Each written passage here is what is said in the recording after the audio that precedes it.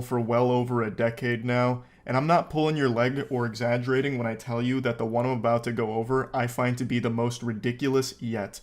Not in terms of how intricate or in-depth the scam is, it's not some galaxy brain supervillain scheme, it's your standard, classic pump and dump cryptocurrency hogwash.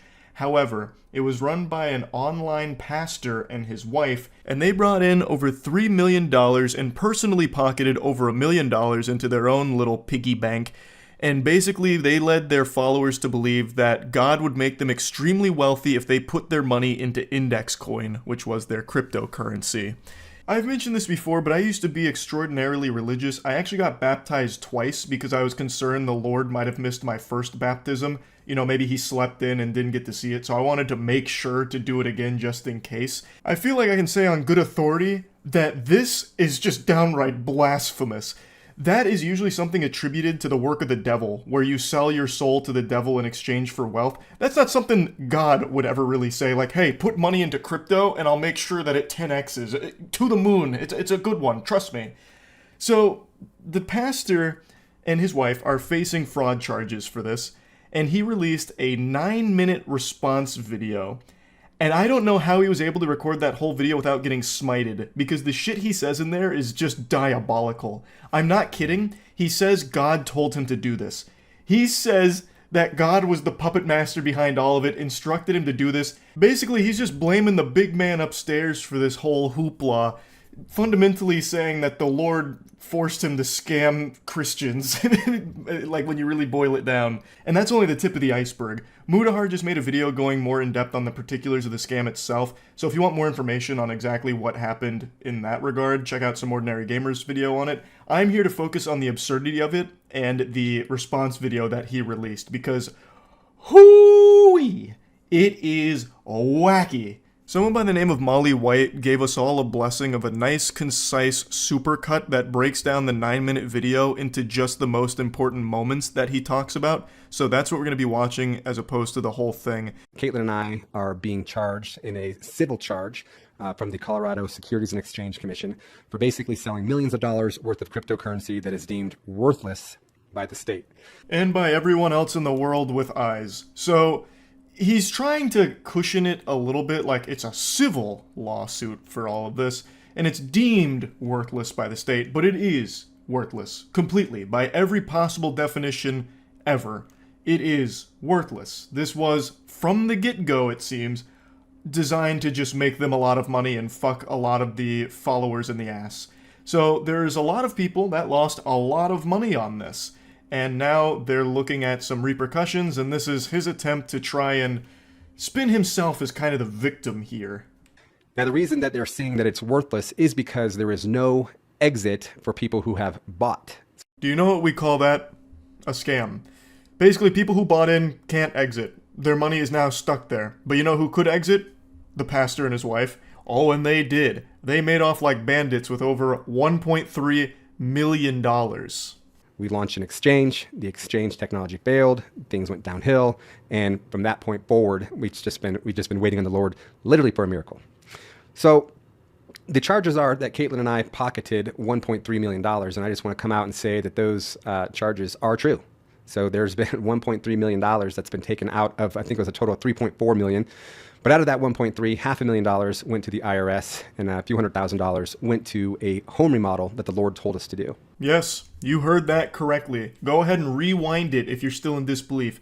He said that a few $100,000 went to a home remodel that the Lord told them to do. What an insightful conversation that must have been with God. I had no idea God was so into interior design. Not many people get that privilege of being able to speak to him directly. I love to imagine that. Pastor Eli just hanging out one day and God gets him on the horn, rings him up, and he's like, hey, Eli, buddy, listen, your house is atrocious. Am I a joke to you? You worship me in a place that looks like this? It's embarrassing. It's revolting. Listen here.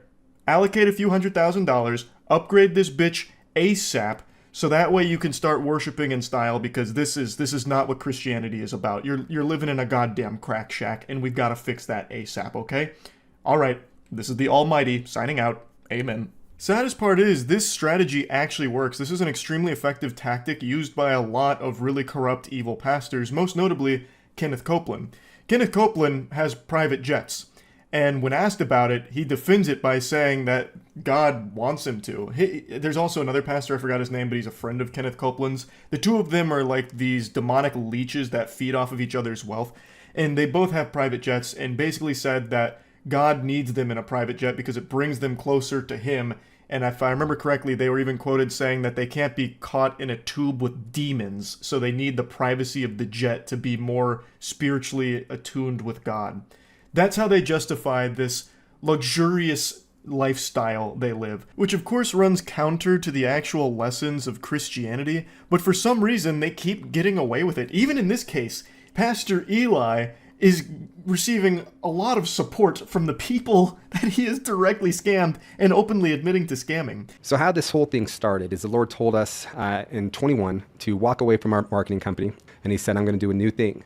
And then he took us into this cryptocurrency. It was a different cryptocurrency other than index coin at the time. Well, that cryptocurrency turned out to be a scam. Oh my goodness, he's portraying the Lord as like a reckless investor here, a crypto bro. How many NFTs does God have, you think? How many Bored Apes does he own? Also, Pastor Eli and God must be like this. They must be tight because they are constantly talking, so much so that the Lord tries to pitch him on cryptocurrency. Like, hey, bud, brother, take a peek at this thing. Have you ever heard of cryptocurrency? It uses this holy technology called the blockchain. We should check this out. You should look into this a little bit, Eli.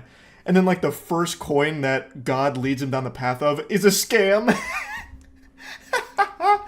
He even just openly says it right there. So, like, the first coin, you know, right after going down the spiritual journey with God, it was a scam.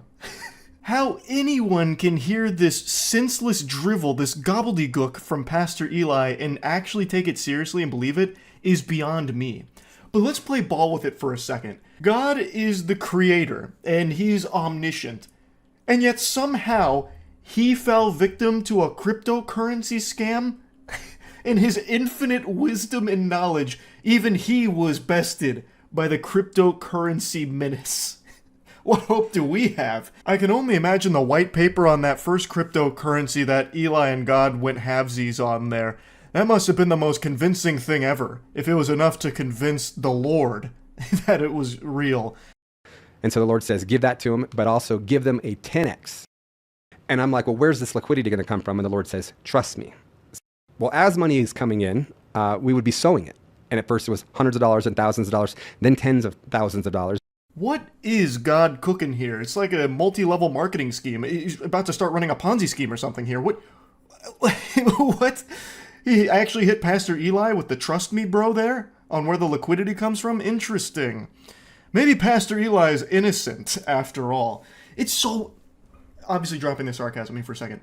It is crazy to me that someone like Pastor Eli Regalado, or however you say his last name, is actually trying this right now, and that it's actually working. That's the saddest fucking part. I'm gonna skip ahead real quick here. I was going to save these screenshots till after I finish the response, but it just feels natural to put them in right now. Here's some of the responses that he's received from people in the community. What a crazy ride, Eli. I can't imagine what you guys are going through. Prayers going up. What about the crazy ride that all of the victims are going through with over $3 million stolen from them in this scam? Why are your prayers going to Eli, who made off with over $1 million here? Those prayers aren't even falling on deaf ears. Pastor Eli actively uses prayers as toilet paper to wipe his ass with. This guy took the prayers of hundreds of people that were praying for a miracle, a financial miracle, and completely trashed them. Someone said, standing with you, and then someone else said, unending support. Why? Why are you standing with him? He is openly admitting to a scam. Why are you supporting him endlessly? He is openly admitting to a scam. He doesn't even have the courtesy to take responsibility for his own actions here. He is blaming God, which is like the worst thing you can do in Christianity, to blame God for the evils you have committed. So sorry for stress you passed through. God has the plan for you and your team. He will lead you through to the success of this project. And Eli just says, yes. The project is dead, much like the bank accounts for many of the vulnerable people that Eli exploited here. What do you mean you're sorry for his stress? What about the stress of the actual victims? Someone else says, stay in the boat, trust in the Lord, and stop looking at the storm. Amen, Sean. What do you mean stay in the boat? The boat has capsized. There was no boat. It was a fucking yacht that Eli was buying with the money that he scammed from you and people like you. What do you mean? This is not God's plan. Thanks for the update. No one can close a door the Lord has opened. This is not a door the Lord has opened. This is a door Eli kicked open into fraudulent activity, taking advantage of a ton of people that were vulnerable. And Eli says, Isaiah 22:22, brother, thanks for standing and encouraging us through all of it. Of course, everybody is familiar with Isaiah 22:22. It's one of the most famous sermons. It's the excerpt that states, buy low, sell high. These are just a few examples of people still supporting him. It's just this perception that pastors are infallible and that if you don't support a pastor that might be sinful on you. It's not. This guy is openly admitting to his scam that he and his wife ran, and he is blaming God for it.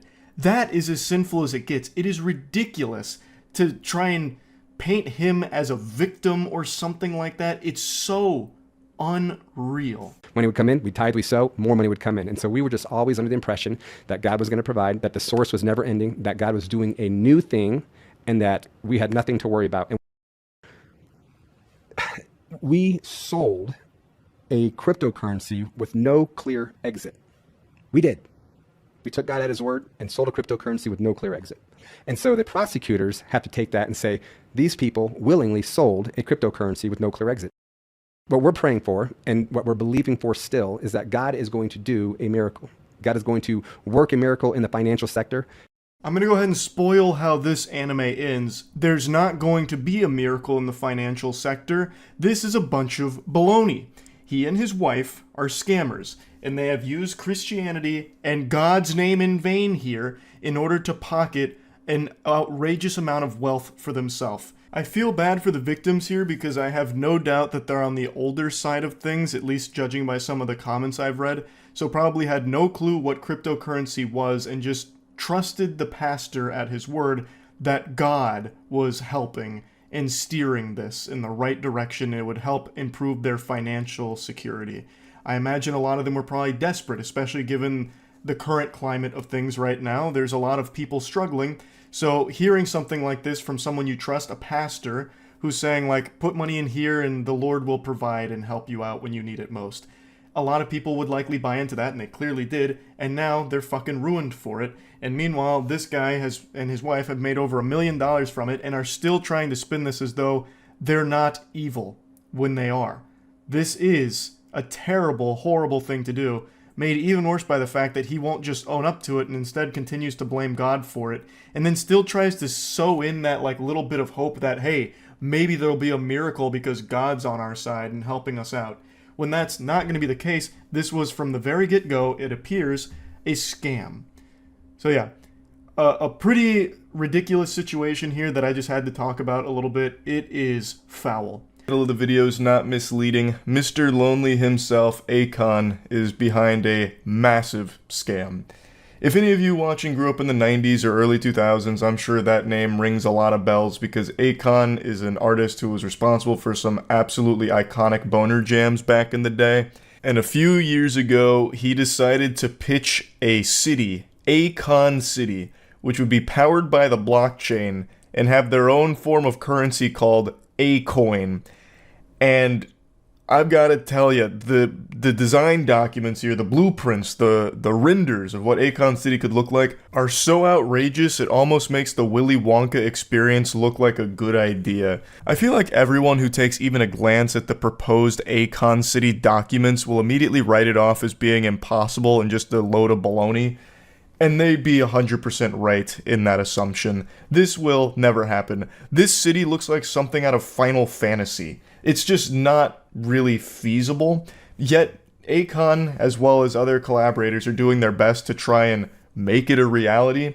Though after years of work, the only thing they have to show for it is a single welcome center that has a graffitied picture of Akon on the side, and it doesn't really welcome you to anything because there's nothing to show for it. It just welcomes you to something that's emptier than my colon after eating Greek yogurt first thing in the morning. It takes you to basically just an empty field, though there is a single building skeleton there that has a staircase, and that's it. And then just a bunch of cattle roaming freely. So there is no real progress being made on Akon City, and it really seems like from the beginning this was supposed to be just either a full-blown scam or just a narcissistic ego piece for Akon. Because it makes no sense why Akon would introduce a cryptocurrency to Akon City when a lot of African regions already use cryptocurrency in their day-to-day lives. If he was really trying to make this a real thing that wasn't just trying to take advantage and exploit people, it would have made more sense for him to just use the already established Bitcoin or Ethereum, which is prevalent throughout Africa. But instead he introduced his own cryptocurrency and said, "I am the bank." He also is the douchebag behind Akon fucking a ton of early investors. So they actually did sell Akon, and a lot of people bought into it, and then it immediately collapsed. It went from a 132% gain to a 60% loss, and then started offering refunds. And all these investors, when trying to get their refund, basically just got cold-shouldered and never got their refunds for this. They basically just got rugged like everyone else with the crypto boom a few years ago. But anyway, I recommend checking out Patrick Cece's video for an in-depth look at a lot of what went on behind the scenes at Akon City and Akon himself here. I want to show you what Akon City was supposed to look like and how fucking stupid this entire project seems just from like an outside perspective. It really looks like an impossible to complete task that somehow Akon promised would be done by 2024, and yet all they have right now is like a bare bones welcome center and like a single like skeleton of another building. That's about as bad as the Soulja Boy Game Boy. Okay, show a little respect for the Soulja console. Also, Akon City is so much worse than just releasing a fraudulent game console. It is disgusting to compare the two. Akon's City is like the most egregious, over-the-top scam. Like, it's so much worse. Akon actually has a video showcasing it. Look up, "This is Akon City." I don't think I ever saw this. I only ever read about Akon City. So here's the entertainment district. What are these? These aren't even buildings. This looks like when you go into Roller Coaster Tycoon and fuck up the terrain. Who's your architect? This is what it looks like when you like actually trip acid for the first time. It's even bad CG. Yeah. It's melted. Yeah, I guess their chief architect is Salvador Dali. Brought him back with the Akon City in-house necromancer. The Tech District? What does this mean? Tech 003421? What tech what? What is the tech? What are they doing here? Lex Luthor live here or something? What does this mean? What does it mean? Butt Plug City. Yeah, I mean, not wrong. This all does look like something you'd find on Bad Dragon. Health and safety. Wait.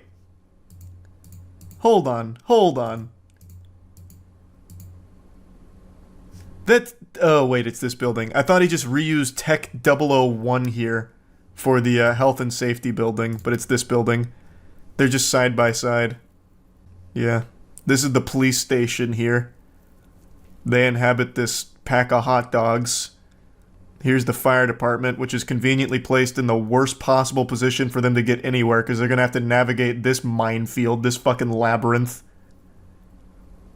Good luck having a quick response time from the firefighters. Unspecified office building, I guess. Residential building. General hospital. Outpatient clinic. This is another residential building. Just this coral. Game name? Oh no, this is a city. This is a Akon City in real life. Apparently they actually did build a building though, so I'm gonna have to check that out. I never saw this video go up for it.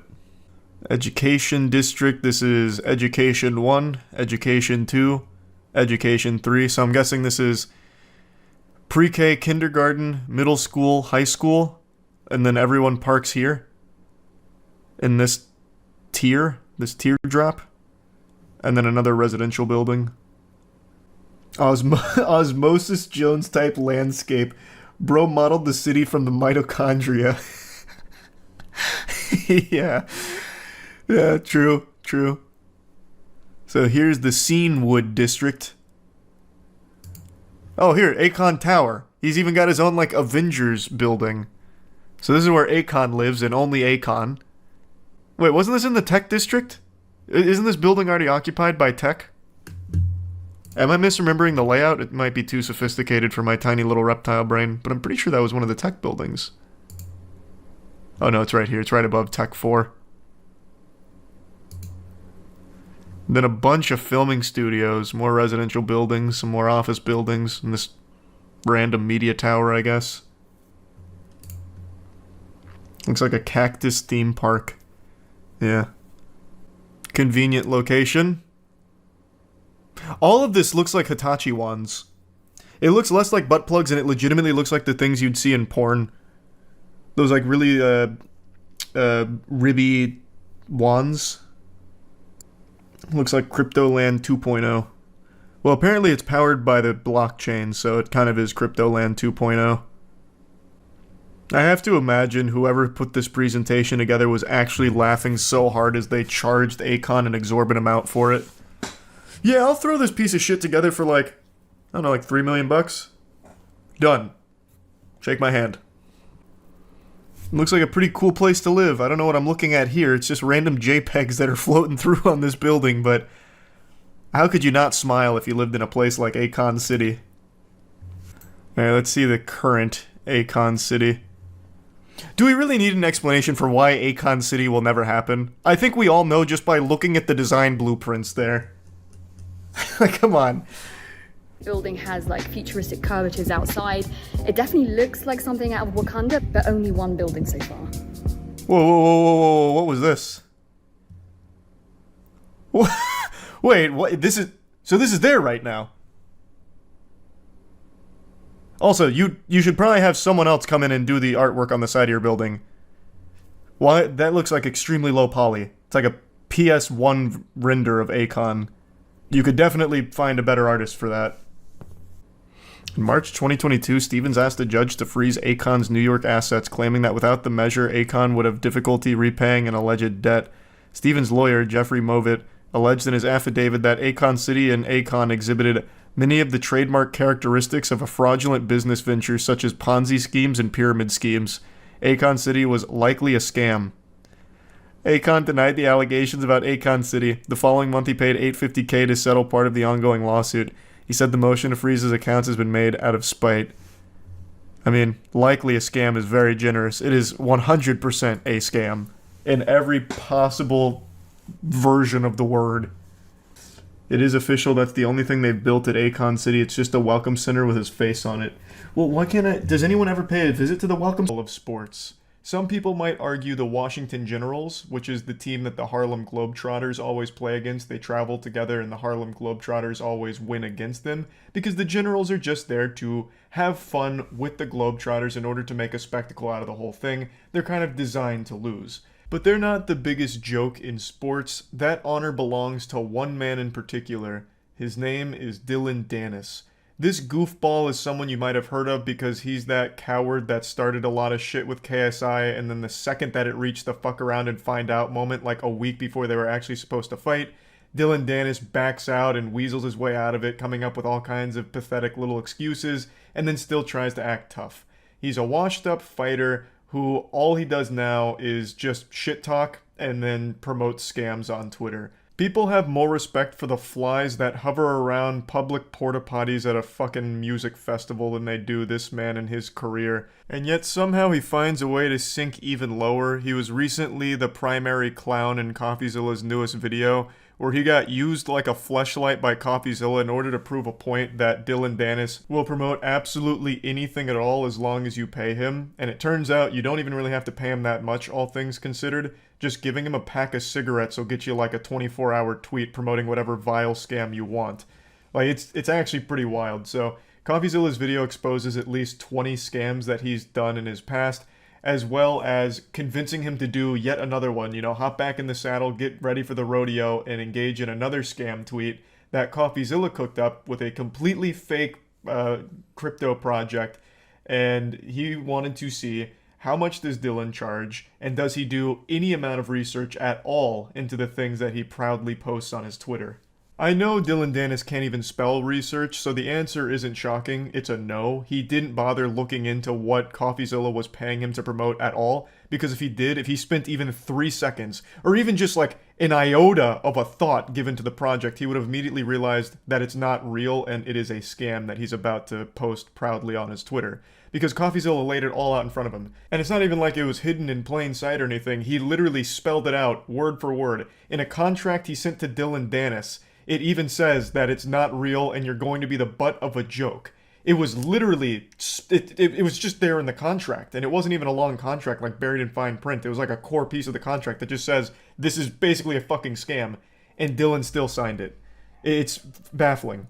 So I'm getting ahead of myself here. I'm just trying to give a general breakdown of the situation. Of course, the full CoffeeZilla video is going to be linked in the description. It's fucking beautiful per usual. I'm just going to show you some clips from it. But one other thing I want to point out is the reason CoffeeZilla went after Dylan Dennis is because Dylan made a whole song and dance, a big hoopla about how bad he feels for everyone that got scammed by Logan Paul's Crypto Zoo. And that's what tipped everyone off to how many scams he himself has done, which led to this investigation in this video by CoffeeZilla, Oompaville, and Zach XBT. And it's a fucking amazing ride. It really is.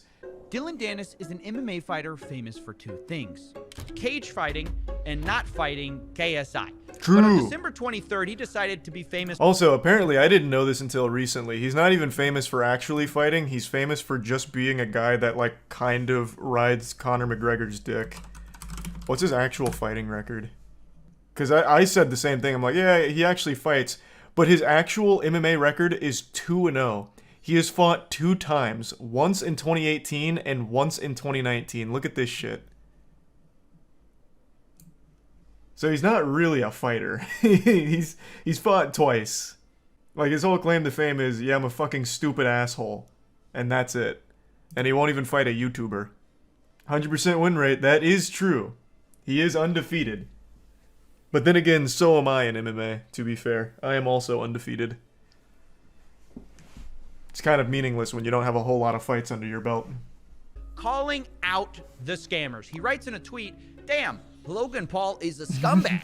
Feel bad for everyone he scammed."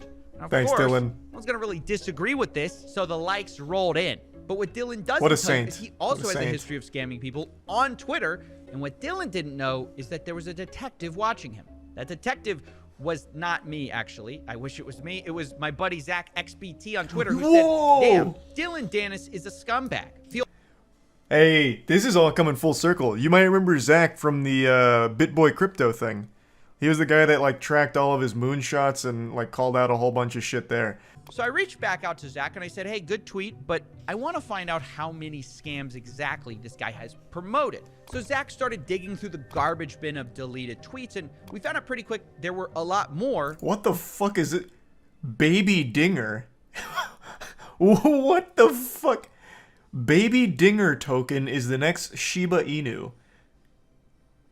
Oh, man. If anyone has any baby dingers, you should immediately just lose the right to earn money in your life. You don't deserve it anymore. Ring dinger. Hey, let's not besmirch the good name of the ring dinger. That's as far from Web3 crypto as you get. That is literally an old man who snaps your head off. I wanted to trick Dylan into giving me the amount. The rough idea was to approach Smart. Dylan and say, "Hey, I created this dumb NFT project that's completely fake. How much would it cost for you to promote it?"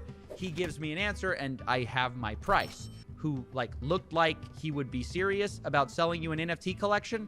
And that's when I thought of my buddy Oompaville. Yes. This is a guy who's actually really sweet in real life. I did know Oompaville played a big role in this here. So that is exciting. Very smart. CoffeeZilla recognized that Dylan would certainly say no, knowing for sure that it's a honeypot if it was CoffeeZilla that reached out. So he used Oompaville, whom, I mean, that looks like a well-adjusted man to me. Like, that's a trustworthy face right there. So he used him as the proxy. That's genius. We can provide all the marketing copy. Please let me know, as we're trying to launch relatively soon. that website is not a real crypto NFT platform. Nothing in this video is a crypto or real NFT, so Yeah, you cannot buy crypto obviously, with this. I want to for be sure. super clear, because Dylan immediately responds with, "Want to do a tweet?" And then I love this next part. "What is it?" I like the order of that, you know, like, "Let's promote it," and then underneath it, "What am I promoting?" And it's at this point I realized that It's secondary. this is not only my chance to find out how much Dylan gets paid for all these scam promotions, it's also my chance to test Dylan Dennis. In fact, to do this, I basically copied almost word for word CryptoZoo's white paper, saying the yeah, following. baby. Sour.gg may appear to solely function as an NFT collection, but it's much, much more. Sour allows users to earn sweet tokens that are openly traded via a yield that is based on the rarity of a given candy NFT. I'm going to tell you right now, Coffee, I love the attention to detail here. I think that is super smart. I'm not convinced Dylan Dennis can read. I think he might be illiterate. So he just saw words on the page and he's like, man, this is legit. All these words, they have meaning, I have no doubt. I'm in. I am confident he had no fucking clue what anything in that white paper said. But I appreciate you went the extra mile and set it up that way for it. Look out, adventurer. Now, this is a sentence which means nothing unless you lay it out by the first letter of every word. And then it spells CoffeeZilla. Oh! So, don't say I didn't warn him. And obviously, That's even way if too I smart hadn't for warned Dylan. him, Dylan Dennis surely wouldn't promote a CryptoZoo project, right? Because he's, you know, he feels too bad for the victim. And then ETH? Question mark? And at this point, I'm just a little surprised by how easy this all is. Zero due I'm not. diligence is I'm not being surprised done at all. here. We have created the weakest facade possible for an NFT scam, and he's just immediately on board. After we settled on that, he sent me payment information. I am shocked he can even get 5K for a tweet. His Twitter isn't exactly what you'd call booming. The only time he gets engagement is when people are laughing at him. Like here, let me go to his Twitter real quick. Let's see, what's his most recent tweet? Because he deleted this one, I remember that. His most recent one is, if Alexander Volkanovsky beats... okay, it's a fight. I'll give one person who likes this tweet $1,500 and must be following to win. So he's actually having to do fucking... He has to farm. He has to do giveaway farming. But before that, it's literally nothing. And he got 8K likes on the farm. So even by those standards, that's pretty low. So I'm shocked that he's actually asking 5K. Though I doubt many people are actually giving it to him. Dylan gave us a brand new crypto wallet just for this transaction. Whoa! Which seems to imply that he probably makes new wallets for every new deal he does, which is Definitely pretty not his shrewd. own idea. And at this point, I promise. realized I had a choice to make. Someone told him to do that. Take what I learned, present it to you guys, and stop this little charade I had with Dylan and make my video. And Dylan would just keep doing this because his fans wouldn't know. Wait, Or what was that I could last one? Was that Face Writers? What the fuck? Did I read that correctly? Right before Baby Dinger. And Dylan would just keep doing this. Oh, I'm writing with Faceless. Gotcha. I thought that said Face Writers. I was like, damn, another fucking wild one. Because his fans wouldn't know. Which is actually pay Dylan to post a link to our fake NFT project. But the twist would be, as soon as he posts that link, it will become a website dedicated to every scam tweet Dylan Dennis has ever done. And remember that this website would be linked by Dylan like that. Dennis himself Huge. to all of his fans until he kept the tweet for certain periods of time. And to my surprise, he agreed to the terms. And That's smart. That's super smart.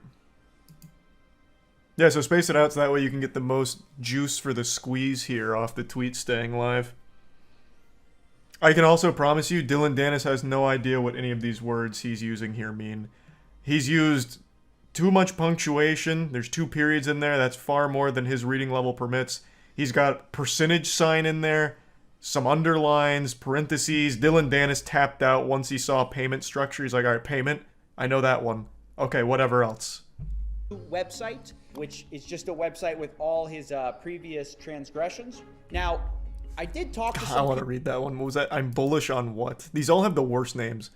I'm bullish on Rock Smart Chain. Rocket Raccoon. Hype. from ZachXBT. He found over 20 projects that Dylan promoted and then tried deleting, where many of them were rug pulls and scams. It was at this point Is I drew up a contract for Dylan to sign before this whole thing goes live. He didn't read it. And in it, I lay the whole thing out. And this is what I meant by headwinds. This is where he probably will catch us, because in black and white, I lay out our whole scheme right in front of him. So it literally says, like, you're going to be the butt of the joke. It says people aren't doing due diligence. It says that we're going to be switching the website to show his prior promotions. So we lay out the whole thing there. Oh, and no. what we're really banking on is he's not going to read any of this. He's just going to see money and just sign it, which is the whole 100%. point of this entire He thing. can't So read I it. think it fits. Sending it. All right. And then I'm sending the drive link. I mean, we've sent the contract now. We're just waiting. We're literally waiting. He's going to instantly respond with the sign. It's going to be less than 2 minutes. Oh, I agree, bro. I agree. It was 3 minutes. I was so fucking close. I was so close. Idiot.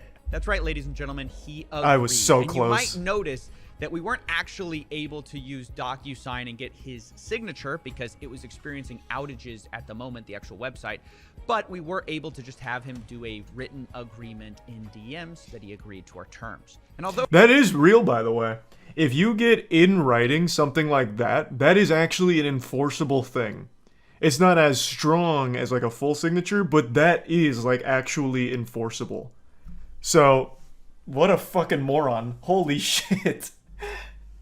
go ahead and tweet. Just refreshing now, I guess. See what he says. Run There's been it. so much work that goes into this. You guys didn't see this off camera. Dylan starts talking about where's your community. So we have to whip up this community from nowhere. Oh, Our fuck. community doesn't exist. We had to create a Twitter profile. We had to buy a bunch of botted followers. An hour ago, it didn't exist. I don't think I've ever been so excited about something in my life. Nice. Dude. What was the total spend on this, I imagine? He tweeted it. Huge. I can't believe he did it. He actually did it. He just tweeted it. What an idiot. I can't believe it. What can I say? So I knew this tidbit of information real quick before he points it out. The actual tweet just has the word scam in it. Sour NFT candies are moonbound. Scam. Believe It's so adorable. What can I say? He They couldn't have promoted made it a any more tweet clear. which literally spells out in first letters the word scam. Yep. I hope this is Oh man, Dylan. Now he's ducking CoffeeZilla and Oompaville's attempt to communicate just like he ducked KSI's fight. God damn. It's all he knows. Yeah, he'll never mention this, unfortunately. That's his modus operandi. He just is a fucking perpetual loser, I guess. Oh, I did see that. There was a lot of brain rot takes about how what CoffeeZilla did is actual entrapment. And I'm pretty sure those people are just as CTE riddled as Dylan Dennis to think that what CoffeeZilla did is anything even remotely associated with entrapment. It's not even close. CoffeeZilla did everything possible to let Dylan know what was going on. He even put in the fucking contract he agreed to that it is literally him just being a joke. It's not real. He laid out everything, and he still agreed to it. That couldn't be further from entrapment. The guy got 1K. He did get 1K. He did get $1,000 out of it, so that's a Dylan W, baby. Fucking big one from Dylan! But also lost rep. He had none to begin with. I legitimately don't think Dylan Dennis has a single fan. Like, actually not a single one. People just laugh at him. In fact, if you go to his goddamn giveaway tweet right now, people aren't even participating in the actual giveaway. They're just spamming the clown emoji. Jesus Christ. He can't even, like, actively farm children on Twitter. As I've seen this year, it almost sounds made up, like a fake headline in GTA Online or something. It sounds AI generated by ChatGPT. It's hard to believe this is real. A YouTube couple has now just been sentenced and will receive prison time, at least for the husband, for a series of videos where they showcased blatant insurance fraud. Multiple videos of blatant insurance fraud. And the word multiple is doing so much heavy lifting here, it's a sin. Like, that is an understatement. Over 160 videos allegedly showcasing insurance fraud attempts or collisions caused by the YouTube couple in order to get money from their insurance. Also, road rage as well as provoking road rage. Just like this absolute massive pile of horrible shit they were doing in their vehicle in order to get money from insurance. Everyone hates scammers, but the roller coaster doesn't stop there. It doesn't matter if you've already puked your guts out, here comes the encore.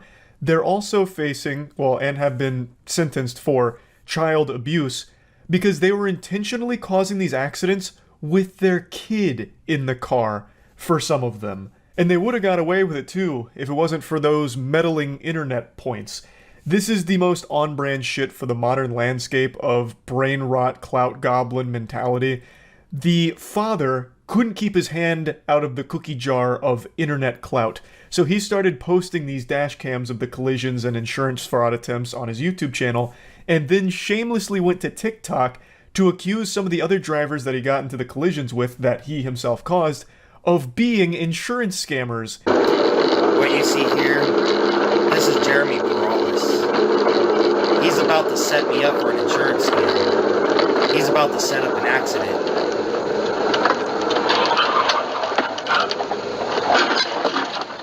He recognized me from Facebook. Unhinged lunatic behavior right here, and then proudly posted on his own TikTok page. So what happened is, he had suddenly started to brake, and the driver behind him had to cross the double yellow line to get around him to avoid a rear-end collision, and then Christopher turns into him in order to force the accident. And the driver was initially found to be, I believe, like 90% at fault because he crossed the double yellow line. Christopher was actually quite gifted, an idiot savant when it came to insurance fraud. He's doing, and he knows how to not be at fault for him. It was last April. Jeremy Perales says his insurance premium shot up after this accident in Yucaipa. But was it really an accident? To think, to be able to do this to a person, set them up for an accident? I was stopped and then he hit me. Jeremy says his insurance deemed it 90% his fault because he crossed into the other lane. But it isn't the first so-called accident Phelps had been in. Just the way Christopher Phelps speaks is off-putting. He sounds straight out of Dr. Evil's lair. He just sounds menacing and, like, genuinely unhinged. And then he's talking about how, like, it's unspeakable how this man could try and set up an accident all because he recognized me from Facebook. Holy shit, that is deranged. You think he recognized you from Facebook and then tried to set up this accident? That doesn't even make sense. Obviously, Christopher doesn't believe that. His whole MO was insurance fraud in order to collect on the insurance paycheck. But Jesus, it's just so weird to listen to him speak. He just gathered mountains upon mountains of evidence against himself and posted it online. And somehow investigators stumbled upon this cornucopia of evidence that the husband, Christopher Phelps, was gathering of their insurance fraud and child endangerment.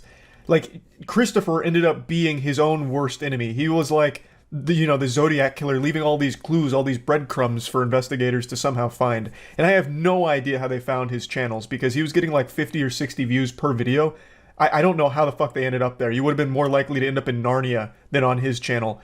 But Jesus Christ, they must have had L from Death Note on the case, because they found all of it, and they really cannonballed into the rabbit hole. Investigators found at least 23 collisions, allegedly documented by Phelps, which were linked to at least 17 insurance claims. Christopher is receiving 3 years in the slammer, and his wife is getting only a little bit of time in jail and then 3 years of supervised probation. Now, I'd like to show you a couple more videos here from the archive of Christopher Phelps and his insurance fraud journey.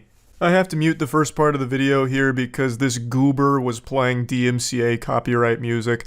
I'll just explain what he's saying. He's saying that the driver that he's pointing to is mad because Christopher passed him. Christopher's got some steam coming out of his ears for this video because he was actually found at fault by the officers on the scene for abruptly stopping, which causes this rear-end collision. But Christopher's arguing that the guy flipped him off, which the guy does admit to, and that because he was mad, when he stopped for a utility vehicle, the guy intentionally rear-ended him. And just to show you that utility truck, here's the guy that hit me right there.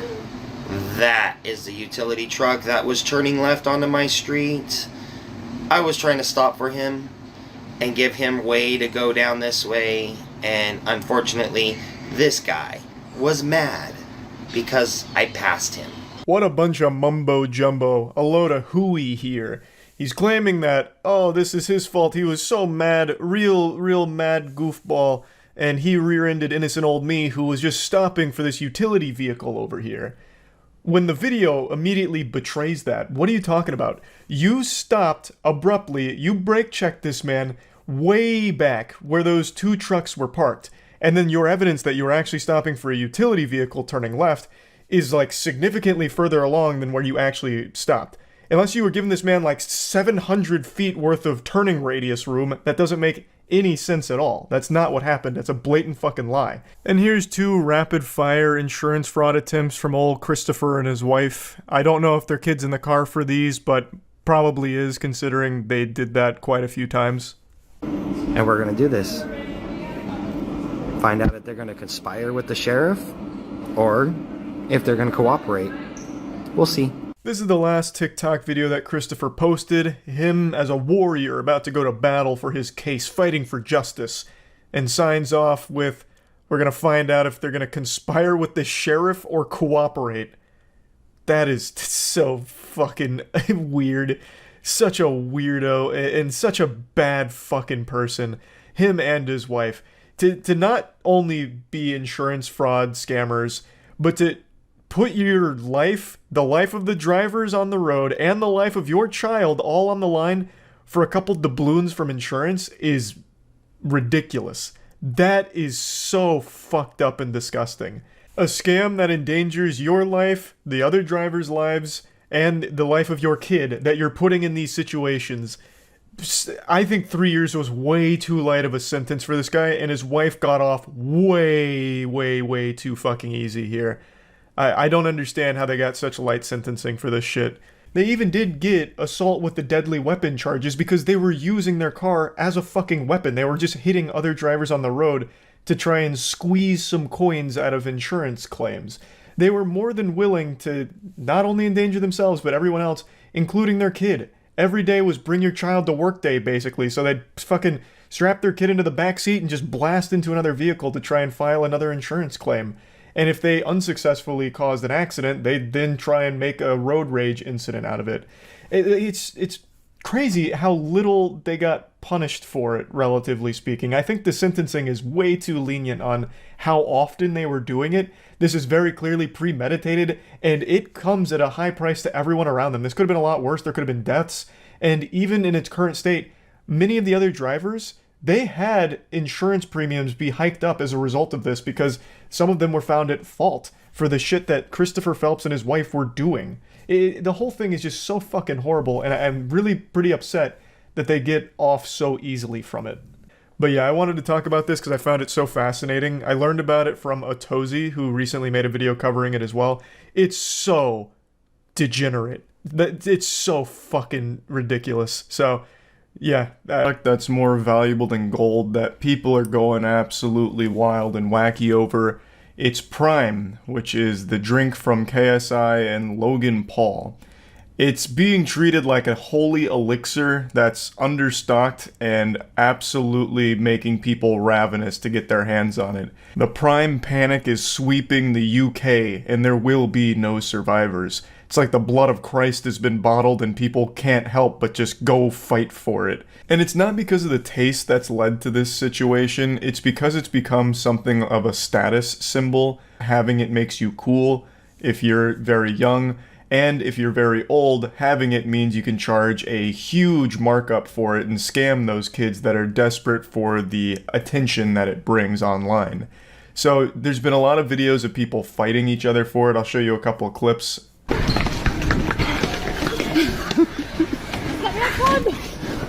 Oh my god!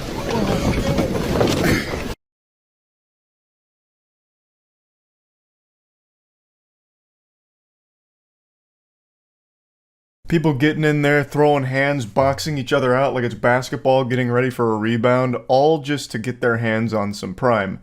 I've had it before because in the States it's not rare, it's not hard to come by. I could walk outside right now and find like an unopened pallet of Prime. It's really just in the UK that this hysteria is sweeping the entire nation. It's going absolutely crazy there. So I've tried it, I think it's good, I have no complaints, but I certainly wouldn't be beating some ass and being that desperate to get my hands on a bottle. But you know who is extremely desperate is a place called Wakey Wines that I just recently learned about. Their entire business right now revolves around reselling Prime at a huge price increase, all the way up to £100 for a single can or bottle of Prime. Usually a bottle will be about £2, but Wakey Wines is treating it like it's the fountain of youth juice here, selling it at 100 bottles, or £100 per bottle in some cases, and they're still successfully making sales. They've actually become extremely popular for this. A lot of people are buying it from them. That's how outrageous this whole thing is. Now I want to show you a great video that breaks it all down. This comes from a channel named Fat Memer, and I learned everything there is to learn about Wakey Wines here. You hear the Wakey Wines people made their own drink. What's special about Wakey Wines? They price gouge everything they sell. How are they successful then? Oh, here's a whole thing on it. Let me see. Mohammed and Abdul, aka the Wolves of Wakefield, have been hitting national headlines over the... The Wolves of Wakefield. I don't know anything about these guys. They seem like some real goofballs. I promise you, no one is calling them the Wolves of Wakefield besides them. They absolutely gave themselves that name. No shot anyone actually gives that much thought to them aside from like, wow, what a joke. The last few weeks for reselling Prime at extortionate prices and their viral videos. Ironically, they haven't become known for selling wine, but Prime. Now, of course, because KSI and Logan Paul, I'm assuming they sell more than that, though. They know that kids are willing to do anything to get their hands on this drink. For months. But why? But like, actually, why? I still don't see why people are fighting themselves over Prime in the UK. It is abundant in the States. I can go anywhere that sells drinks and they have, like, Prime filled to the fucking brim, literally leaking out of their toilets. It's everywhere. There's not that same chaos here. Why do kids in the UK want to fight each other for Prime? Even if it's from their favorite YouTubers, I don't really get it. Because you just drink it once and then you're done. Expensive and therefore cool. I guess... That's kind of become like a pretty common thing. Like if something costs a lot, it's like a status symbol to have it. But it's not like you collect Prime. What, are they putting it in like an acrylic box and stacking it on their bookshelf? I doubt it. They probably get it, drink it for the sake of a TikTok, and then they're done. €100 down the shitter. They collect the bottles to flex on TikTok? Well, you can just order empty bottles though. The flex is they drink it.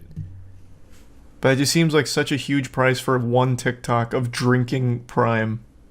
With fluctuating prices between £15 and £30 for the standard Prime drink, and prices now reaching an eye-watering £100 a can for the brand new Prime Energy cans. Wakey Wines have taken I see. Okay, so the energy's an increased premium because it's newer. I'm assuming it's even more understocked.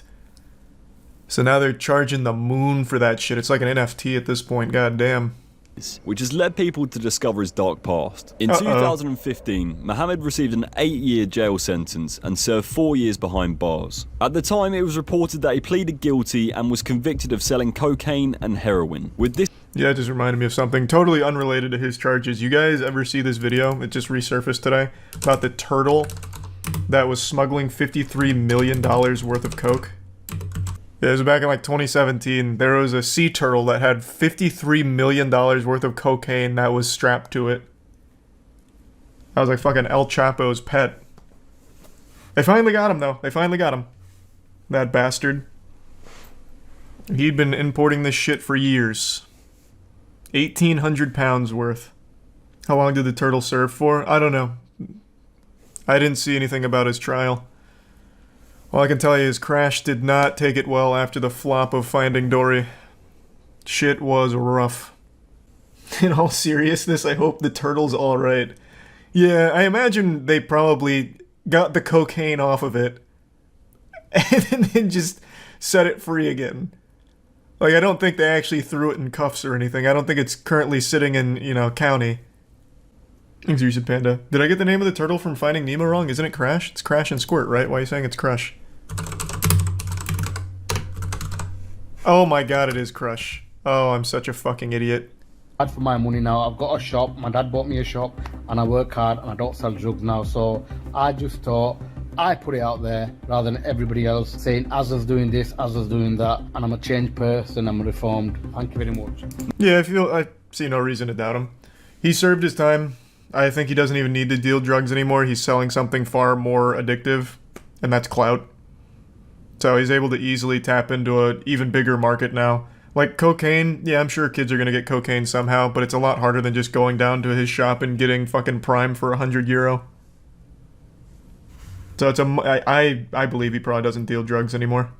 Amounts and high values. It shouldn't be worth £100 for a can of Prime, or 10, 15, 20 pounds for a bottle of Prime hydration. It's absolutely ridiculous, and I hate it. To the owner of Wakey Wines, I mean, what you're doing is just unfair, and it's challenge him to a boxing match, beat his ass. It's not ethical, it's not nice. Although to KSI drops the gauntlet. If you can beat me in boxing, you can actually double the price and I'll endorse it. But you lose, you shut down the shop. Make some high stakes out of it. Scalpers are dicks. Yep, no one likes scalpers, literally. I don't know how they're in business, to be honest. They must just be very lucky that some people are so starved for the clout of that TikTok flex of drinking the Prime that they'll pay the £100. But, yeah, no one likes them. Literally no one likes them. I think scalpers are probably like one of the only unanimously hated career paths in the world.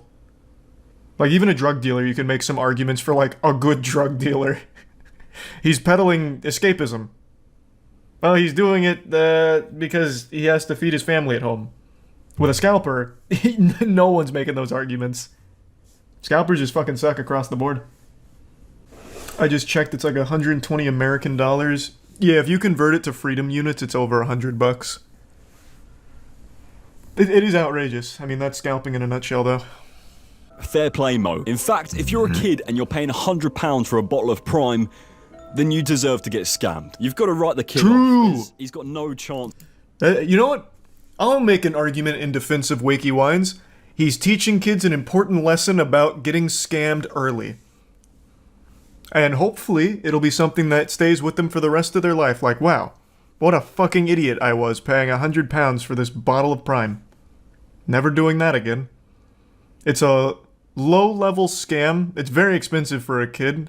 Very expensive in general. So it should be one that would resonate pretty profoundly, I would think. It's not the kid's money, it's the idiot parents. That's possible, I guess. Well, it'll teach the parents an important lesson about not raising a dumb kid. I don't know. Video emerged of Mo in a nightclub dancing the night away with women of the night. One Twitter user stated, "Sniffing lines, banging nines, and selling Prime." I mean, cool slogan. can you blame him? Put that on the store. To society, and anyway, these kids wouldn't know how to spend their money properly. Wakey Wine seems to be going from strength to strength, and now even have their own song. Get my scent, you Wakey Wine. Oh! Wait! This is the Paradox Metaverse crypto place? Where the Amio Talio tried to get like Wakey Wines endorsement behind him and not even they were able to make anything out of it? That's crazy! Wow, they actually just do go scam to scam. So they're even in Metaverse scams. Holy shit. Crypto scams. Wait, that's fucking wild. That's a full circle. They're just like this giant fleshlight that scams will filter through. Cool. Thank you so much for watching this video. Make sure to follow me on all of my socials. This is a great breakdown of it. I didn't know shit about them. Subscribe and comment below what you want to see next. Huge. Good work. That's interesting. What a nice little cameo from previous season supervillains with Paradox Metaverse crypto. How's that coin doing, by the way? Let's take a peek. Oh, jeepers. How did it all go so wrong? Oh, I can't believe it. That's the day chart? Oh, yeah, that's fair. That's fair. We should look at how it's doing over the last week. Oh, no. What? How's this possible? Whoa! What was this little pump here? Amio Talio buying on bot accounts. Good work. That was a nice little pump and dump for a day. Literally a day. And then back to rugging it. Did you see kids opening Prime at Christmas? They reacted the same way as a kid getting his first Xbox. On stream about the time I got scammed for all of the money I had at the time. I must have been 18, maybe 19. I was definitely still a virgin when this happened. Not that that's pertinent to the story, but just a little bit of lore there, a little side note. And my friend Andrew had come to visit me so we could party at my university. But unfortunately, when he came up, there were no parties, and if there were, we certainly weren't invited. The lacrosse bros did not want the gamer nerds coming in. So I've got my buddy Andrew over, and he's just eating fucking Reese's cups as we're doing nothing except playing like Tekken Tag Tournament 2. And then eventually we decided to find something else to do, and we found a carnival that had rolled into town. It was like one of those pop-up shop carnivals where they transport everything in on like a dilapidated school bus. So they scooted in and they set up shop nearby and we're like, well, fuck it, we're not doing anything else. Let's go to this carnival. And I swear to God, when we got there, it looked like something out of Courage the Cowardly Dog. This place looked haunted. And we were basically like the only customers there. There was like a few children, or at least the spirits of children that were there like hanging out, and they were riding the only ride at this carnival, which was one of those spinning rides that it was like this giant horrifying metal contraption that just looked like a medieval torture device. It looked like a fucking transformer that had gotten hit with a stick of dynamite. It looked so rusted and gross. I have no doubt that was just a tetanus disaster waiting to happen. I don't even know if those kids are even alive anymore if they rode that fucking thing. But that's about all they had. They had that one ride and then a ton of shady carnival games. Not like the fun, goofy ones that you can actually win, you know, like the basketball one or shooting water into a target. They had only the rigged ones that you can't win under any circumstances. So this was less of a carnival that came in and more of just like a rolling scam that travels. But of course, I'm 18, 19 years old at the time. I'm a virgin, so all I'm really thinking about is titties and how I'm not seeing them. So, you know, I kind of disregard that, and I'm going around with Andrew, and we're playing a few of the games. Of course, we're not winning anything, not even like those tiny stuffed animals. We're getting nothing. The closest thing we're getting to a prize is stepping on a used condom in the parking lot. Like, there's just really nothing that we're accomplishing. We're just wasting money and wasting time. To reiterate the location, it was literally in a parking lot in between two condemned buildings. That was the location. This fucking barren wasteland looked like something out of the Fallout universe. It would have been less gross to just wander through catacombs, because at least then we wouldn't have been losing money doing it. But I came to this with like $200 in my wallet or something like that, and we were playing through these games, not winning, and I'd gone down like 50 or 60 bucks, I don't remember exactly what, but it was a lot. Like, we were spending a lot of time just indulging in this filthy sin. Now, before I get to like the actual meat here of when I lost all my money and how this all happened, I want to drive home a point. I'm not exactly like a super gullible person, I don't think. I like to imagine like I'm a grizzly, chiseled man with hair on my sack, because as an avid RuneScape player, I know how to recognize a scam. I started playing RuneScape in 2005, and I got used like a fleshlight on that game. I was falling for a lot of scams. I once gave my fucking password away to a guy who said that he didn't think my password was cool. So to prove him wrong, I just gave him my password in order to impress him. And then I lost my account to him. Like, I was scammed a lot. And it was an invaluable lesson it taught me. When someone's trying to take advantage of me, how to recognize a scammer, and just like all of these red flags that should go off in people's heads when they're faced with a scam. I think every child should be scammed at some point. Teach them a valuable lesson. They don't need to lose their house or anything, or like get wrapped up with a crypto gambling scam or whatever, but maybe just like a small scale scam for candy. Teach them a little something. That I always believed that the lessons I learned in RuneScape through getting scammed would be very helpful, and so far they have been, but on that day, nothing could have prepared me for the scam that I was going to encounter at that godforsaken carnival. The game was the toss a ball off a backboard, make it land in a bucket, and you win one of the jumbo prizes, like the fucking wumbo-sized unicorns and bears and shit. So for those that don't know, the game is a wooden backboard, it's a big circle, and it's at an angle, it's slanted this way. Underneath it is a basket that's poking out just enough for a ball to bounce off the backboard and fall in the basket. And you only have to do it one time and you win the biggest prize. So this carnival's not very big, obviously. Andrew and I had passed this a few times and it wasn't like there was some heavenly glow on it like, this is the game for me, this is the one I want to play. But as we passed it for like the third or fourth time, the dude finally calls over. He's like, you guys are just wandering around. Come over here. Let's just like talk and hang out. And, you know, we weren't doing anything, so we'll come flirt with this guy, whatever. And he's just so charismatic. We're just talking, shooting the shit. I think he brought up sports. And at the time, I was like a sports fan, so we talked a little bit. And then he just started talking about his game. He's like, if you guys want to play, you can just like play this game. It's $5 for 3 throws. You know, might as well. And we'll just keep talking. I was like, that's a good deal. $5, 3 throws. And it looks really easy. And he's like, well, I don't want you to think that this is like rigged or anything. I want to show you that this can be done because, you know, he must have seen us losing. So he demonstrated that it could be done. So he walks up. He's like a little off to the side of where I'm standing, where I have to stand to shoot. And he bounces it off the backboard, first try, right in the bucket. He's like, yeah, I can do this all day. Picks up the ball, does it again, picks up the ball, does it again. He does it like 3 times in a row. And it's like, okay, this game looks really easy. So then he hands me the balls. It's an absolute disaster. I'm sticking my dick in my own ass. I can't get a single ball even close to the bucket, no matter how lightly I throw it or where I'm hitting the backboard. For some reason, it's like it's being shot out of a cannon once it hits that backboard. And it's not making any sense to me because I'm doing like the exact same thing he is. I'm putting a little spin on it. It's just not getting the job done. Nothing's working. And then he hits me with this proposition. For $10, I'll give you 10 throws and I'll give you your money back from this round and the previous round and still give you the big prize. I was like, what in tarnation? This is the nicest guy on earth. What a great deal. 10 throws, $10, and I get all of my money back plus the big prize? What am I waiting for? I'm fucking losing money not playing right now. How am I going to say no to this? That right there is a huge red flag. I didn't know this until well after the fact, but this is a well-known carnival scam. When they start saying you could win your money back, they're doing that because they know you can't. The game is rigged. He shows me again, he's like, hey, let me just make sure you know that you can do this. Just do it just like this. So then he just makes it 5 more times right in front of me. Like, he just shows that it is very easily achievable. Hands me the balls. I go through all 10 balls. Nothing even close. Like, sometimes you can get it to bounce off the backboard and hit the basket inside, but the ball's so light that it bounces right out, like, every single time. So now I'm $15 in the shitter and I'm feeling really bad. Andrew's trying to be like the guardian angel on my shoulder, like, Charlie, let's just go ahead and leave. You're not going to make this. It's clearly too difficult and there's some trick to it you don't know. And I took that as a challenge. I'm like, excuse me, motherfucker, what did you say to me? You say I can't do this? Sign me up for another round. Let's ride. And it's the same deal. He doubled the price again. So $20 for 10 balls, but I can win my money back. So for $20, I can win my $15 back. And then I'm back where I started and everything's good and I get the big prize.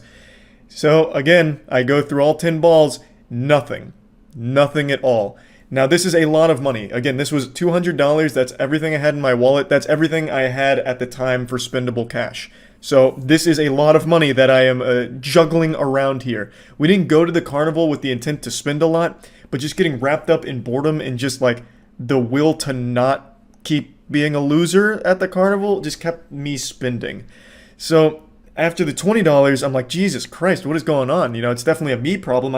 I've seen this fucking guy do it, 10 times now. Now, let me paint a picture of the guy for you because it's not like he was some kind of athlete where it's like, oh, this guy, he probably plays in the NBA. He's just got real talent. No, this guy had a body like a bag of hot dogs. Like, he is not some guru of backboard bouncing or anything. So, clearly, if he can do it, I should also be able to do it. Anyone should be able to do it. So he demonstrates it's possible again. He's like, bro, look, I really hate to see you lose this much money. I'm not going to double the price this time. Look, just give me another $20. I'll give you 10 more throws and you can win all your money back and I'll still give you the prize. I'm like, thank you for being such a nice guy. Damn near wanted to lean over and pat him on the ass. I was like, man, this guy, what a saint.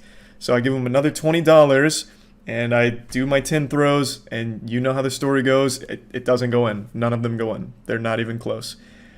So at this point now, what am I, $55, $60 down almost?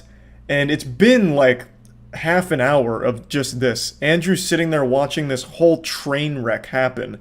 And it's not getting any better. The guy's gone from charming to full-blown scam mode. He like completely drops the facade of being nice. After like the second time I did $20 for 10 throws, he's like, yep, you want to do 20 more? You can win your money back. You probably want that money back. So he starts guilting me into it. And I'm like, he's right. I need that money back. So I give him another $20. I go through the balls. It's not even close. I lose again. And I'm sweating. I am sweating so fucking hard. Andrew is begging me not to keep playing the game. But I'm seeing red now. And I can't stop. I have to. So I do 20 again for another 10 throws to try and win my money back. I don't do it. I fail again. This fucking, like, this guy is still just prodding, still trying to squeeze every cent out of me. I'm just this dude's little dirty cum rag that he's wringing out and getting some money from. So we continue for another like 15, 20 minutes or however long it was. It felt like an eternity, and I'm down to my last $20 in my wallet. And, you know, I'm praying, you know, fucking give that $20 a kiss, and I spend it. I rolled the dice, I went for it one more time, and I don't win. I'm now completely out of money. I tell him that, and I start to just ask if he could just give me some of it back. I'm desperate. I wanted some of it back. I needed some of it back. And he's like, bro, I just can't do that. My boss would be really mad at me if I let that happen. But look, there's an ATM over, like, it was like a couple blocks away. He told me the location. He's like, just go to the ATM, get some more money, come back, and I will absolutely show you the perfect tricks. You're just not getting the technique right, and I'll show you what you're doing wrong. So this piece of shit tried to get me to go to an ATM to get more money out to keep playing his game, which was rigged. There was no way to win from the start. I'm shocked he didn't try and get me to sign some kind of contract with blood, this fucking demon. And I strongly considered it. I did, because that's a lot of money. It was like $140 that I spent on that game. $200 in total at that fucking carnival, but on that game in particular, there was $140 right in the goddamn toilet, right into that stinky dumpster. And I needed that back. Like, I really wanted that back. But Andrew talked me out of actually going to get more money from the ATM, like from savings or something. And I didn't go back. I ate the loss. That, to date, is one of like the most shameful moments / scams of my life. Now, it wasn't until way after the fact, in fact, even on stream is where I learned how he was actually able to do it. I thought that I remembered on one of those shows that bust carnival games that are rigged. I thought the reason he was able to make it and I wasn't was the angle he was able to throw from. He was able to throw much closer than I was. In this game, there is a line that you have to throw behind. There is like a little barrier that you have to throw from behind that in order to participate. And I thought that was the key. He was closer than I was, and that's how he was able to ricochet it off every time into the basket. But it's actually deeper than that. That does play a role, but he actually used a heavier ball. He didn't use the exact same balls that he gave me. His ball was weighted more, so when it bounced off the backboard, it didn't fly as far. So he was able to get it off the backboard into the basket and have it stay in the basket. And that's why mine couldn't do it. It was something I never noticed at the time, that he wasn't using the same balls he was giving me. He had a heavier one, or a heavier set to use. So even if I went and somehow found $1,000 to put into that game that night, I would have never had a chance of winning my money back, despite this guy showing me how it was done and promising me that if I just made one single ball in that bucket, I'd get all my money back and all the problems would be solved. I still absolutely despise that guy. I hold a grudge on that shit. It takes a lot to scam someone right to their face, especially like an 18-year-old college student who is telling you how much the money means to him, and for you to knowingly keep misleading them and make them believe they can win it back and that you're a good guy. Like, you're a giant piece of shit. Besides the obvious lesson I learned from this experience, I also learned how to fuck them in the ass. The games that aren't rigged, I mastered. I decided I want to win all their big prizes because fuck them. I'm able to win their biggest prizes on my first try, and I just give those prizes away to people at the carnival so I never feel scammed again. It's definitely petty, but it's a little bit of revenge for what the carnival took from me on that night. So I posted this video a few years ago, and it's showing me winning like the basketball game and the beer bottle game for the giant prizes. Both of these games are also rigged in favor of the carnival, but I was able to master the way of doing them. So the basketball game, the rim is an oval instead of a circle, so you have to have an absolutely perfect high arcing shot in order for it to make it. And for the beer bottle game, you have to lean at the right time and the right like distance lean, and you can stand it up every time. So I master these games, I get the big prizes, and I give that shit away. Just that way they lose a little bit of money on those prizes, a little bit of pettiness from Charlie. I'm like the fucking Batman of carnivals. So yeah, anyway, I just wanted to share this story. Maybe it'll be like educational for someone out there, but at the end of the day, I just thought it was a fun story. I'm over it now. I still don't like the guy who did that to me, but yeah, I just thought it was worth sharing. That I was fighting off a demon for which I was battling internally. And I swore to myself I wouldn't make a video covering this topic. I looked at myself in the mirror, I said, Charles, look at you. strikingly handsome, 5'6". You could suck a titty standing up. You don't need to talk about this. It's beneath you. Don't do it, Charlie. Unfortunately, I'm failing myself. I can't stop myself. It's like SpongeBob when he has the water and he's drying out. He's like, I don't need it. I don't need it. I need it. That's me right now with this topic. It's too goofy to not talk about. But the reason I was going to avoid it is because I do actually feel bad for the victims in this case, because it's not their fault per se. And I've already made so many videos making fun of NFTs and NFT bros, the entire community. There's no reason to just come in and fucking slam and jam fucking windmill dunking on NFT bros again. But goodness gracious, heavens to Betsy, I can't help it when you do stuff like this.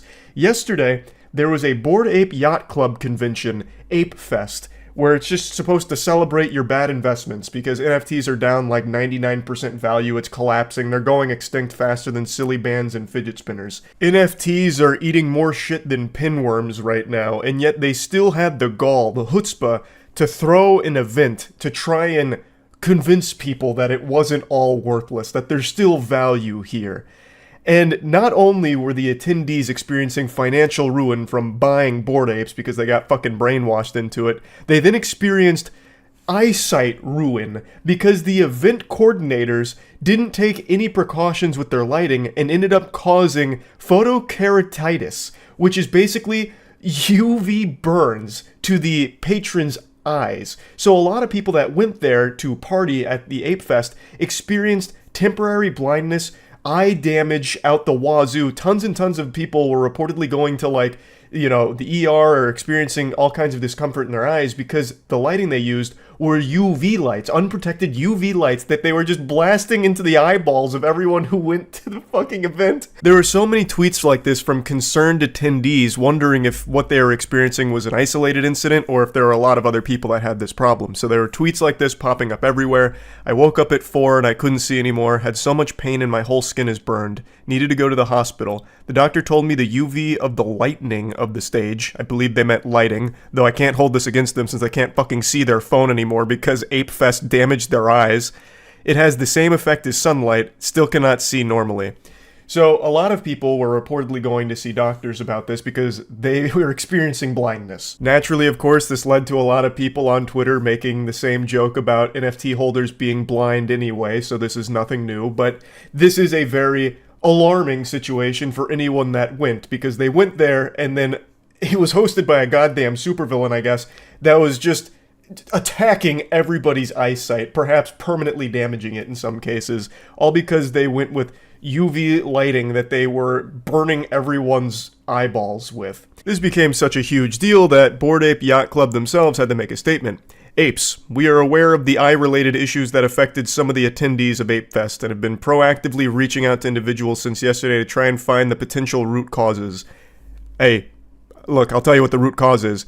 You did terrible job with your lighting engineers, if you even had any on staff in the first place. Knowing NFT projects, I guarantee they didn't even bother having a real lighting professional there. They just found someone nearby that was local that said he's got some lights that he can go string up there, some shit, and they're like, run it, fuck yeah, it'll save us some money.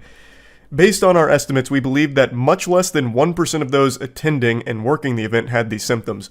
I'm going to go ahead and call dirty barnacles on that. That's a load of fish paste. I'm going to show you some pictures from the event. There are not many people there in the first place. I feel like 100% of the attendees were the ones posting on Twitter about their eye-related issues that were caused from this. There are not many people there to begin with, and there are a lot of reports of individuals that had eye problems from it. While nearly everyone has indicated their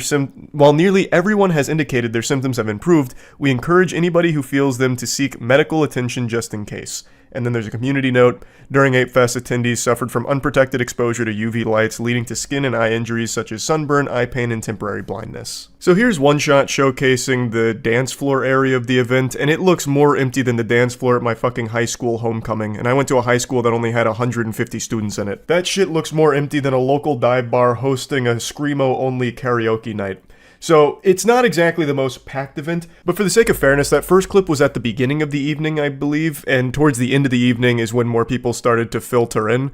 And it gets a little more populated, sure, but it's still not exactly like this fucking sea of meat here with like thousands upon thousands of people, but it is a moderately filled event for the most part, but still nothing crazy. This is the clip that most people were clowning on. One of the most pathetic mosh pits you'll ever see. This is some Weenie Hut Jr. moshing here.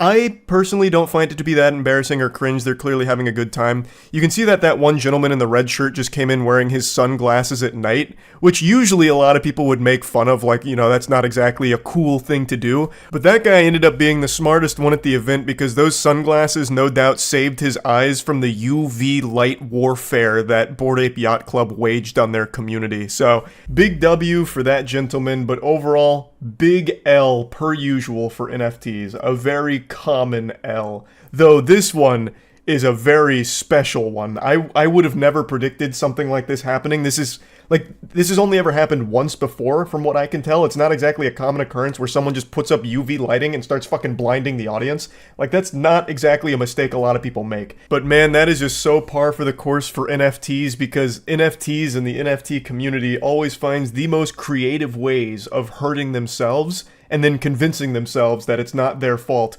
or that it's actually not that big of a deal, or even a good thing. I may have lost $100,000 minting the Glorbus Sphincter token, but actually, the experience I gained along the way has enabled me to be a better crypto trader, which is why I just put another 100,000 into Butt token. And it's like, oh, okay, whatever, brother.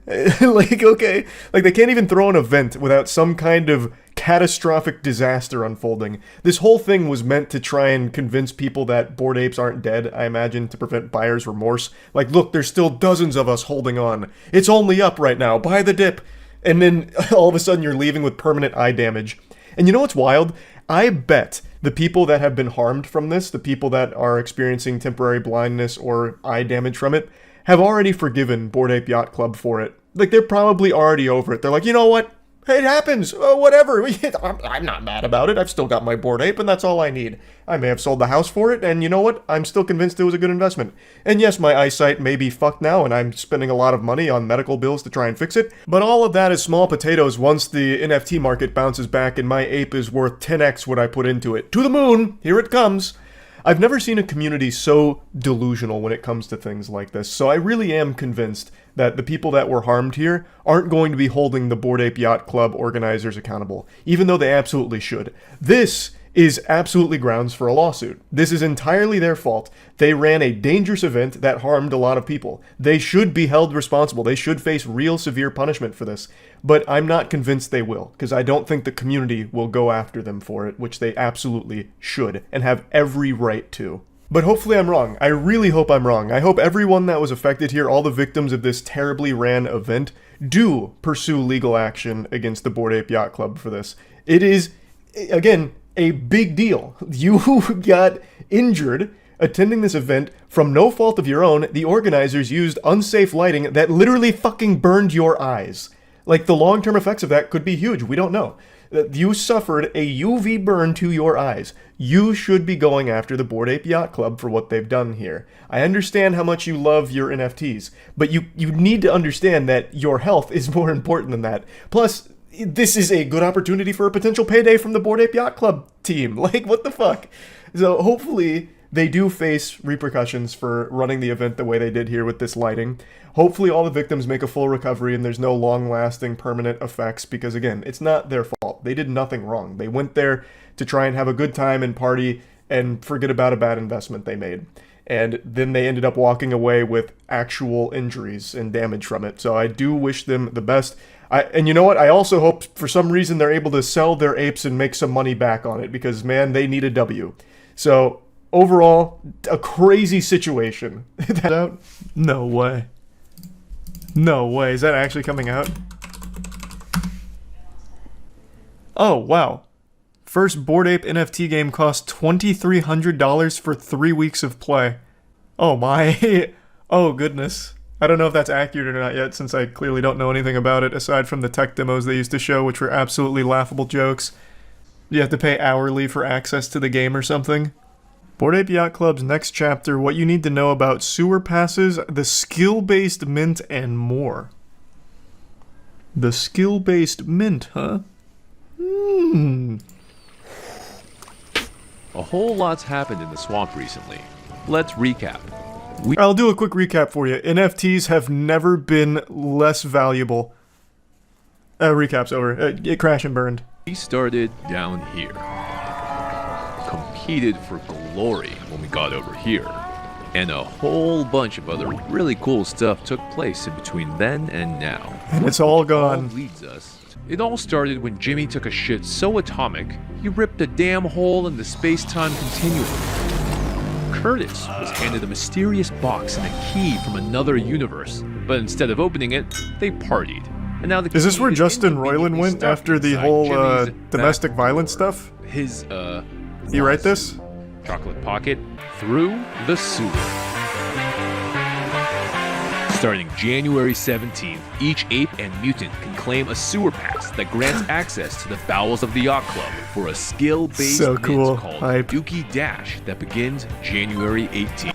Like, how there has to be some level of shame when you're Bored apes were very expensive. Now they're probably worth less than a pack of cigarettes, but at one point they were very expensive.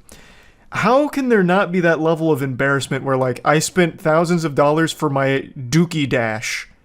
Like, you're telling your friends about, like, your investments, like, guys, you guys really need to get the sewer pass from the latest Bored Apes. It allows you for 5 Dookie Dashes in the skill-based mint through the Glorb hole. Like, that's wild to me.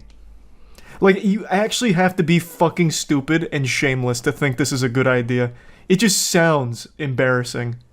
Per bored ape or mutant ape you own, and there are special tiers if you have a doggo to go with. Oh, the doggo, of What course, you've got, naturally. Your sewer pass may include a Big sweet Doge. bonus. What about a While apes Chungus? are the only ones who can claim a sewer. On January 18th, the sewer will open. Woo! Trans-dimensional Can't wait to go in the sewer, see the Ninja Turtles. Powerful fragments from another universe. Wow. You'll want to collect these fragments, and some are worth more points than others. Watch out for obstacles and survive as long as you can to rack up more points. It's so beautiful. This is the game. This is not what I saw originally. They tried to do a Bored Apes MMO. I thought that's the game that was coming out. This is legitimately a flash game from Addicting Games, pretty much. But this is one that you have to put a lot of money into. It's a fucking NFT game. And not only an NFT game, a Bored Ape one, which was the most expensive NFTs. Pay attention, this next part is important. You've got my undivided High attention. score in the game is tied to the combination of your wallet and your sewer pass. If you give away your pass or get moved to another wallet, the score does not go with it. Oh my god. It's now after scores are validated, your sewer passes will be eligible for the most exciting part yet. No more excitement. It's too much. Oh, ah! The great dog prophet has been studying Gary! the box that Curtis received. And thinks conditions are right to How much perform money? a summoning ritual that will bring incredible power sources from another dimension Oh my god. to our world. Wubba lubba dub dub. Gary will be watching you in the sewer. So keep those sewer passes close by. The reveal is just My god, those sewer passes are worth more than will be gold. able to evolve through a They're sequence diamonds. of various ApeCoin-powered minigames. But before you go posting about it on Twitter, screenshot this Nobody graph did. so you have something to... Just to illustrate the massive fall off on NFTs, this flew so far under the radar, none of the like crypto bro brainwashed NFT drone bots even bothered posting about it. I never heard about it, and I am glued to these kind of goofy NFT fumbles. And this video would have been something that would have been dunked on by like half of the people on YouTube, and no one even bothered talking about it. That is how far off, or how far they have fallen. Beautiful. Absolutely, they have really hit the shitter. They are deep in the sewer without a pass to get them out. Poetic. Sewer passes are being offered for sale for absurd amounts of money. The floor price for a sewer pass on OpenSea translates to nearly $3,100 in real money. The total volume of sewer pass sales on OpenSea at this moment stands at 13k ETH, which works out to nearly 21 mil. And some fucking goofball paid $9,700 for a tier 4 sewer pass. Those are still very high numbers. Still plenty of gullible idiots parting with some money. I imagine it's only whales left, though. Because this used to be nothing to Bored Apes. Bored Apes was a multi-billion-dollar business. So their big game here only doing 21 mil total. That's quite a colossal fall off. But it is higher than I would have thought given how little people even discussed it. This is insane to me. Who are they buying to flex it to? I don't think they're doing it to flex anymore. They truly think they very much adopted that belief is, you know, buying the dip. All of the NFTs are in that big dip, and they are thinking that they're 10 steps ahead, that they're buying the dip and they're going to make a ton of money in the future. Though I just don't see a world where shit like NFTs, Bored Apes bounce back and the hysteria starts again. It's a fucking joke, and it's become synonymous with scams. So I just don't see that happening. But who knows? Maybe it does. And maybe all of the people that have a sewer pass and a dookie dash are going to be the prophets. The ones that saw the future and made out like bandits. We minted 2 sewer pass and this is what we did. Ladies and gentlemen, right of the when does the game start? Anyway, opinion of it was the pro wrecking long, pretty much floor. Okay. Back, yeah. After this, got link for the pass, obviously. Cool. Amazing gameplay. Ah, here we go. A Dookie Dash high score run. You'll pay 2 ape coin for a power shart pack. If it was free, it would actually be like charmingly shit. But keep in mind, this is $3,100 for access to this game for 3 weeks, and then you're paying money on top of it for a power shart pack. They are actually laughing in your face. They are feeding you shit, literally, and you're paying for it. It's amazing. Absolutely amazing. I have no sympathy for all the people that have lost incalculable amounts of money on this. What a joke. Did he get the power shart? Nice, good power shart. This should be a good run then. Alright, we're in. Let's go, gamers. Woo! Move over, Elden Ring. There's a new sheriff on the block. Oh, yeah. Oh boy, we're going in. This is a 65,000 point power shart.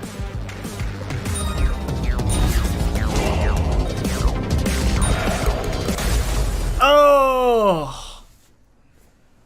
And there goes $3,100. Cool. Let's go. Awesome.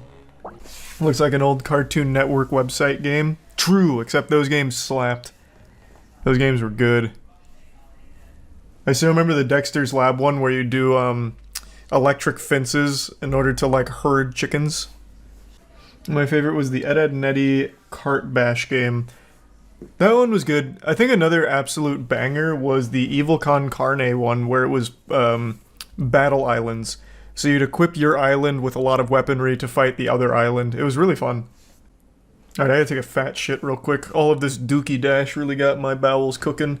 I'm gonna go drop a little sewer pass in. It's gonna fall to the ground since everyone's still dumb enough to fall into NFT scams. I mean, I doubt Bitcoin's gonna collapse, but it looks like all the other ones are. What's Bitcoin at? She's still tanking a bit, eh? Man, they were killing it in 2021. It's just a correction, as they say. Why the lost interest? Because I think it's solely from NFTs and shitcoins. Keep in mind, all of this growth was at the time when NFTs, like, their hype was at their highest. Even your dad was hearing about crypto. And then your dad got scammed. Then your dad got scammed again. Then your dad found more shit posts from Elon Musk, got scammed again. Now your dad hates crypto. He sold. Everyone's selling. I think it is solely from NFTs and shitcoins. How much money have you lost? I haven't checked this since last August. I've lost a ton. Probably all of it, I assume. And that's fine by me, man. As long as I get to stop seeing all of those, like, crypto copium hype beasts on Twitter, I'm fine with it. I'll let if that goes to zero, whatever. Yeah, I don't think Bitcoin's ever going to, like, actually collapse. It'll probably settle somewhere in, like, the 20 to 30k ballpark or something. I'm just pulling numbers out of my ass, but I don't think it's gonna die. Bitcoin has died hundreds of times. This won't be any different. Yeah, I see that cope a lot too. This one is super different though.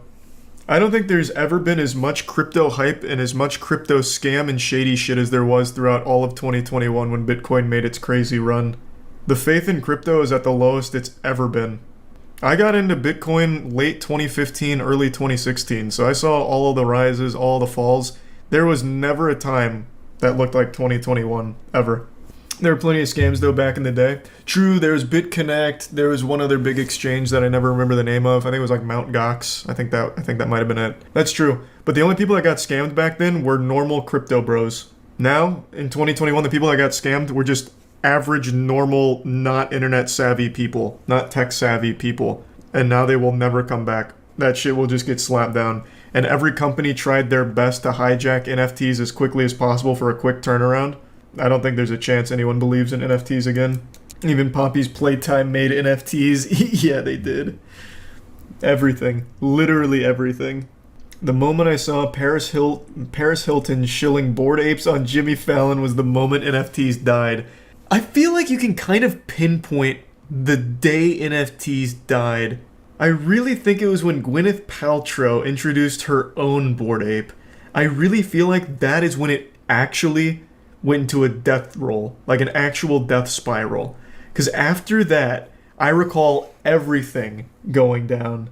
It was Saturday Night Live that killed crypto. That killed Dogecoin. I don't think it killed crypto in general.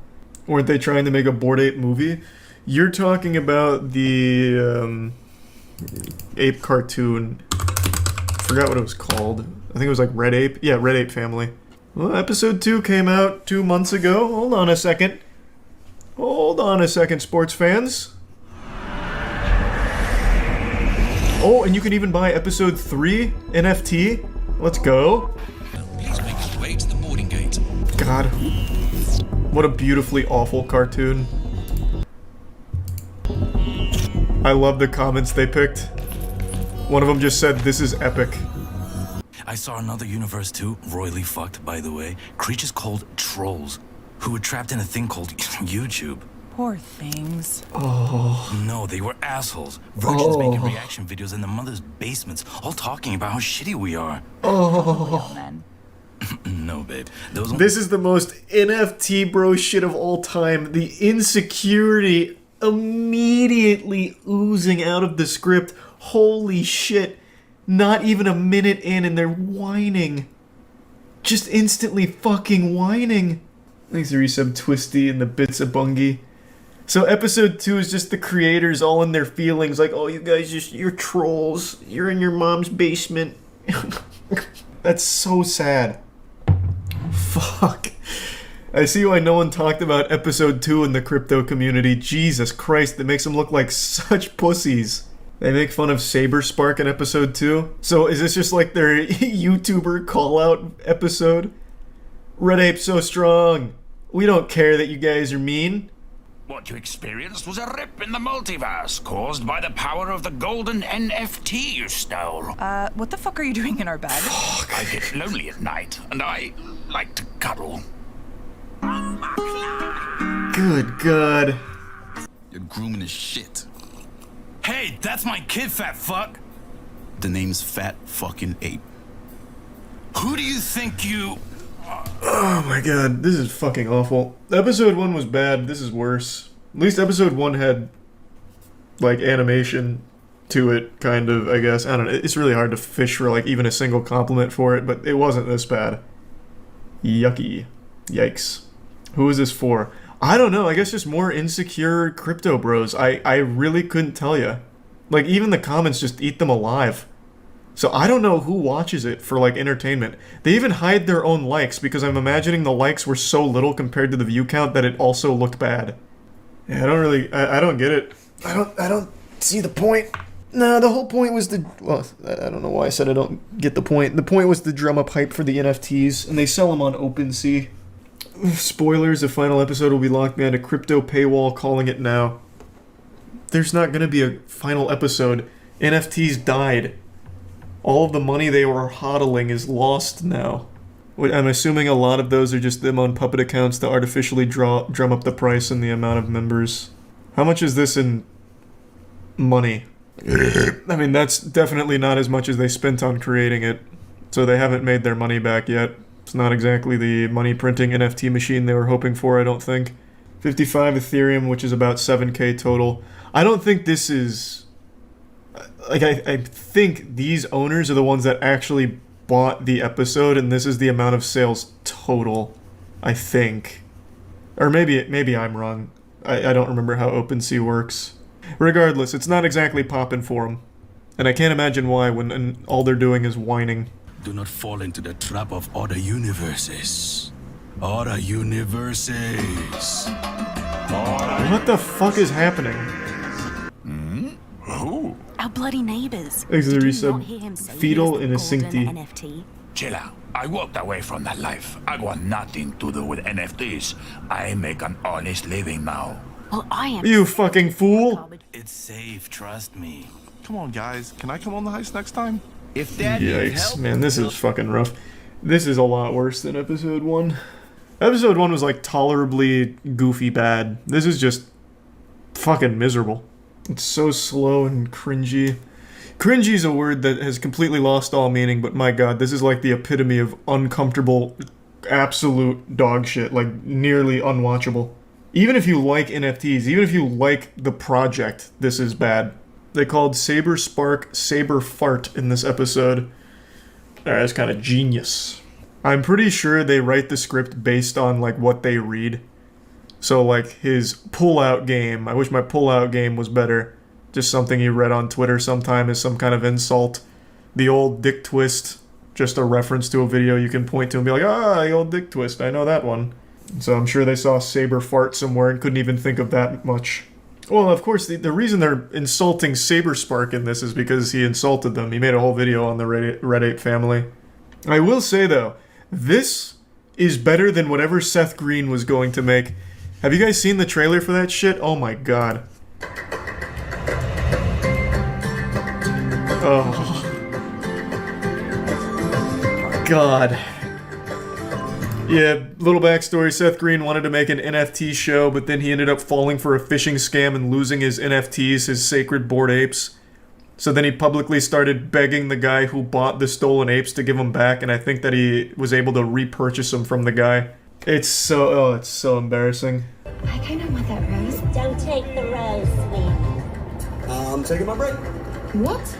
Yeah, it's fucking awful. It's so bad. It's so bad. So I will say, the one compliment, well, I can give 2 compliments to Red Ape family. 1, it's better than whatever the fuck Seth Green was cooking up here. And 2, at least it has an ending. Like, at least the episode ends in 14 minutes. This was gonna be fucking miserable. Wait, so he made a video with his NFT, lost it, and then didn't have the rights to use that image in the video anymore? Yep. So, he was making an NFT show with his NFTs. Then his NFTs got stolen because he fell for a phishing link. And by the way, the phishing scam is the most batshit lunacy I've ever heard. He clicked on the phishing link and thought he was minting Dex Cats or something, Dax Cats, another NFT. He thought he was minting them, but was actually just getting robbed. And then publicly groveled at the feet of the guy who bought the stolen NFTs to let him buy them back, which he did. But I also don't think he would have had any trouble just making the show anyway without owning the NFTs. Because they're fucking NFTs. There are no rights. What a fool. Yep. Well, actually, what's he doing on Twitter right now? Last time we checked, he was only whining. What's going on Twitter today, Seth? Hey, more NFTs! He hasn't learned his lesson, my man. Yeah. You seen the Crazy Frog Twitter getting wacky? Yeah, there's Crazy Frog NFTs. And I saw them, like, mad at themselves for making NFTs or something. Like, the Crazy Frog Twitter had, like, a disagreement on NFTs. Like, amongst themselves not too long ago.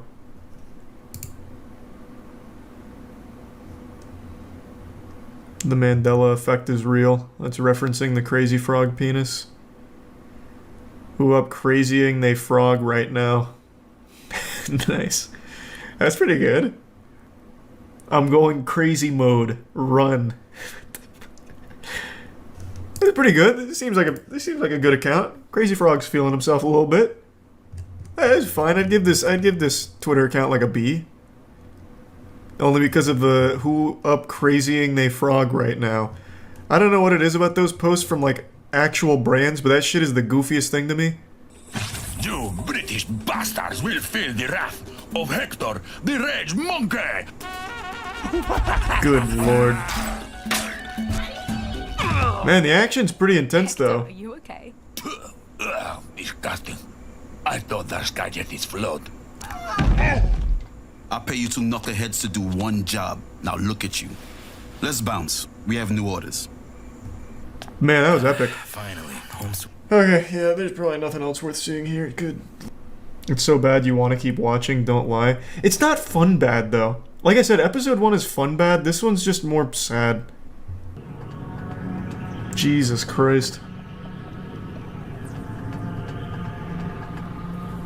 All cats stand by. That was it? Cannot underestimate the red ape family. Alright, a little cameo. I thought it was gonna be like a written joke or something, but I guess they couldn't think of anything. Wrong Bitcoin. Wrong Bitcoin. Soda Bitcoin. Holy shit. Come on, guys, let's go. Oh my god. Get to the Musk one, quick!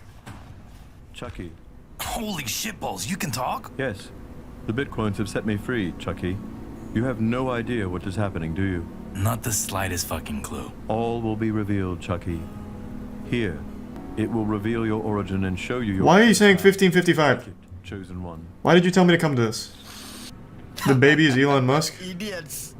They don't have... Oh, I didn't even connect that, I'm not gonna lie. I didn't connect that at all. The Staples announcement for a new logo was more quality than this. True, but that logo slapped. That new Staples logo, whoo-wee!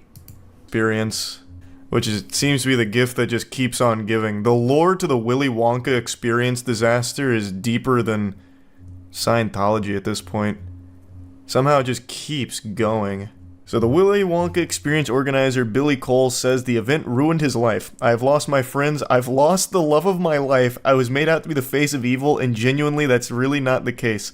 He received hundreds and hundreds of hate messages and has been dubbed Willy Wanker. Absolutely goated name. Despite claiming to only use AI for spell checking the Wonka scripts, it's been uncovered that he published 16 AI-generated books last summer on Amazon. There are so many things to immediately debunk just in this here, it's crazy. Such as the mind-bogglingly stupid claim that he only used AI for spell checking when one of the promotional pieces talked about serving up sweet teats as opposed to sweet treats. Like, it was all AI-generated art that he used to drum up the hype. And yet he's trying to claim with a straight face that he only used it for spell check. Hold on, let me pull this up in case you guys don't remember. But I need to find, like, the full breakdown of the OGs. So shit like that. And then this was in real life. All of these. Very clearly AI generated up there. He removed it from his original site, like the House of Illuminati, which is what he calls himself. So, like, this was on their website. This was, like, their main poster. And he's trying to claim that he only used AI for spell check when there is no spelling even close to accurate in this whole thing here. Enchurning entertainment, catgigating, live performances, Karchi tons, exarcerdary lollipops, a passadice of sweet teats. Man's out here offering fucking sweet teats. Trying to claim that he's not using AI for anything more than spell check. He should be smited where he stands. That man should never be able to hold an event ever again. Not even a birthday party for his own children. It should be a criminal act. Also, I'm pretty sure this is just a lie too. I've lost my friends. I've lost the love of my life. I was made out to be the face of all evil, and genuinely, that's not really the case. You weren't made to be the face of. You weren't made to be like the face of evil. You were just made to be the face of a clown. Just someone to point and laugh at. And there's no way you lost the love of your life. You're telling me your wife left you? The wife saw this blunder and she's like, alright, I'm packing my bags. I'm out, Billy. This was the final straw. If you were his wife, you're telling me you'd stay? Yeah, what? Okay, let's assume I'm Billy Cole's significant other. And I actually loved him. I'd weather the storm together. I'd be like, listen, Billy, the fuck were you thinking? You'll get through this, though. Just do anything else. You, like, just do any... No one even knew what you looked like until you started singing your sad song on the world's smallest violin. You could have easily done anything else and no one would know it was you. Like, you would have been fine. I would have helped steer him in the right direction as opposed to be like, alright, I'm out of here, Billy. Though, respect to her, I guess. Whatever. God, this was so cringe. I can't be seen with you anymore, Billy. I'm gone. Yeah, Willy Wanker is a great name. Also, he could have easily leaned into this, by the way. The unknown was a phenomenon, so much so that there's even talk about an unknown movie, which was his AI generative Willy Wonka villain about the evil chocolate maker that lives in the walls to frighten kids on the Willy Wonka experience who's only defeated by tidiness. Like, he could have absolutely crushed it with that. This guy's such a fucking goober. He doesn't understand anything at all. Like, he had gold in the palm of his hands. He was behind one of the most talked about disasters since Fire Festival, and he had the unknown right there in his fucking meaty little claws. And he let it slip away by singing this sad song about losing his wife. I'm assuming it means that whoever his significant other is left him. But also, there was a little bit more information about Billy here. So, apparently, this isn't even like the only scam he's run, which I knew. He'd run others in the past, but he did more than I thought. So a few years back, he also canceled a Santa event after collecting a bunch of toy donations. Like, that, I mean, that's about as low as it gets. Like, okay, scaring kids with the unknown and a really shitty warehouse Willy Wonka experience from Fiverr, whatever. But taking a bunch of toy donations for a toy drive for Christmas and then just running away with it like the Grinch, like, come on, you are the unknown. You think the unknown has a chance of showing up in the Penguinz0? I think so. They already have their lineup put out there. Let me pull it up. There's probably room. I love the name, the Penguinz0 as well. That's so fucking cute. Well, it's not cute, but like they cooked with it. They have the Twisted Childhood Universe, Bambi the Reckoning, Peter Pan's Neverland Nightmare, Pinocchio Unstrung, and then Winnie the Pooh Blood and Honey and Blood and Honey 2. That's the universe. And here's their promo art for it. I guarantee none of these movies will have above a $1 million budget, but they'll probably make at least 10 mil each. And they're all going to be just as bad as Blood and Honey. Billy Cole, one of the 3 trustees and co-founders of the organization, said, initially we were putting on a Santa's grotto for local children who are disadvantaged and vulnerable and sending out selection boxes, but we were worried and concerned about the Omicron virus, the no crimbo virus as we call it. What? Who is this guy? The no crimbo, huh? Is this guy's brain AI generated? Jesus Christ, Billy. We decided that having too many people in and out seeing Santa would be a risk we would not want to take. The main reason is to safeguard us and our service users and wider community.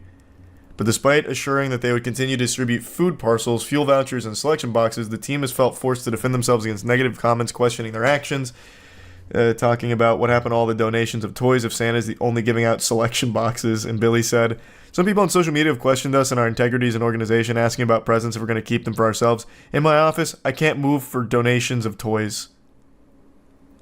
What? These are people who have never stepped foot in our doors or used our services despite numerous invites from us. We are all about helping people in the community and enabling organizations to work together. We are a hub, a crisis support center. We work with local nursery schools, and everywhere you will find people in crises and families who are in need. You didn't answer the question. What are you doing with all the toys that were already donated? Billy's just still got them. Maybe he used them for the Wonka experience. It's such a weird hustle. It really is such a peculiar hustle. Like, it's not a lucrative scam either. And for some reason, it's always at the expense of children. So I feel like maybe Billy's got some, like, trauma he needs to work through, and the only way that he finds any kind of relief is through, like, ruining children's fun. He feeds off their misery, like some kind of dementor. Because you'd find a lot more success scamming adults. In this day and age, adults beg to be scammed. Dude's an AI-generated R.L. Stein. Yeah, I guess kinda. Oh yeah, and the AI-generated books. I didn't even bother touching on that. Yeah, he just publishes AI-generated books as well. This guy's just all about the weirdest hustles. Amazon is inundated with just shovelware books. Like, I highly doubt any of his are moving units. I highly doubt it. But, I mean, he's also making them for free. So I guess if he even sells one, it's a net positive. Lots of kids. They made a documentary on this. Why? The 30-plus minute documentary on that is insane. Yeah, imagine throwing an event so cringe that someone makes a 45-minute documentary on just how fucking bafflingly cringe this scam was. That's impressive. It is actually impressive. Just Google Billy Cole Amazon. Oh, he actually used his real name for it? I thought he would have used like a pen name. Like J.K. Bowling or something. Click on his name and it'll show you all his books. I did. And it only shows me Biohazard Protocol and Crimson. Oh, nope, you're right. There was a different tab I needed to click on. Okay. He has 17 titles, all of which are apparently AI generated according to the article. The Memory Trap, Unraveling the Secrets of Memory Technology, Crimson Eclipse, Biohazard Protocol, Threads of Enigma. All of these are AI generated covers too, by the way, I'm pretty sure. The Hidden Bible, The Enigma's Resurgence, Threads of Destiny. So I think what happened here is when he chat GPT'd like a thriller book. Here, actually, let me just take some pictures of this.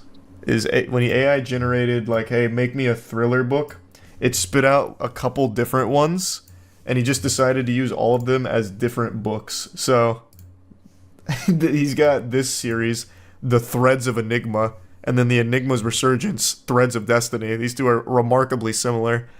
The Hidden Bible, and then the Shadow Directive, Shadows. That shit is so shadowy that even in parentheses there's shadows to let you know. That is dark. I want to read the Shadow Directive plot summary real quick.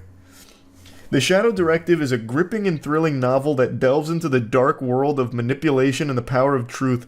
The story revolves around Sarah, an investigative journalist who stumbles upon the mysterious assassination of a whistleblower. It's like Boeing. This event leads her to uncover the existence of a secret government program known as the Shadow Directive, a malevolent force designed to manipulate public opinion and control influential figures. Driven by her determination to expose the truth, Sarah joins forces with two allies, Cassandra, a tech-savvy hacker, and Aiden, a fearless resistance leader. Together they embark on a dangerous journey to unravel the puppeteers' hidden agendas and reveal the extent of their manipulation. Sounds like a real page-turner. What about Threads of Enigma? The Enigma. Threads of Enigma is a captivating novel that seamlessly weaves together the realms of art, history, and mystery. Through the eyes of protagonist Evelyn, readers are immersed in a world where hidden messages encoded within artworks lead to a journey of discovery that transcends space and time.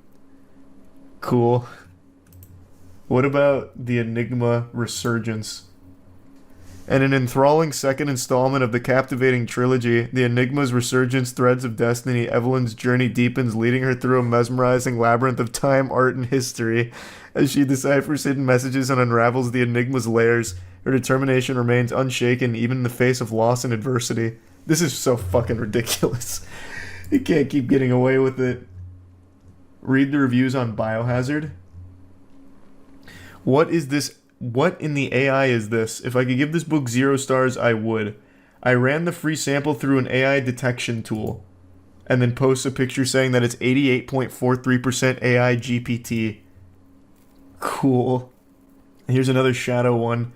Shadows of Deception, Unveiling the Deep State Conspiracy. Look up the Bible. Oh, yeah, I know. I see the Hidden Bible here. I'll read the synopsis. All of them start exactly the same, by the way. This is the third one, I think, in a row that has this for the intro. In the Hidden Bible, a captivating tale of mystery and discovery unfolds as Emily... Like, all of them start with a captivating tale of mystery and discovery, manipulation, shadows, enigma. A curious and determined protagonist stumbles upon a forgotten manuscript that holds the key to unlocking ancient secrets. As she deciphers the cryptic verses within its pages, a journey spanning time and space begins, one that challenges the boundaries of knowledge, faith, and human understanding. Set against the backdrop of enigmatic symbols and echoes of antiquity. Jesus Christ. It has everything. Shadow, enigma, captivating tale, mystery. I really want to know more about the love of his life leaving him because of the Willy Wonka experience. Maybe he really will move into trying to sell a docuseries on himself. My name is Billy Cole, and I lost my wife because I put on a cringe event. I was sick to the pit of my tummy.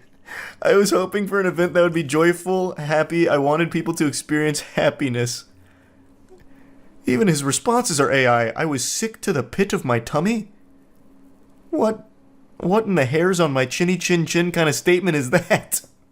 I'm excited to learn more about Billy Cole down the line, I guess. My tummy. Over the years, but this product might just take the cake for being the most diabolical. It's an automatic litter box that is killing cats. It kind of stops being a litter box and becomes like a pseudo guillotine that executes some of the cats that use it. It is horrifying and heartbreaking. There's a YouTube channel called 1 Man 5 Cats that just posted an incredible breakdown going over how dangerous and deadly this device is. Those two adorable cats pictured there, Mochi and Charlie, are two of the who knows how many victims of this death trap. As a cat owner myself, the thought of this is really infuriating. And from what I can tell through looking it up, this automatic litter box is a very popular one. And it's being sold under numerous different brands. It keeps getting rebranded or repackaged and sold by a ton of different other companies. So it's not like it's coming from one place that you can always track down. Like, oh, this is, from Jerry Inc., designed to kill Tom and every other cat or anything. This is a bunch of different brands selling the same device with the same problem that can lead to your cat just being killed by it. Which shared a video on TikTok from a lady called Carly J, who described how her automatic litter box killed her cat, a beautiful 1-year-old Siamese girl called Moshi. Yesterday morning, we woke up, me and my 2-year-old daughter, and I went to find my cat, and she was hanging from her litter box. It had closed on her neck and her body was hanging out, and there was red stuff all over, like everywhere. I'm guessing you can't say blood on TikTok, but the scene she's describing is consistent with reports from other cat owners that also lost their beloved pets to this machine as well. I just can't even imagine that. Even just hearing about it makes me angry. If I found that my cat Io had been killed by one of these, that would have me fully go John Wick. Like, I know I kind of look like a diet great value John Wick right now just by default, but that would have me fully go, like, unhinged with it. She didn't say what machine it was, but she did clarify in the follow-up video that it wasn't an actual litter robot, but something she'd bought off of Amazon.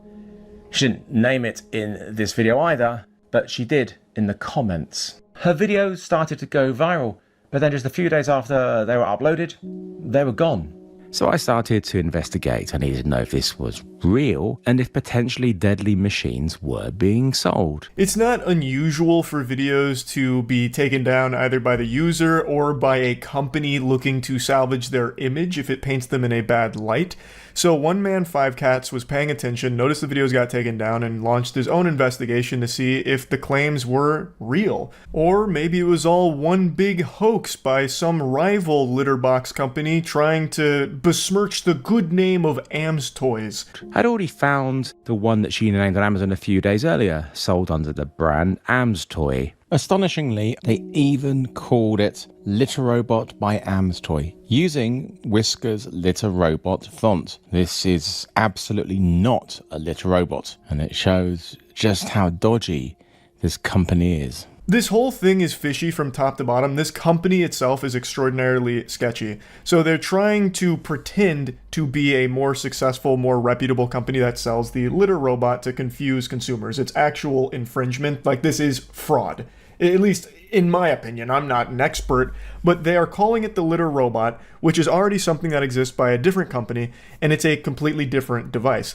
The litter robot by Am's Toy is as much of a robot as me doing this. It doesn't really function the way it should, because it shouldn't be fucking killing cats, you know what I mean?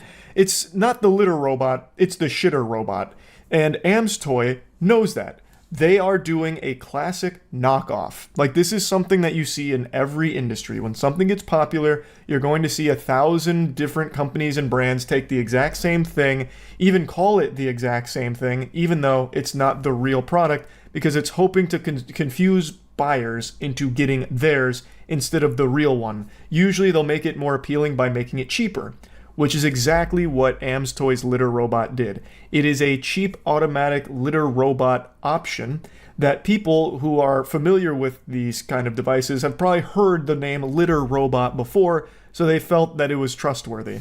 In the review section, there was a photo of one covered in blood, stating that it had killed their cat. It wasn't under her name, but it had to be her machine. But after the TikTok videos were removed, that review no longer had the photo on it, and was now positive.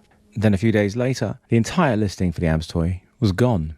Another timeless classic from these evil companies, they put this product out there. When it becomes apparent to most consumers that it's a scam, or in this case, more than a scam, it is actually killing the intended user, they just vanish. They just disappear into a puff of smoke. Also, the review being changed, I haven't actually seen it to that level before. Like, it's very common for these scam companies to have paid reviews, like shills come in and review, or in certain cases bots. When the review site doesn't have a lot of protections in place, you'll see a lot of bot reviews. But this one's really weird. Not only did they try and bury that review about the cat that was murdered by their product, they changed it to "good machine with cute ears." That's like the fakest sounding review ever. And in a case like this, that's like someone leaving a review for the Brazen Bull, like, "was boiled alive, but man did it look cool on the outside. 4 stars. These people are fucked up. It's not like they don't know what's going on here. They are clearly aware that their product is killing cats. And yet, what they're doing to fix that is hiding that and then just rebranding. Like, they just say, alright, we'll just try again in a week. That was so good, I think I'll try it a second time. What about second breakfast? Here we go, new brand, same machine. It'll probably kill a couple cats, and when that happens, we'll just do it all over again. Rinse and repeat.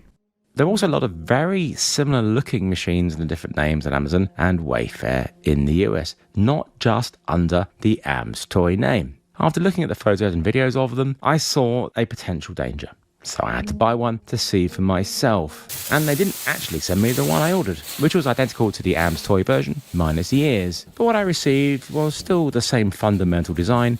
It's one of the countless generic machines which are generally bought in bulk and branded by a random company. That's why you see so many identical ones online with different names. Without the ears, this shit actually does just look like a minion. It looks like a minion that was trapped in a noir film. So as you can see, this machine is being used by a ton of different sellers under a ton of different names, ton of different brands. But it remains the same fundamentally terrible product that can kill a cat. I immediately started testing it straight out the box, as shipped, and had my fears confirmed.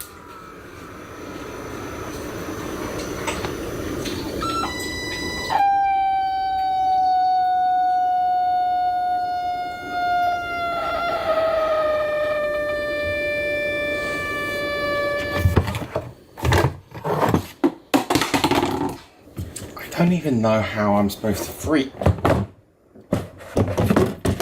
Yikes, that is horrible. Seeing the Garfield plushie get annihilated there like it was about to be turned into fucking lasagna paints a pretty clear picture of how these cats are being killed by it. So it is a single piece of plastic and only one opening that's mounted to the base, and it rotates upwards when it's doing its cleaning cycle. So if a cat peeks in, which is very normal behavior for cats apparently, like my cat does it, Io, anytime she uses the litter box, she like looks down there to make sure that it's not alive, because if it is, she'd go down there and swat the shit out of it 1,000 times, give it like the JoJo's Bizarre Adventure, ora ora ora, well, just slapping the poop around. So it's not unusual, and it should be expected that a cat might look into the litter box once it finishes. And that shouldn't be a death sentence for the cat. But this rotates on the y-axis, so as it cycles, the opening closes. Because that piece of plastic opening is attached to the base and not split in two, if a cat gets caught in it, then there's no escape.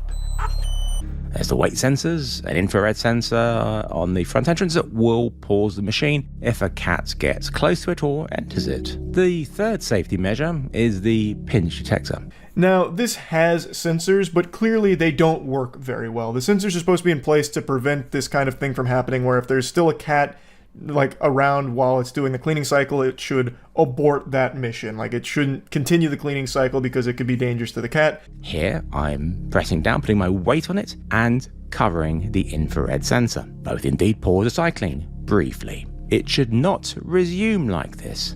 If a cat put its paws on the front and peered in, it should wait until those triggered sensors were cleared. Instead, it just pauses briefly and resumes, which is making both sensors redundant. Now the pinch detector should, getting a sense of resistance from here and reversing, but it doesn't, it carries on.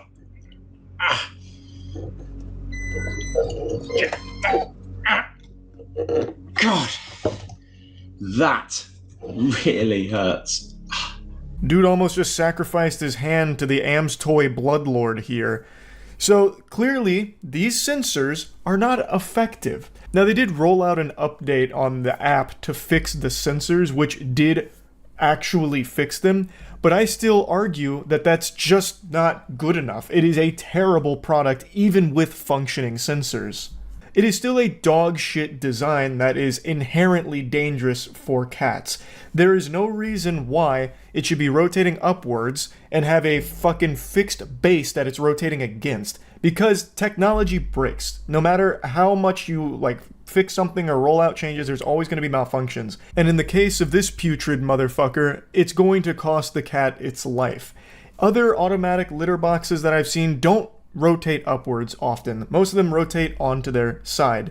But the ones that do also don't rotate against a fixed base, they rotate against something that can pop off. So even if a cat somehow does find itself stuck on one of the other machines that's going upwards, because they're in two pieces, the top pops off and the cat is alive and it gets to live to see another day.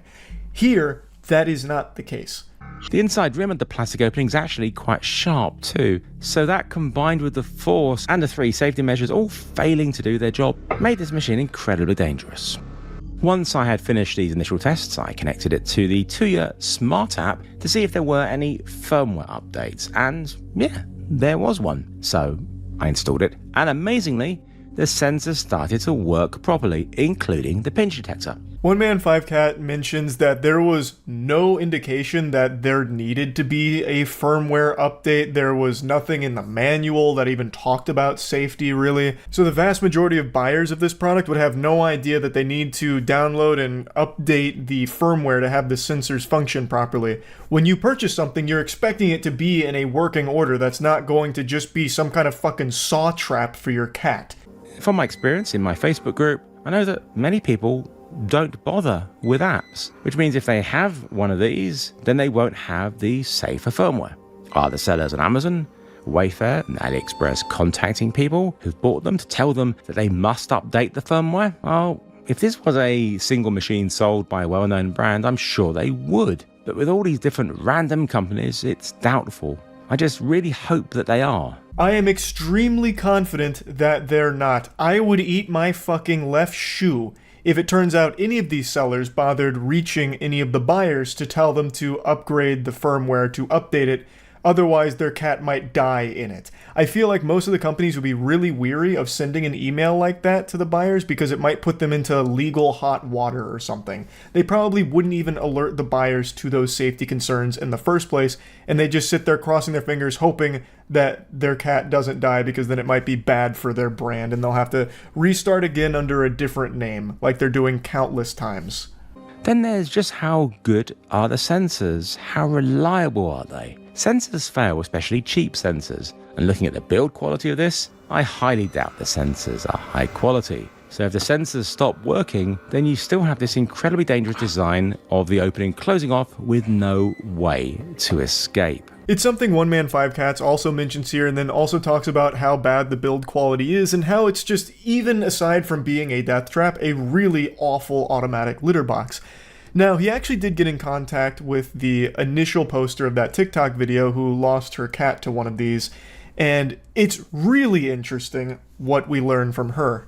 Amstoy had given her financial settlement to delete the videos and the Amazon review. As part of the settlement, Amstoy would remove the machine from sale. Her husband was unable to delete the Amazon review, so he changed it to a positive one. So that solves the mystery of the deleted TikTok videos and the changed Amazon review. So they were financially compensated by this company that had led to the death of their cat to take down the videos and also get rid of the Amazon review. What a scummy organization. And apparently they had stopped the sale of that product. Bah humbug, I know they're not. They're just selling it under a different name now. No doubt in my mind. One Man 5 Cats goes on to say that he doesn't blame her for taking the settlement. He mentions he doesn't know how much it was, but she mentioned it wasn't a lot. The main reason she did it was to get the product to stop being sold on Amazon, but she just didn't know how widespread of an issue this is. This isn't just one company selling it. It's not just Amstoy. This is that product being sold by a ton of different other sellers, and I'm sure whoever's behind Amstoy is still selling it themselves, but under a different name.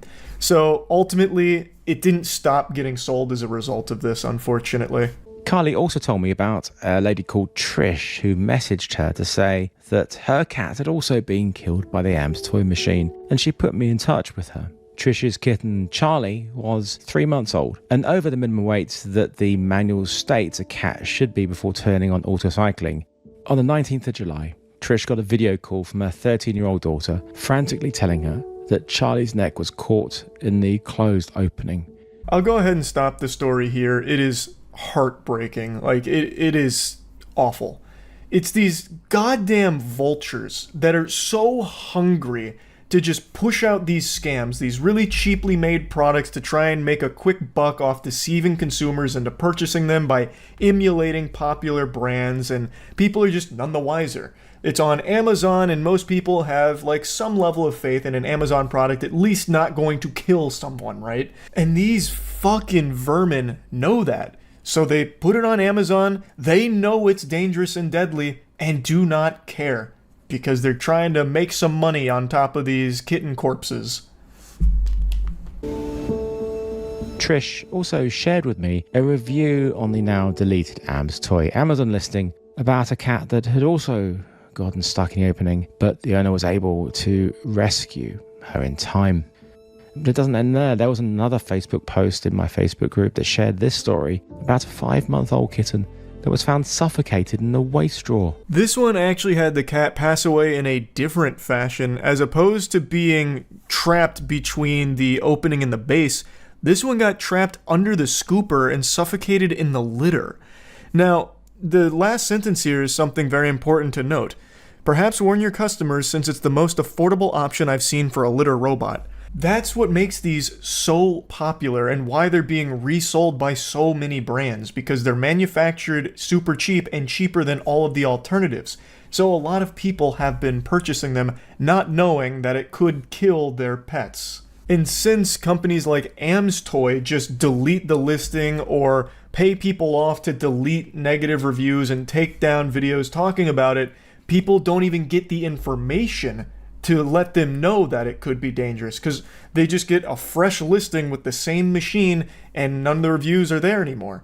I tried to contact Amstoy to get a statement, but their online presence is very minimal, and especially now that their Amazon listings are gone. I did find their YouTube channel, so I left a comment asking if they could get in touch with me. They didn't reply or email me. Instead, they deleted my comment. Deleting seems to be their way of dealing with things. I hope this video can help get all of them removed from sale everywhere and get to the people who already have them to warn them. I wasn't surprised that they deleted that comment. I was actually more shocked that they had a YouTube account still up. Usually when a company, goes tits up and decides to sail off into the sunset before rebranding and selling the same shit, they make sure to scrub the entire online presence of their previous scam. Amstoy forgot one, clearly. So overall, massive thanks to One Man 5 Cats for talking about this, showcasing it, and warning people, because I imagine there's a lot of people that watched his video and may have actually had one in their home, and it probably saved their cat's life. like, unironically, it probably saved that animal's life. Hopefully, the products can be removed from Amazon and every other seller that has them. It's a dangerous product. It's a scam product. So it should be very easy to just slap to the shadow realm, I would think. So yeah, great work by One Man, Five Cats, and my heart breaks for anyone that lost their cat to this thing. Hopefully going forward, this product will just not exist anymore. That's really about it. Go check out One Man, Five Cats channel if you do want to see like good automatic litter box options that aren't deadly or dangerous. And one of the most bafflingly unhinged criminal cases I've ever read or watched. And it's honestly made me disappointed in all of you for not making me aware of this situation sooner. Shame on you in particular for hoarding this filth to yourself and not letting me into the lunch table to learn about it with you. I'm talking about the wild case of Nicholas Alaverdian, otherwise known as Nicholas Rossi, aka Arthur Knight. This man's got more names than a phone book. He goes by many different gamer tags. I wouldn't be surprised if more aliases come to light and there's shit like Dark Ruler 52XX or something. And his story in this whole situation is an unbelievable, true story of absolute lunacy. Dateline recently ran a piece on the Nicholas Alaverdian situation, trying to untangle all of the wild web of mysteries that have been woven here. It is just vile, evil shit. Nicholas is a degenerate worm of a person, but he's also a goofball goober who came up with the dumbest idea ever when he was confronted with the reality of his crimes that he is accused of committing. He is accused of extremely serious charges. He is accused of raping multiple women in Utah. And he came up with this galaxy brain scheme in order to escape the repercussions. He faked his own death. He must have been inspired by Dino Spumoni from Hey Arnold, when Dino Spumoni faked his own death to increase record sales or whatever. But in this case, it was a lot darker than that. He faked his own death to get away from rape charges, and then he fled the United States. He was recently put back on the radar after he checked himself into a hospital for COVID-related symptoms. Eventually, pieces of this puzzle started falling into place, and authorities were able to connect the dots that, this guy claiming to be Arthur Knight may actually be this wanted fugitive that the US really wants to have extradited. And that's led to about a year-long battle with Nicholas Alaverdian or Arthur Knight or Nicholas Rossi in order to have him face justice for his actions. I'm going to go ahead and play you a quick clip from 5 months ago when a different news organization was covering the basics of the story, just to give you a more concise breakdown than what I just provided. It was breaking news on 12 News this morning. A Scottish court has ruled that a man who goes by the name Arthur Knight is actually a Rhode Island man who faked his own death and is wanted on rape charges. Kate, Nicholas Alaverdian, also known as Nicholas Rossi, claimed to have been the victim of mistaken identity and insisted his name was Arthur Knight. A court in Scotland ruled that evidence showed that was not the truth. The person appearing before me is Nicholas Rossi, the person whose extradition is requested by the United States. 35-year-old Nicholas Alaverdian was arrested last year after checking himself into a Scotland hospital with COVID-19 symptoms. So it's been this ongoing battle where he is claiming that it's a case of mistaken identity. He is not that guy wanted for rape charges. This is a huge misunderstanding. Everything's all cattywampus. You got it all wrong. That's an innocent man right there. Unironically pulling the old cartoon gag of wearing like glasses and a fake mustache and pretending that you're not the person of interest. Like the ultimate disguise. In July, Knight was arrested again, and prosecutors matched his fingerprints to Alaverdian's. Friday, prosecutors of the Scottish court revealed they were able to tell he was Alaverdian after matching the tattoos on his arm. I am ultimately satisfied on the balance of probabilities. Alaverdian is accused of raping 2 women in Utah and sexually assaulting another in 2008. I wanted to include that section from the broadcast because I didn't want to leave any wiggle room for some pseudo-intellectuals on Twitter to try and make some brain-dead argument about how the authorities got it wrong. They did do their due diligence in gathering evidence to try and confirm that these are the same person, that Arthur Knight is not real. That is not an innocent man. It is the same man who was wanted for those rape crimes. Like, it is not a case of, well, maybe they just didn't do enough. It's not like they just had one investigator, pounding cheeseburgers and wiping the grease on like some papers of Nicholas Alaverdian, and then he saw that after looking at a picture of Arthur Knight and he's like, Eureka, it's the same person, they look similar. That wasn't the case. They have the fingerprint evidence, they also match tattoos, they do have a good bit on their side to lend validity to the claim that this is the same person. But if you're still not sold on that, maybe the interview will be enough to get you on the right side of history here, because they have an interview with Arthur Knight, and it is one of the wackiest clips I've ever seen in a criminal case in all my days. It is gold. It is absolutely fucking extravagant.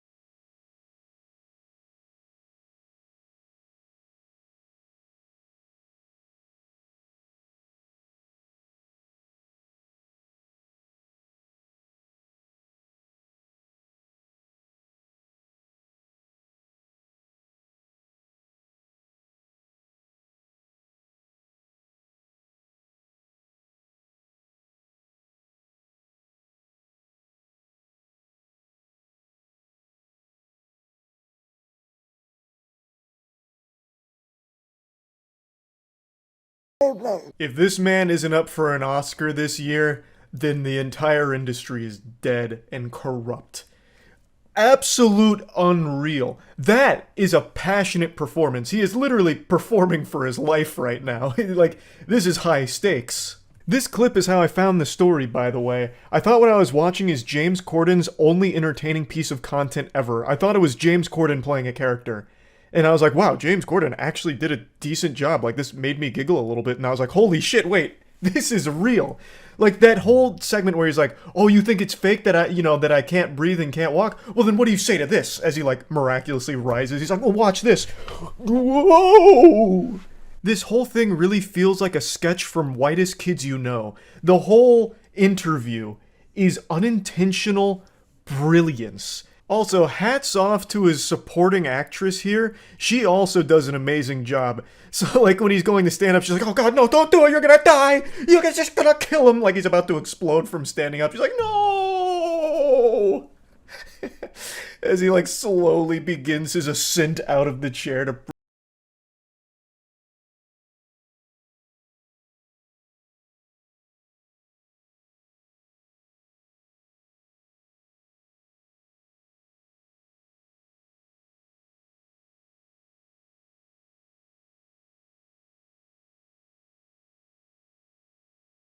is also fantastic, very reminiscent of SpongeBob Rockbottom. I can't understand your accent, except here it's gasps for air, which of course is all part of the act, but I really appreciate that he's not afraid to draw clear inspiration from other art, such as SpongeBob. So I appreciate that. Also, the Wambulance pulls up and he starts trying to get some tears out. He's not doing a good job of selling the crying. So if I was to critique his performance here, I would say he needs to work on getting tears out because his eyes are very dry. He doesn't actually get any moisture in there. He doesn't get any of his tear ducts firing. So that falls a little flat with the fake tears, but imagine if he was able to pull that off. This would have been a true combo of acting expertise, and it would have been one of the finest performances we've ever seen.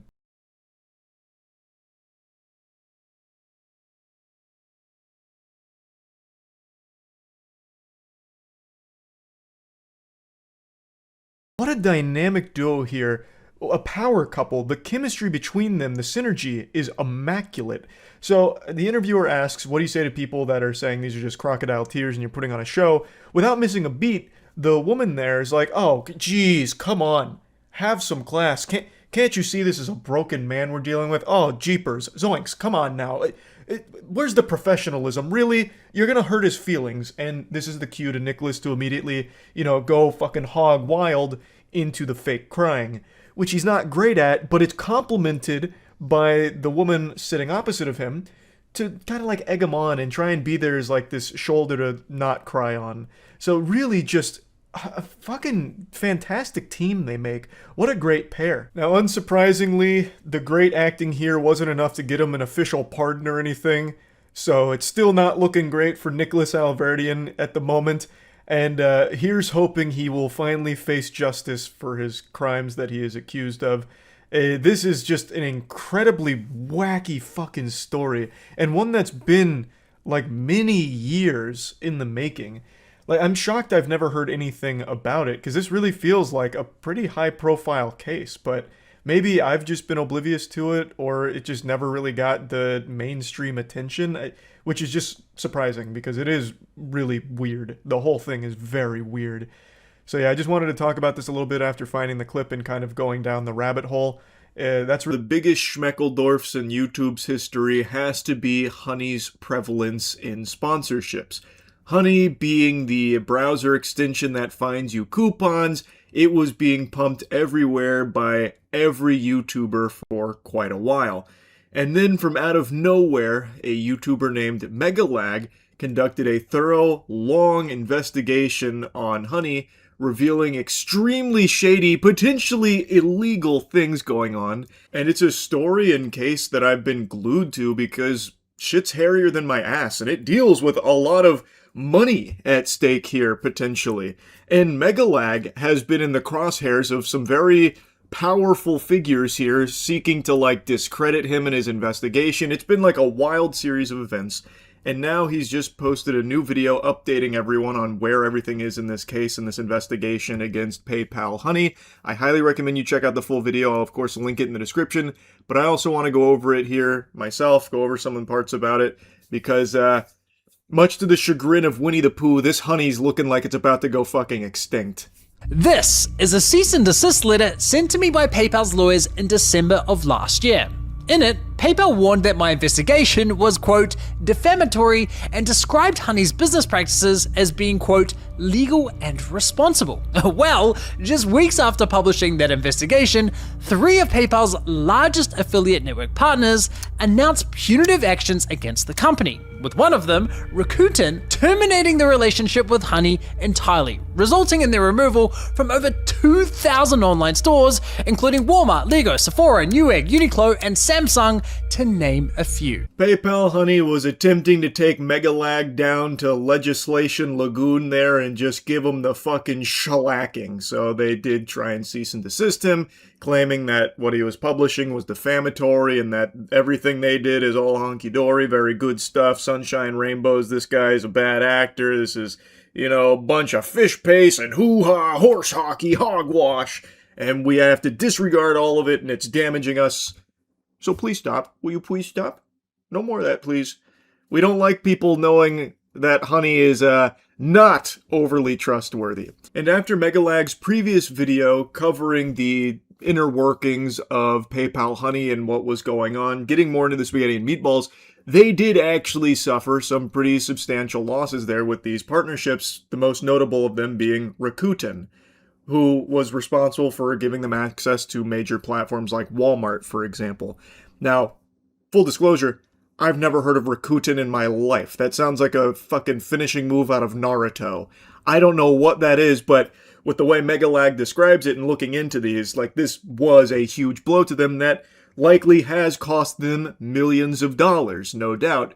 And in response to that, PayPal Honey is now singing a bit of a different tune than the one that's present in the cease and desist. As a result, PayPal issued a statement of regret a few days later, claiming they had no idea they were in possession of code responsible for poaching affiliate commissions from content creators, insisting they only discovered the code after my reporting exposed it. The same reporting they had just claimed was defamatory.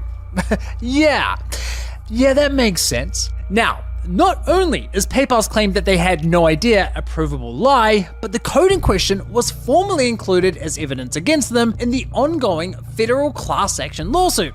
A lawsuit they desperately tried to have thrown out. Twice. But unfortunately for PayPal, the federal judge handling the case recently denied their motion to dismiss. Whether PayPal likes it or not, this lawsuit is moving forward. It really is an action-packed intro to this video here that grabs you by the fucking nuts and shakes them. A lot has been happening.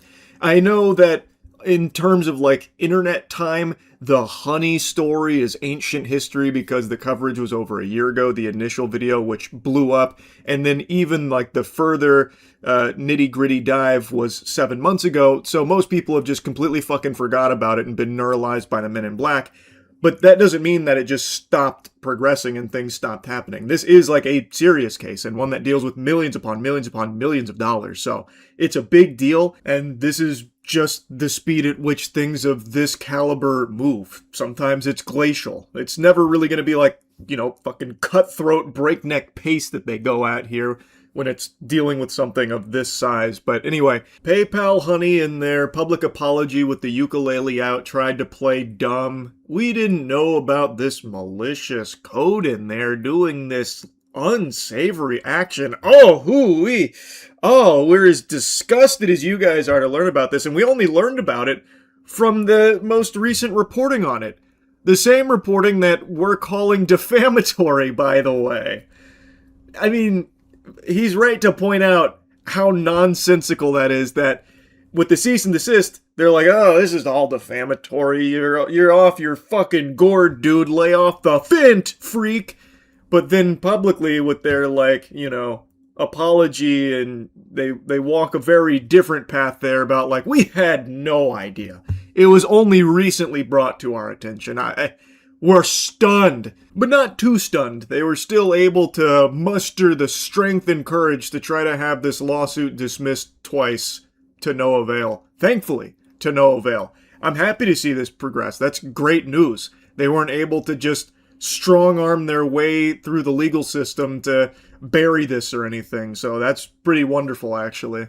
Megalag then briefly dove into some of the individuals that were very vocal in saying that Megalag's wrong. One of them said he's 100% wrong. Another accused him of making sensationalized clickbait. Boo, Megalag, yay, Honey. And Megalag then proved that the most vocal individuals that were doing this behavior, and even an outlet, all had ties to this industry. So they benefit from Honey being successful. They don't want to see it fail or be exposed with these kind of really shady practices in their business, because these individuals would also be hurt as well. Like they had skin in the game, thus were looking at ways to like poke holes in Megalag's credibility, even though they themselves are not reliable sources. They are very biased. So like the things they were saying weren't coming from like a genuine place of critique, and it wasn't legitimate. It was all because they need Honey to survive. And I thought he did a very good job at defending himself against some of these claims that they were making against him. But then I revealed the one thing they couldn't spin. Honey wasn't just stealing commissions, they had intentionally built an entire system around hiding that behavior from the industry. The system was designed to profile who you were as a user.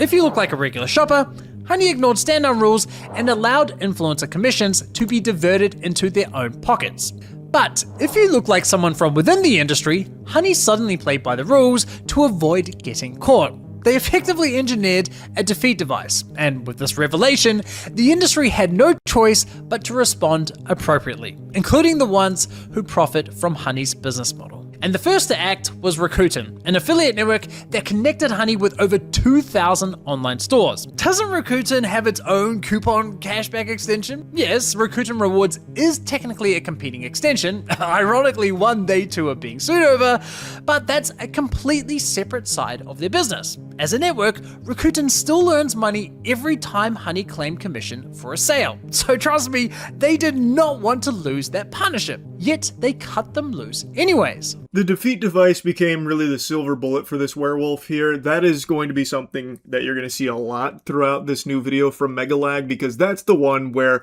there is no spin to put on it from these fucking worms, man. There isn't a way of defending it. And it even prompted action, like Rakuten here, which no doubt had some of the top brass over at Rakuten furious, fucking steaming. I know they weren't happy, because that is a lot of clams left on the table there. They're missing out on a bunch of bones through the partnership with Honey, obviously. But they did cut those ties. And Megalag dives into some really interesting stuff here in regards to Rakuten and how that kind of played out here. Interestingly, Rakuten has their own pseudo-competitor to Honey, which has also landed them in some legal hot water with a lawsuit of their own plopped onto their lap. But even going further, there were some things that were unveiled during discovery. After some internal emails between PayPal and Rakuten were brought to light through discovery in the ongoing class action lawsuit. According to court filings, internal emails between Rakuten and PayPal show Honey has repeatedly violated Rakuten's stand-down policies from as early as July 2020 and continuing even after the filing of the complaints in this action through at least May 2025. The point Megalag is making here, going through these documents and these emails, is that Rakuten's not exactly the good guys taking a principled stance. They're not the heroes wearing the cape who, found out about this and were aghast and cut ties because it's, that's unethical with Honey. They knew about this for years, but still continued to keep them on their network, obviously because they are making so much money from it. And then they eventually did cut ties as this came out in Discovery. So, it's not necessarily them being principled, as Megalag explains. It's more so they knew, and the emails show they were chasing PayPal down on the back end as well. And actually, PayPal Honey even just blatantly, boldly even called it overreach, admitting their rules are fucking bogus, garbage. And yet they still kept them around for so long on the network. So they're not exactly the great guys or anything. But regardless of Rakuten's motives, this termination was still a disaster for PayPal. It got the entire affiliate world talking, and just a few days later, PayPal quietly deactivated their defeat device and broke their silence. They apologized to the industry, if you can even call it that, via an exclusive statement to Hello Partner, the same publication that wrote the What Megalag Got Wrong article. Lol. The dispute follows accusations from industry commentators. Okay, that's hilarious. They won't even cite me by name anymore. When I'm wrong, I'm Megalag. When I'm right, I'm just a industry commentator. Classic. What a coinky-dink. So regardless of the motive, Rakuten cutting ties with Honey did cause huge ripples. It was a disaster for them. It was catastrophic. And that's when they did finally, stop the radio silence. No more crickets. That's when their apology came out. And it happens to have been on the same publication that was criticizing Megalag's coverage of Honey and the things he got wrong. How peculiar. And I appreciated him pointing out the wackiness of them now, just referring to Megalag as this nebulous industry commentator, the elusive man, the man behind the desk, as opposed to his name, which they were more than willing to proudly when they were saying everything he got wrong with the Honey case and his coverage of it. But now that he's been proven right, it seems, well, they won't use his name. That doesn't make any sense. Why would they do that? The code causing this behavior has been identified and no longer has an impact. The code was implemented prior to PayPal's acquisition and appears to affect less than 0.1% of Honey's traffic. Unsurprisingly, they're trying to put makeup on this, spruce it up a little bit so it doesn't sound as bad as it actually was, claiming that it only affected 0.1%. This is them talking about the stand down and all of that, and the rule breaking and such only affecting such a small number. Megalag doesn't pull any punches highlighting and proving just how misleading that claim is, because he does dive into how it previously operated, where it was targeting basically everybody, and then there was like a subtle quiet change where then it more hyper specifically focused on a much smaller portion of the user base. So under new rules, yeah, it's a much lower amount that were affected, but the previous rules, which were there for a long time, much larger number. So it's very misleading with PayPal's statement on who all was affected. Then, of course, we get to the next section where it's talking about like how surprised they were to learn about this in the first place and that they, deactivated it. Now, this next statement is really interesting. The spokesperson said that the code was only recently discovered by PayPal, and upon being made aware of it, the company has deactivated. That is patently false. Yes, the Defeat device was developed in 2017 under the original founder's leadership. Then PayPal inherited it when they acquired Honey in 2020. However, at the time, the Defeat device was encrypted, scrambled, so that even if someone found it, they couldn't read it. Then, in 2021, under PayPal's ownership, the entire system was rebuilt. The rules were restructured into a completely new format and stored in plain text on PayPal servers. That's not a minor tweak, that's a fundamental redesign. PayPal's developers had to build that from the ground up. You can't rebuild a system, continue adjusting its rules year after year, then claim you had no idea it existed. PayPal claiming ignorance here is fucking wild. The way I see it, it's just a straight up lie. That is definitely the way it smells here, like a stinky fib. And I think he's done a great job of explaining why it seems that way. Them trying to claim ignorance on this, I think is, and I believe anyone that's been paying attention at all and has followed this story can see how outrageous that concept is, that they just had no idea about the existence of this stuff. I think that's very provably incorrect. At least I would think so. I think the evidence is overwhelmingly against that claim, and the fact that they're even trying that is just insulting to human intelligence. And speaking of insulting to human intelligence, the next section, he puts a little bit of time into just fucking walloping, dunking on that publication that made the article What Megalag Got Wrong, while like sucking the cock here of a Honey and doing their best to sweep for them. He was able to find some really strong connections between that publication, Hello Partner, and Honey. Honey happens to be one of their premier sponsors on one of their conferences. So it seems like there was heavy incentive to be nice to Honey since they are pretty close together. They're in bed together. And Megalag even showed that that journalist that wrote it had reached out to him saying how neutral they are on all of it, but very clearly having a bias towards Honey. Megalag even provided like an exclusive statement to Hello Partner to that journalist. Never got included. So very fishy behavior from them as well. And I appreciated that he put a little highlight on there, putting a little light over there so you can take a peek at how some of these journalists operate. The next network to take action was Awin, and this one mattered the most because Awin is by far PayPal's biggest affiliate network partner, giving Honey access to over 16,000 merchants. The response came straight from their CEO, Adam Ross, the same guy who initially brushed off my entire investigation as clickbait. As soon as Awin Group became aware of the allegations raised publicly, we opened a formal internal investigation into the activity in question. Did you? Is that what happened? Are you sure? Because your CEO was busy trying to like tar and feather Megalag for daring talk about Honey negatively and provide all of this evidence for their shady practices that were really bad. So their CEO of Awin, the initial response from him was, sensationalist clickbait, just controversy for the sake of attention. He's just attention seeking. Cringe, kind of cringe, nothing here, nothing burger, alright, nothing to see, let's move along, he's wrong. But looks like the evidence was a little too compelling. They then did their own investigation at some point where they confirmed breaches and then took action. And Awin was a huge partner of Honey, so it was like an actual big deal that they were taking action in this way. But yeah, it is pretty comical how the CEO of Awin was really vocal about how it's all just controversy for views. Who would sink so low for that?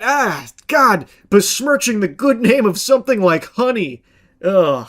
Anyway, though, I recommend checking out the full video from Megalag because he then does like a really thorough breakdown on just how hard PayPal Honey has been hit in light of all of this that's been revealed about it.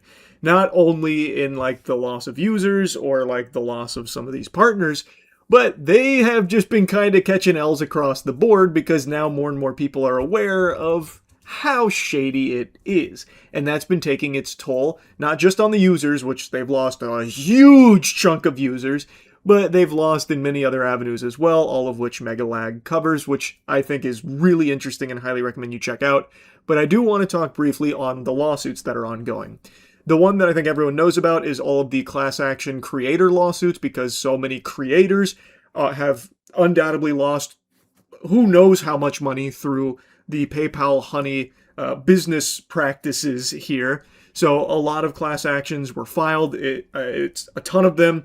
They've been consolidated into a giant class action lawsuit that's ongoing. And additionally, there were 2 other class actions filed, one on behalf of consumers in the US and one on behalf of consumers in the UK over how misleading all of this shit was from PayPal Honey.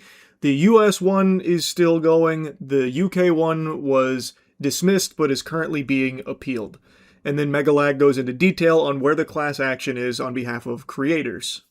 And a few weeks later, she issued her formal decision, effectively dismissing all claims but with leave to amend. This means that while PayPal got a temporary win on paper, the lawyers representing the content creators were allowed to go back, fix the issues the judge highlighted, and file an amended complaint. Regardless, it didn't take long for the usual suspects to take a premature victory lap. PayPal's lawyers, hello partner, and of course Ryan Hudson, who tweeted case dismissed despite not owning the company anymore. But little did they know, I had an ace up my sleeve. That of course being the discovery of Honey's defeat device, and I was fairly confident that once exposed, it would help the case significantly. And sure enough, after that video went live, the lawyers formally included it into the amended complaint. This was something I vividly remember because while covering this, I kept my finger on the pulse, and when it was initially looking like a PayPal victory, fucking goober-ass Ryan instantly took to celebrate, despite, like Megalag said, not owning the company anymore. So, like, this guy was very, very vocal, puffing out his chest, a lot of bravado, but things did take a turn, not for the best for old Ryan over there. On June 4th, there was a second hearing on PayPal's motion to dismiss, and this time, there was a completely different energy in the courtroom. The moment the hearing started, the judge made it clear that she believed this case could move forward. And when she invited PayPal's lead attorney to make his arguments, Richard Jacobson, the same lawyer who sent me the cease and desist, she joked that he had an uphill battle ahead of him and might not be winning the motion to dismiss. A brutal thing to hear before you've even opened your mouth. The way Megalag describes this makes it sound straight out of like a fucking television show. So they got kicked around the first time, came back with improved complaints and the inclusion now of Megalag's research and discovery of everything there. It is now in the complaint. It is now very, very strong against PayPal Honey. And now the judge is singing a very different tune here about like how difficult PayPal Honey's going to have to work now. It's like that's like some poetic shit. And it only went downhill from there. Throughout the hearing, Judge Freeman constantly pushed back on PayPal's arguments, challenging them at every turn. To give you an example, at one point, PayPal tried arguing that affiliate IDs don't hold any real intrinsic value because they're just short strings of numbers and letters. The judge responded with something along the lines of, well, you could say the same thing about a dollar bill. To which Richard replied, quote, I don't know how to respond to that. And in my view, that kind of sums up PayPal's whole defense. I love that, man. Like, going on record, like, no, that can't mean anything. It's just letters and numbers. You fucking idiot. Everything is letters and numbers, and I'm glad the judge didn't just let that kind of gobbledygook fly in the courtroom. Like, her counterpoint was very strong. And there's like a million others that you could have easily served back to him that would have also just blue screened his brain, stun locking him, hitting him with the, I don't know how to respond to that. Because the argument he tried to make is actual, like, Neanderthal brain type shit. Of course the ID matters. What are you even trying to say? Like, they're making a mockery of it. by trying to make some kind of dumb fucking argument like that. I am so happy to hear that the judge was pushing back so harshly on things like that. Because that's crazy for them to even try. On June 22nd, Judge Freeman issued her final ruling, and every single claim survived. That is a huge win for content creators and a massive blow to PayPal. So, what happens now? Well, now that the case has survived, there's no reason for the lawyers to delay the discovery process. That means PayPal handing over documents, internal communications, and their employees possibly facing depositions under oath. And given that the defeat device was developed prior to PayPal's acquisition of Honey, it's entirely possible that the original founders, Ryan Hudson and George Ruan, get dragged into this process as well. And honestly, I think they should. A lot of this started while the company was under their leadership, and I think they need to be held accountable in some way. It's also worth noting that since the defeat device was exposed, Ryan, who was previously very vocal in trying to defend his former company, has now gone completely silent. Pretty telling if you ask me. No, that's not telling at all. Don't read too much into that. Ryan's just been busy. He's a social guy. He's been, fucking snorting coke and having threesomes all the time, sucking on boobies. He's a cool dude. Yeah, he was super vocal pushing back against you until the defeat device, and now it's really looking pretty bad for PayPal Honey, but dude, Ryan, he doesn't even own the company anymore. He it doesn't even really care. But yeah, I imagine he's not super happy with how this is proceeding now. He's no longer, pinky out, going crazy, pumping his fist. He's just kind of abandoned it all now. Maybe he's sweating a little bit, perhaps. Who's really to say? But this is tremendous. All of the complaints are going forward. So the case is proceeding. And hopefully that does lead to accountability here, because this is a very big deal with what PayPal Honey was doing. There is a huge problem with it that has been highlighted, and now it's looking like there might be some serious repercussions. They've already faced some very big blowback, losing a lot of its user base as well as a lot of its partners, but it's still around. They are still doing business. They're not kaput or anything, it's not curtains, but I think it probably should be. That's not a trustworthy business at all. This is some scummy shit based on all the available evidence out there, and it's some real strong evidence. So I would like to see this proceed where they are dragged into court under oath and have to talk about the defeat device and everything like that. Megalag speculates that it'll likely end in a settlement. I tend to agree that that's probably going to be what happens here, but I'd love to be surprised and actually see them have to talk about everything under oath and go into detail on all of this really not good stuff here, these fucking barnacles at PayPal Honey. But I guess we'll see how it all shakes out. From the very first day that Honey deployed the defeat device, they added code that documented every decision it made. So each time the system decided to violate stand-down rules, that decision was logged. Every time it decided to play safe, that too was logged, along with which rule triggered the decision. But more importantly, they also logged the original affiliate link the user clicked on, which often contains the original affiliate's ID, and in some cases, even the affiliate's name. Now, assuming PayPal has retained this data, and I think there's a very good chance they have, it means that somewhere on PayPal servers lies a detailed record of every single instance in which this defeat device enabled the theft of someone else's sale. And I'm fairly certain the lawyers will be demanding access to that data if they haven't already. That's a pretty big deal, just to have a full ledger kept of every instance of theft and where it happened and who to. That's huge if they're able to get that information through discovery. Megalag calls on the existing partners still with Honey to demand that data themselves, even outside of the courts, which I imagine Honey will not provide if I had to wager a guess. But yeah, that would be massive, because then they could get the exact amount and all of it just right there. But I guess we'll see. Anyway, I found this to be an extremely exciting development here in the case against Honey. Please go show support to Megalag for the work he's done on this case. It has been extraordinary, even in light of him facing his own legal hamburgers getting served up from PayPal for his coverage of this. He continues to fight against them, which I think is just fantastic and the exact kind of journalism this world needs a lot more of. Someone that's willing to fight tooth and nail against some absolute fucking trash like this from PayPal, honey. So big hats off to Mega Lag. Hopefully the ongoing proceedings continue to look favorable. And one of those alpha male boot camps that charge desperate, gullible men tens of thousands of dollars to attend a course where they just get sprayed with a hose for 3 days and spit on and yelled at and get absolutely nothing of value out of it. And today I was made aware that there's a similar course for women. It's not exactly the same, but it's somewhat adjacent. It's not an alpha female course per se. You pay $2,000 to $4,000 to swing a stick in a forest while screaming.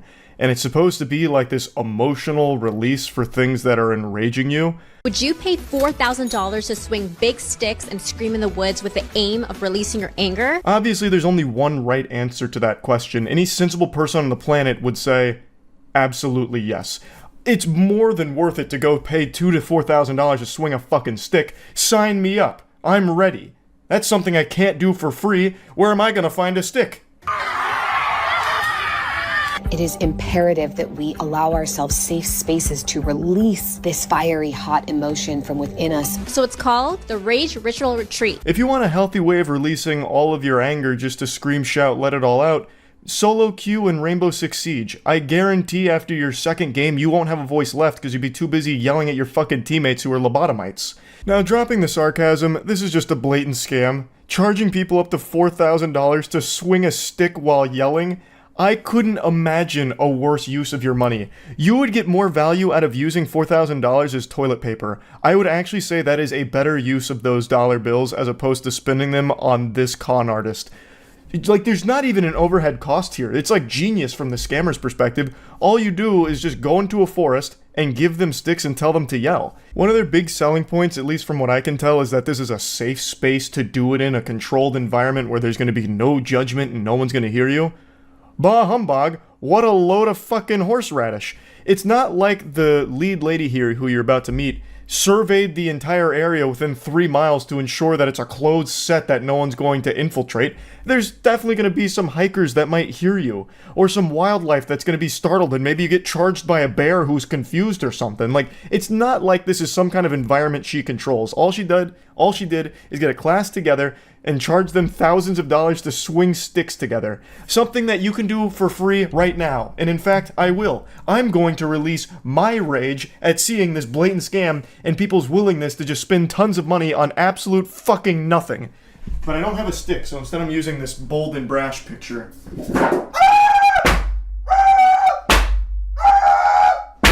And the founder's name is Mia, and she describes herself as a spiritual fairy godmother and is known online as Mia Magic. You're gonna need big sticks. Right now I feel angry, right now I feel frustrated. Everything, whatever you're feeling, let it out, express yourself. Basically paying thousands of dollars for a guided anti-meditation class. So you visualize something you don't like. So for me, I've got a big mental image of James Corden. Grrr, I'm gritting my teeth. I gotta let all this anger out. Where's my stick? And then spiritual fairy godmother gives you permission to start yelling while hitting the ground with a stick till your arms give out. It's an actual caveman course. The lady behind it is a self-proclaimed mystic whose supernatural ability is getting middle-aged women to empty their piggy banks for her. And her rage ritual she describes as, when people do this and give themselves permission to release their anger, their capacity for joy actually expands. Which is a bunch of fucking mumbo-jumbo. Like, this gobbledygook is something you see in every angle of these scams. Like, alpha male boot camps do the same thing. Right now, you're a broken man and only we can fix you because we're gonna give you the capacity for success. So give us $18,000 so we can stick this hose up your ass. They're able to feel more happiness and pleasure, and they go home to their families with more gratitude and ease and peace. That's like the same goofy logic in the Purge movies. Alright, we're gonna make murder legal for 1 day so that way you can get it all out of your system and you won't want to murder anyone else for the entire 364 other days. This is like that same thought process. Alright, we're gonna go to the rage retreat for a little while and you can scream a lot while swinging a stick, so when you go home you're gonna be so much more peaceful and you won't have any rage left and you won't get angry again. As I've said in some of the alpha male courses where they have you scream into the instructor's bosom, literally just motorboating a dude's chest while screaming, I have said that it is definitely relieving to yell. Just have this big emotional dump.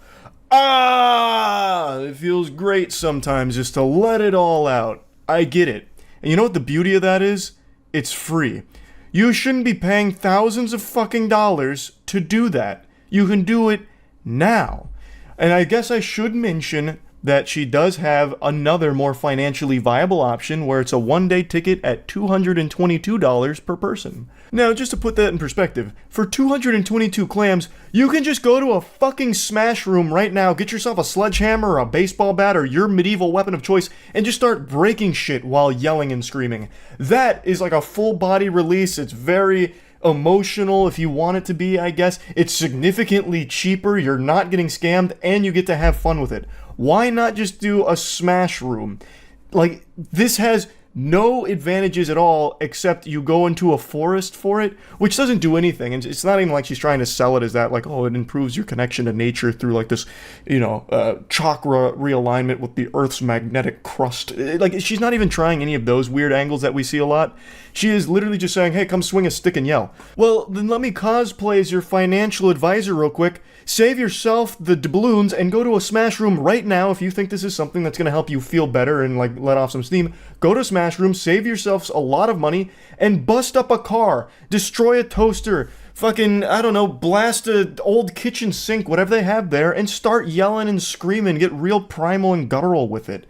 Like, there is no reason anyone should be paying thousands of dollars or even the couple hundred dollars to do this rage retreat. It's just a scam. Now, participants are encouraged to scream, to think of people and experiences that have wronged them, and swing big sticks for up to 20 minutes or until they can no longer move their arms as a way to release their emotions. This is a place where we get to go full out without any feeling of restriction. Hey, it's me, Charles, again, your spiritual Gary Godfather, your spiritual fairy godfather here.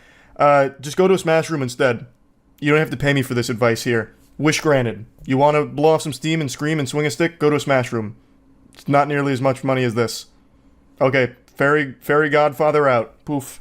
Who has made me angry? Who has hurt me? Who has broken me? Who has cut me down? Now, the rage rituals go down in the forest so that they don't have to worry about bothering people nearby. And if you're thinking of joining a rage ritual, the packages range from $2,000 to $4,000. And you know people online are sharing their thoughts on this creative therapeutic outlet. One user said, where is this? Asking for a friend. This has nothing to do with the rage ritual anymore, but the video that I was linked here, I just find it very interesting, the comments they pick out. So that one right there, that has no updates at all. That seems like a comment production might have left there just to seed something in here that's positive.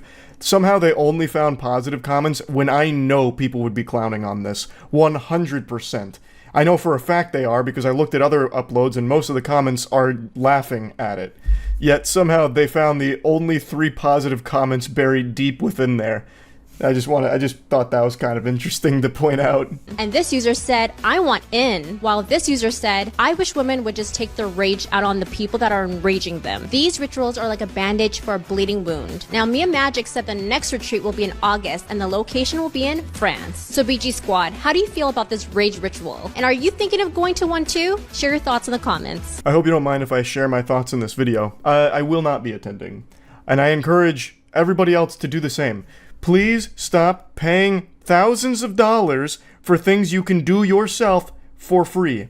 You are getting absolutely nothing of value out of this, except I guess if you wanted to go to France. I mean, I guess if you want to take a vacation to France, but it seems like all you do there is go to France and swing a stick in the forests. Basically what you're doing is you're paying for this lady's vacation spots. That's more what it seems like to me. She's like, oh yeah, this one's going to be in France because you're able to scream louder there, and like the forests are super isolated and serene. So yeah, this next one's gonna be in France. It's $4,000, by the way. Like, it seems like all you're doing is financing her traveling. Like, that's what the impression I get. There's no reason that it needs to go overseas. You can do this in any fucking forest ever.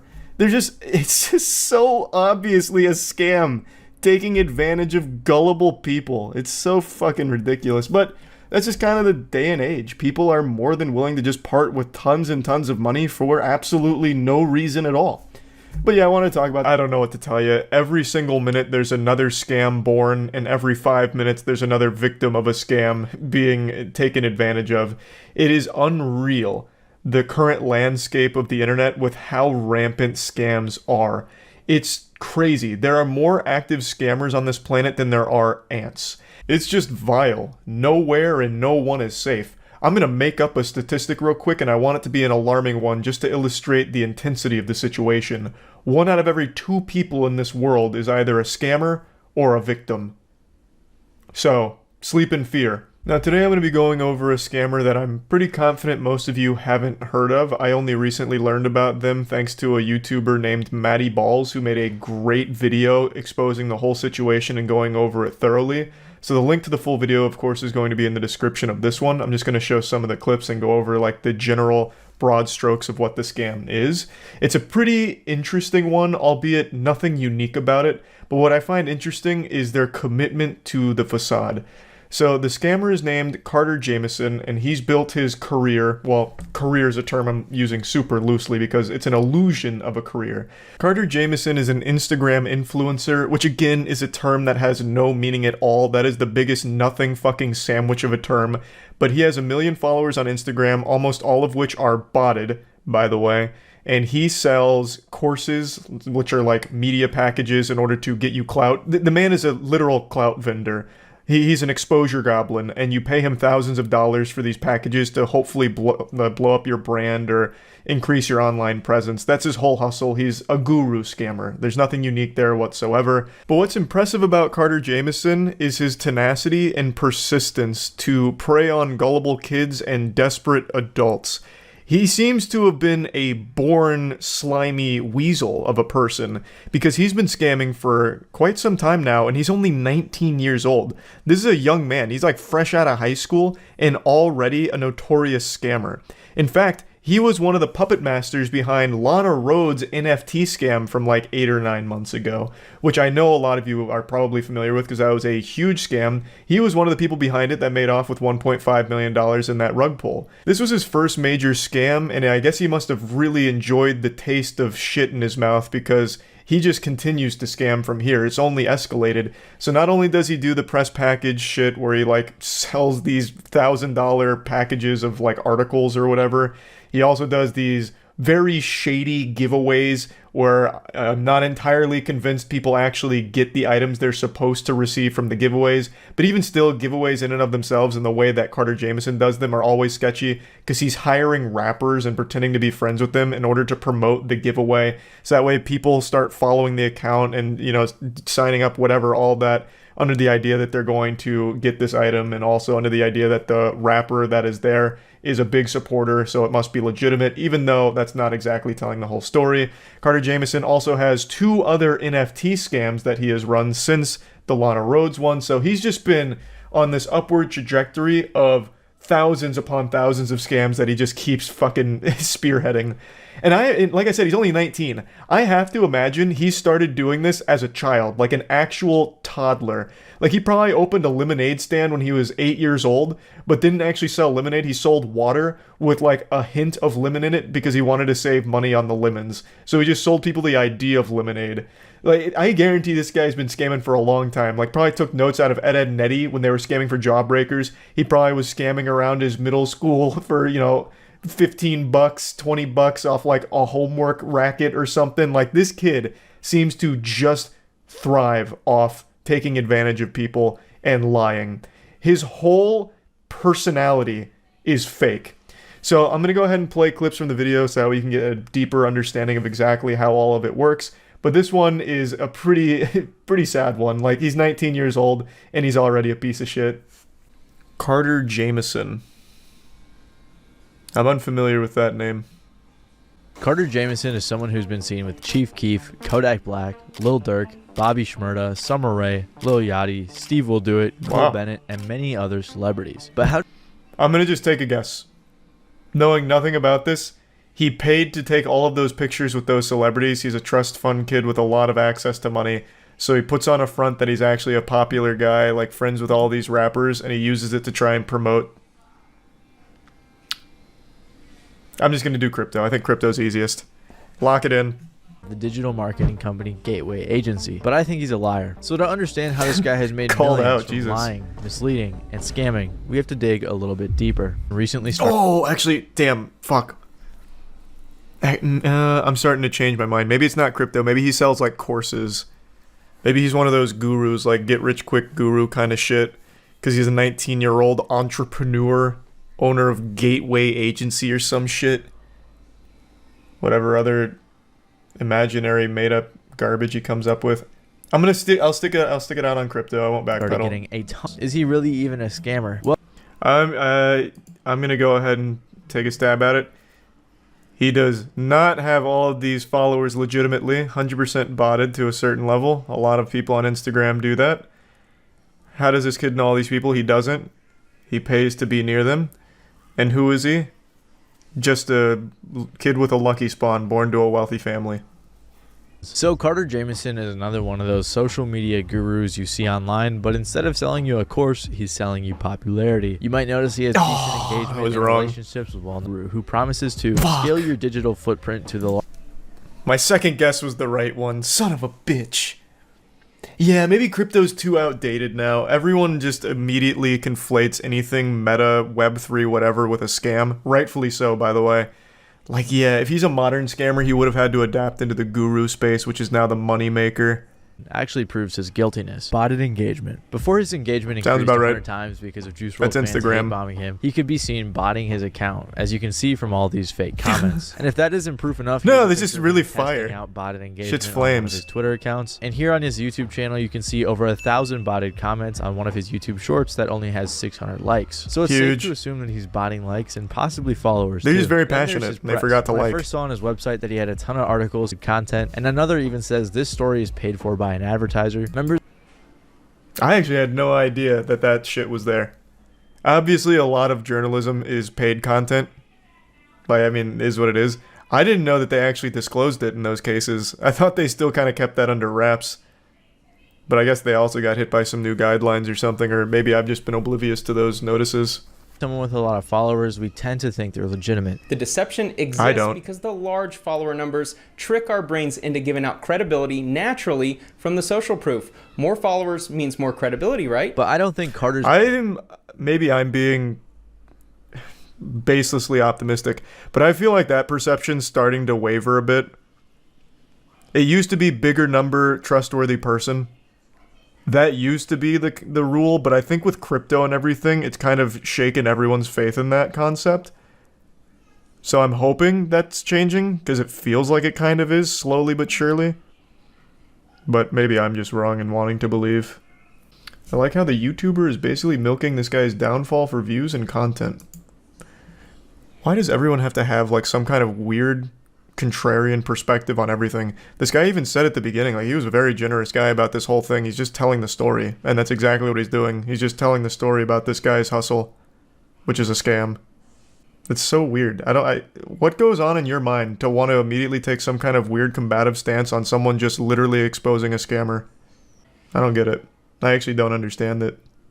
It's just too easy to agree, so someone has to disagree even if they don't believe. I suppose, but I'm not here to be an armchair psychologist. I really just don't get it. He uses a method called loop giveaways where he partners with popular people to give away items. Carter and probably others will spam DM people with details about the giveaway campaign. They show the estimated growth and how much it'll cost to buy into it, and the reason that account will be following all of the investors. So in return for their money, they will be receiving thousands of real followers. So when he gets that investor money, he buys the items for the giveaways, flies out to meet the influencer or the rapper, takes some pictures with them to make his Instagram look better, takes pictures for the giveaway, pays the influencer, and keeps a ridiculous amount of money for doing little to nothing. It really is an infinite money glitch. And the giveaways themselves aren't necessarily scams. They're not against Instagram. It's like a social media STD. And I think he actually does give away the items. He might not. I'm not sure. I have seen people say they haven't gotten their stuff. That might not be true. But we have, and his business offers a variety of other overpriced services. For example, you can buy different press packages that offer articles and other sorts of For the low cost of $8,000, you can get the musician package, which is a 15 article package. Oh, whoa, and I missed the... Oh, that's the low end. What the fuck? The $20,000 value is so much better. It even has the word cheaper. It's the market domination press package, which is 20 mid-tier press package. How are you supposed to gain clout without spending 20 grand on this package? Holy shit, wait, all the answers are right here. This is the key to success. He's giving away the keys to the kingdom, holy fuck. And for the low cost of 20 grand? Press, like this Google Knowledge Panel package, which costs $6,500 when you can do it for free yourself. Then in the description, he has the nerve to say, you must have 20 other notable articles. Yeah. He sells ad management, verification, websites, billboard advertisements, and more. And I'm going to take a random shot. Why? Who is dumb enough to pay for a fucking billboard advertisement? Who in their right fucking mind is like, oh my god, the billboard package. I need it. I'm gonna blow up with a good billboard. I don't think a single human being of the last 10 years has looked at a billboard and actually signed up or even visited what it was advertising. Especially because apparently they only accept payments through Cash App, which is very sketchy. And I guess he also used to sell paid shoutouts on his Instagram and then just delete them right away after you paid for it, which probably didn't really make a difference because most of his Instagram followers are either inactive or fake. And if none of this, the reason that I believe he is scamming when it comes to the giveaways and the influencer marketing is because he's been caught scamming before. Before Carter brought his scams to the rap community, he was exposed for being one of the masterminds behind Lana Rhoades' CryptoSys NFT rug pull, where her, Carter, and some others made off with $1.5 million in Ethereum. It's crazy. Somehow, anytime there's a scam, it's like this interconnected web. Like, all of the scammers that currently exist have always existed, and they've been part of all the other scams we've followed. What a throwback. What another reoccurring character. Another season that they're making an appearance in, another cameo. There were 6,069 awful looking NFTs that were being marketed as an investment, and investors were promised that this was a long... Unlike other pump and dump projects, we don't just plan on stopping after minting, so we actually have to be able to fund all that stuff. They were hyping it up so much to the point where multiple people even got tattoos of the NFT and they were reposting it. Personally, I can't imagine knowingly scamming people, watching them get tattoos of the NFT and reposting it. So they... I'll tell you one thing, I can absolutely imagine that. If you're one of those absolute bumbling idiots that buys into CryptoSys and you feel so strongly about it, you get a tattoo on your fucking thigh of the CryptoSys logo, you deserve to be laughed at. The scammer at that point, I'm on the scammer side. Laughing at you is like the least they can do. You've earned that shit. That's a fat fucking L. My god. Everything else I disagree with the scammer on, but laughing at people that do that, I actually completely agree. $1.6 million was drained out of this mint for the NFTs one day after they sold the collection. The reason that they did this is because apparently Lana's feelings got hurt by the negativity in the community, but obviously this was just an excuse to take the money. Tons of people in the community talked about this rug pull, so it's a pretty well-known scam, and somehow Carter still has a career. And this wasn't the first time that Lana... Right now, Carter has other NFT projects like Billionaire Butterfly Club, which I'm assuming is I was kind of right. He is doing crypto scams. Rug pull type of deal. But in this is the fraternity apes party, guys. Everybody in this is in the highest level frat of the real life. Fraternity Apes Party, what or the FAT fuck? for short, is an NFT Cool. project where the incentive isn't an investment, but it's that you could go to a cool party with tons of influencers and celebrities. And only holders that's of the worth it. NFT can get in. I doubt any of the people there owned one of these awful looking NFTs. They somehow even got the Nelk Boys to show up, but they probably paid them too. Yeah, and then they actually somehow they got Steve Will Do It there. The guy notorious for literally accepting anything that has a dollar bill attached to it. It's a mystery to me how the fuck Nelk ended up there. This kid, I'll crack the code. I think I was right initially. This kid came from money, and he used that money to buy himself an advantage, to put himself in the position so he could scam people easily by presenting himself as a popular influencer. So he did the crypto scams with Lana Rhoades. He's doing the guru scams right now with the gateway giveaways, and he's done, what, 2 other crypto-based scams with NFTs and shit? He's just one of those douchebags. Perpetually living in his father's shadow. Fake lifestyle. The rappers and the other people partnering with him, or more likely their management, should probably look a little bit more into who they're partnering with. Why would they do that? At the money they're going to receive, because then they end up associating with a bunch of scammers, which doesn't really make them look good. Yeah, but their audience doesn't care. This was a great video. Good shit, Matty Balls. Yeah, I didn't know anything about this guy. This is an interesting story. Hold on, I want to look something up right now. This video is not very old, right? It's like 2 months old. Has he addressed this? His whole Instagram is fucking rough. But yeah, it's just shit like this. It's just him holding money. I don't even think people buy his course, I'll just say it. I think people are not dumb enough to fall for someone like this. You'd be surprised. I guess, but his prices are outrageous. $8,000 all the way up to $20,000. Like, nobody can afford those packages. Like, the only people in his audience that might not be aware it's a scam are actual teenagers that are just blinded by, like, TikTok clout and an overwhelming, insatiable desire for attention. They can't afford $8,000 packages, and certainly not the $20,000 package. So, like, who the fuck is his audience? Or, rather, his clients. No one can afford that shit. You underestimate the stupidity of the average adult. I really don't. I feel like of most people in the world, I am usually pretty on the mark with how dumb people can be. This is just out of the price range of stupid people. And certainly out of the price range of stupid kids. You were surprised by the age of CryptoZoo victims. I was very surprised by that. You are correct. That one did catch me off guard. I wouldn't have expected adults to be in the Logan Paul audience, let alone falling for a Logan Paul NFT project. But that was a low barrier of entry for them. This is an extremely high barrier. Especially for very little return. Meet the 18-year-old who's the CEO of a successful social media agency. And then right underneath that, this is paid for by the advertiser. Ah, so it's trustworthy then, huh? Surely this will be an unbiased look at his story. Let's see. More than the stunning content, he wanted to explore the algorithm that leads the influencers to a staggering number of followers. After 6 years of grinding with Instagram, Jameson was finally successful in decoding the algorithm to earn over 1 million followers. He decoded it, he was in the mainframe, and then he found the secret, which is his daddy's credit card to buy bots. Little botted followers. Fucking genius. Holy shit, this guy's good. He's a savant. He's like the Mozart of Instagram.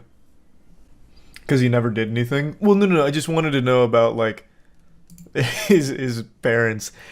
Like, usually in these kind of cases, they always try to be that person that pulls themselves up by their own bootstraps. Like, I came from nothing. My dad was a normal blue-collar worker, just a true red-blooded American patriot working 2 jobs to put food on the table for me and my 6 brothers. And my mom also had to work night shifts down at the local cemetery. Like, I don't know. Usually just like some kind of sob story. So that people like relate to it somehow and like put him on a pedestal of, wow, he did it himself. But he didn't even bother with that step. Do all scammers usually come from a rich family? I wouldn't say all of them. That'd be a disservice to say all of them. But I would argue a good 85 to 90% of all scammers do come from a very privileged background. 3, and I feel like we've already reached a point where scams have become more common than the cold. I just can't believe that there are still people that are falling for crypto scams in particular. It has to be the same people just doing it over and over again and not learning their lesson. Like that bit from every cartoon ever where someone steps on a rake and it hits them in the face, they turn around and step on another rake and it hits them in the face. That's people with crypto scams and losing money. Just going back and forth, ping-ponging around, getting spit roasted by every shady crypto company ever until they're completely out of money and then blame it on something else besides themselves to avoid taking any level of accountability and responsibility for their reckless actions. The reason I'm talking about this isn't because of what you think it is. Of course, Logan Paul and CryptoZoo is the biggest scam right now that's been exposed and has been being talked about by everyone, including me. But there have been a handful of other high-profile scams that have all come out, but they've all fallen into the cracks, into the shadows, because CryptoZoo's been kind of like this bullet sponge, taking all the heat for the others so that way they can die a quiet death without anyone discussing it or making a hoopla. But hoopla is my middle name. So I'm going to come in here and make a scene out of it. I'm going to shine a light on it because there's one in particular that I'd like to talk about today that I haven't really seen anyone go over. And this is once again an influencer-led crypto scam, but it goes bigger than just one project. This was multiple, and the creator came out and said that he gambled away all of the funds. He has a gambling addiction, and all of the investors' money went to him gambling it. They say honesty is the best policy, and in this case, I'm glad he came forward with that information. But man, you absolutely need to be held accountable for this shit. This was a high-profile, blatant scam where you mishandled every investor's money and everyone lost all of it. That's a crime. That's just like an actual financial crime. So we'll go over it from the top, but I gotta tell you, it really is incredible just how frequent these scams are now. It's worse than RuneScape right now. RuneScape has less scams than the real world at the moment. It's wild. Now, usually I like to think this goes without saying, but I'm going to make a special exception here and just say it anyway. Please don't go and harass this guy for all of this. He does need to be held accountable, but the right way by the right organizations, and the people that were actually affected, the victims, are the ones that should be coming forward to hold him accountable. Not just like a giant mob with pitchforks after him on Twitter or Twitch or whatever. I don't usually even bother giving this warning because I think there's a level of trust between us. You know, we're like family, only closer. Like, we're related by something far stronger than blood, content. So please don't harass this person. Just wanted to make that clear. Their name is DNP3. Now, I'm not familiar with DNP3, and I wasn't until this whole situation. From everything I can see, this is a streamer / content creator whose entire brand was giveaways. He has over 600,000 followers on Twitter, 250k on Twitch, and over 100k on YouTube, so these are pretty big numbers, but it seems like they're heavily inflated because all he seems to do is giveaways, which is basically a real-world cheat code where you just, you know, hey, like, follow, retweet in order for a chance to win $100. Make sure to follow the stream and you might win $500, this and that. It's like a really fast growth strategy, but it doesn't have any real viewer retention or audience. People just treat you like a little money block in Mario where they can just keep jumping up and hitting coins out of it because you're frequently doing giveaways, but they're not really a fan of you. It's just people that are treating you like a giveaway fleshlight that they can fuck from time to time. So he used these giveaways to get these big numbers, which in turn conveys the idea that this person is more popular than they are and more trustworthy because bigger number, better person kind of mentality. So they use this to then platform these crypto coins, NFTs, these projects, and a lot of people bought into it, trusting that surely this guy's so well off he wouldn't be scamming us, which is a tale as old as time. People falling for that old idea. It's like my father always said, just because someone seems well off doesn't mean they won't suck a fart out of your butt. You can't be getting bewitched by this perceived popularity and think that they're automatically a trustworthy person. Now that I've kind of set the stage on who DNP3 is, let's see his statement on what he's done. It's a twit longer. It says, "I'm sorry. There's no easy way to deliver this news, and this is by far one of the toughest messages I've ever had to deliver in my life. Over the last year, I got incredibly addicted to gambling. Every dollar I could find, I would put into stake in hopes of winning big. More people have lost money on stake than they have in the fucking stock market, it seems. Even when the big wins did happen, it wasn't enough. Eventually I lost everything in addition to my own life savings. I also irresponsibly used investor funds to try and get my money back from the casino, which was wrong for so many reasons. To all my friends, family, and everyone who believed in me, I'm so deeply sorry. There aren't words to describe the level of shame and guilt I feel, and I can no longer live in this dark world, and this is my attempt to break free. I am now completely broke, both financially and spiritually. My sense of trust in myself is compromised. I'm working with a help group to start the path to recovery. I'll create a separate tweet which will have next steps for each of the projects I was involved in, including Clue, Xenia, Gridcraft, and Goobers." That sounds like a Lion, the Witch, and the Wardrobe kind of book title right there. Gridcraft and Goobers. Like, good lord. They're two separate projects. I can get into that in a little bit, but one's an NFT and the other's just another crypto cash grab. "I'm sorry that I betrayed your trust. I'm sorry that I did not live up to my values of integrity. I'm sorry that I let you all down. I'm sorry." The projects that he's listed here aren't small by any means. We're talking millions and millions of dollars that he gambled away. Now, I want to just go ahead and take a look at what I think is the biggest one, at least based on what I've seen, and that's ClueCoin. So I took a bit of a dive onto their website, and let's see what we got. And it is the most generic shitcoin imaginable, just unapologetic and shameless. This is probably copy and pasted from 1,000 other shitcoins websites. Together we can change the world. Yeah, I'm sure by purchasing these imaginary schmoobles, it'll all of a sudden change the world. It's just once again a cash grab, and there's DNP3 right there as the founder and CEO. Now, if you want to look at the graph, it's tragic, and it's as you'd expect. An absolutely colossal failure. Everyone's money lost. And DNP3 gambled all of it, most of it, I suppose. To me, even if he didn't gamble these funds, you were going to lose them anyway. It's a goddamn shitcoin. The inevitable fate of putting money into a shitcoin is that all of it vanishes as if it never existed in the first place. So I feel like no matter what, if you put money into any of these projects, it was going to go poof right down the shitter at some point anyway. It just so happened that the person behind it is even shadier than I would have ever expected, and he's just openly taking the mask off and letting you all know that he took your money and gambled it, and he's saying it right to your face. We can also trace back where the addiction started, it seems. Go back to the genesis. Oh man, I used to watch all your streams and I really didn't notice your addiction. I thought it was just fun for you. Really sad to read these words. I hope you can find some clarity, dude. Stay in peace with yourself and your family. DNP3 responds saying, started with a sponsored stream and unleashed an addiction I never knew I had. That's very interesting. So it seems the patient zero to this disease happened to be a crypto casino itself that sponsored one of his streams and threw him deep into the rabbit hole of gambling addiction. It's crazy. These crypto casinos have claimed more souls than Shang Tsung.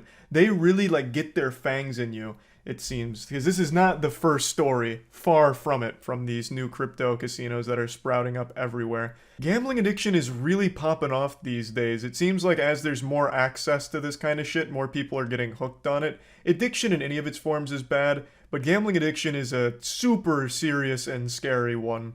Now, having that kind of real addiction doesn't excuse anything DNP3 did here. Far from it. It's still very much his fault, his responsibility, but it is sad that he's been struggling with a gambling addiction. But it's even sadder for all the victims that he stole money from to gamble, the millions that he used to gamble. That's what's more sad than the addiction itself, is the people that were affected by it because of him. What really rubbed me the wrong way about his twit longer is he says all of these things and they're sad, and it seems like he's trying to farm a little sympathy, but at no point does he offer any kind of action to help people that have been affected by his reckless gambling. He doesn't have any plan to get their money back. He doesn't have any idea on what to do to help the victims be made whole again. And I think that's one of the most important components that he needs to address. Okay, so you fucked up, you've gambled all of their money away. Well, now what? How are you going to help all of the people that you've betrayed? So yeah, that's kind of where the story's at right now. This is a rather new development. It's only a few days old, so the story is still being written here. We'll see how everything keeps playing out. But yeah, just another awful scam situation. I'm hoping the investors get their money back somehow. I don't know how, but hoping that they get their funds returned in a giant refund or something. But anyway, just wanted to bring this up. There's a huge scam going on YouTube right now where people are getting tricked into deleting their own accounts. And they're not like small accounts or anything. I'm talking accounts with millions of subscribers. And it seems like they're targeting the smartest people on the platform. Like if you heard tomorrow Charlie was tricked into deleting his account and showing pictures of his cock on the internet, you'd be like, yep, that sounds about par for the course. That sounds like something Charlie would be tricked into doing. But when you hear Jim Browning was tricked into deleting his channel, you're wondering what the fuck went on? Who could outsmart Jim Browning? For those that don't know, he's an extremely large YouTuber who's famous for taking down scammers and taking down entire scam operations around the world. He's super good with computers. He is literally that cyber boogeyman that your parents were afraid of in the year 2000, where they thought if you opened Microsoft Office and typed :XD, that you all of a sudden your emails were going to be hacked, your credit card information stolen, your bank account drained. He is that guy. He can do like anything with a computer that you could possibly imagine. If you accidentally say hello to Jim wrong on the internet, he's got all your fucking information ready. This guy hacked into the CCTV cameras at a scam headquarters just to gather evidence on them one time to take them down. It's incredible. It's like on Xbox Live when you'd hear some asshole say like, yeah, my dad works for Bungie and we've got all your information now, so get ready to get banned. Except Jim Browning is actually able to do that. He is that. Like, this guy is a real-life L from Death Note.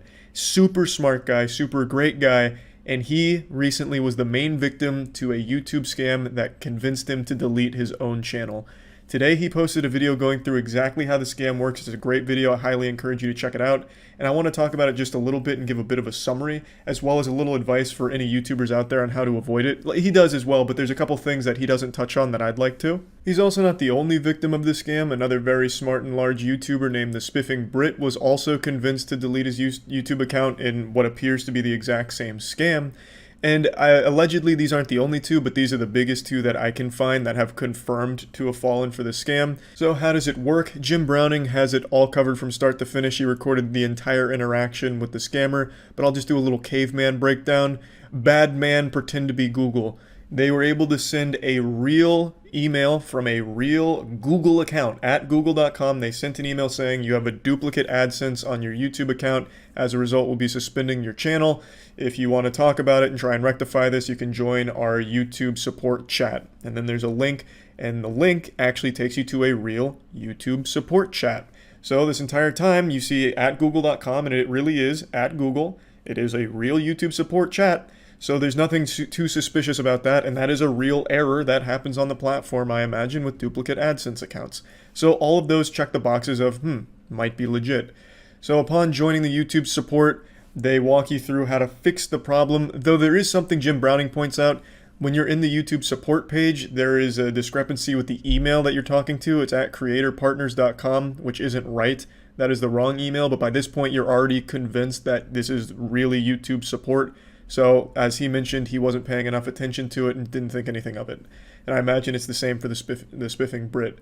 So after talking with them, they walk you through the steps on how to fix it, which is moving your channel, the one with 3.3 million subscribers in Jim Browning's case, to a blank channel that they have you create, saying, we're going to take this channel and move it here, and this is going to fix the AdSense problem.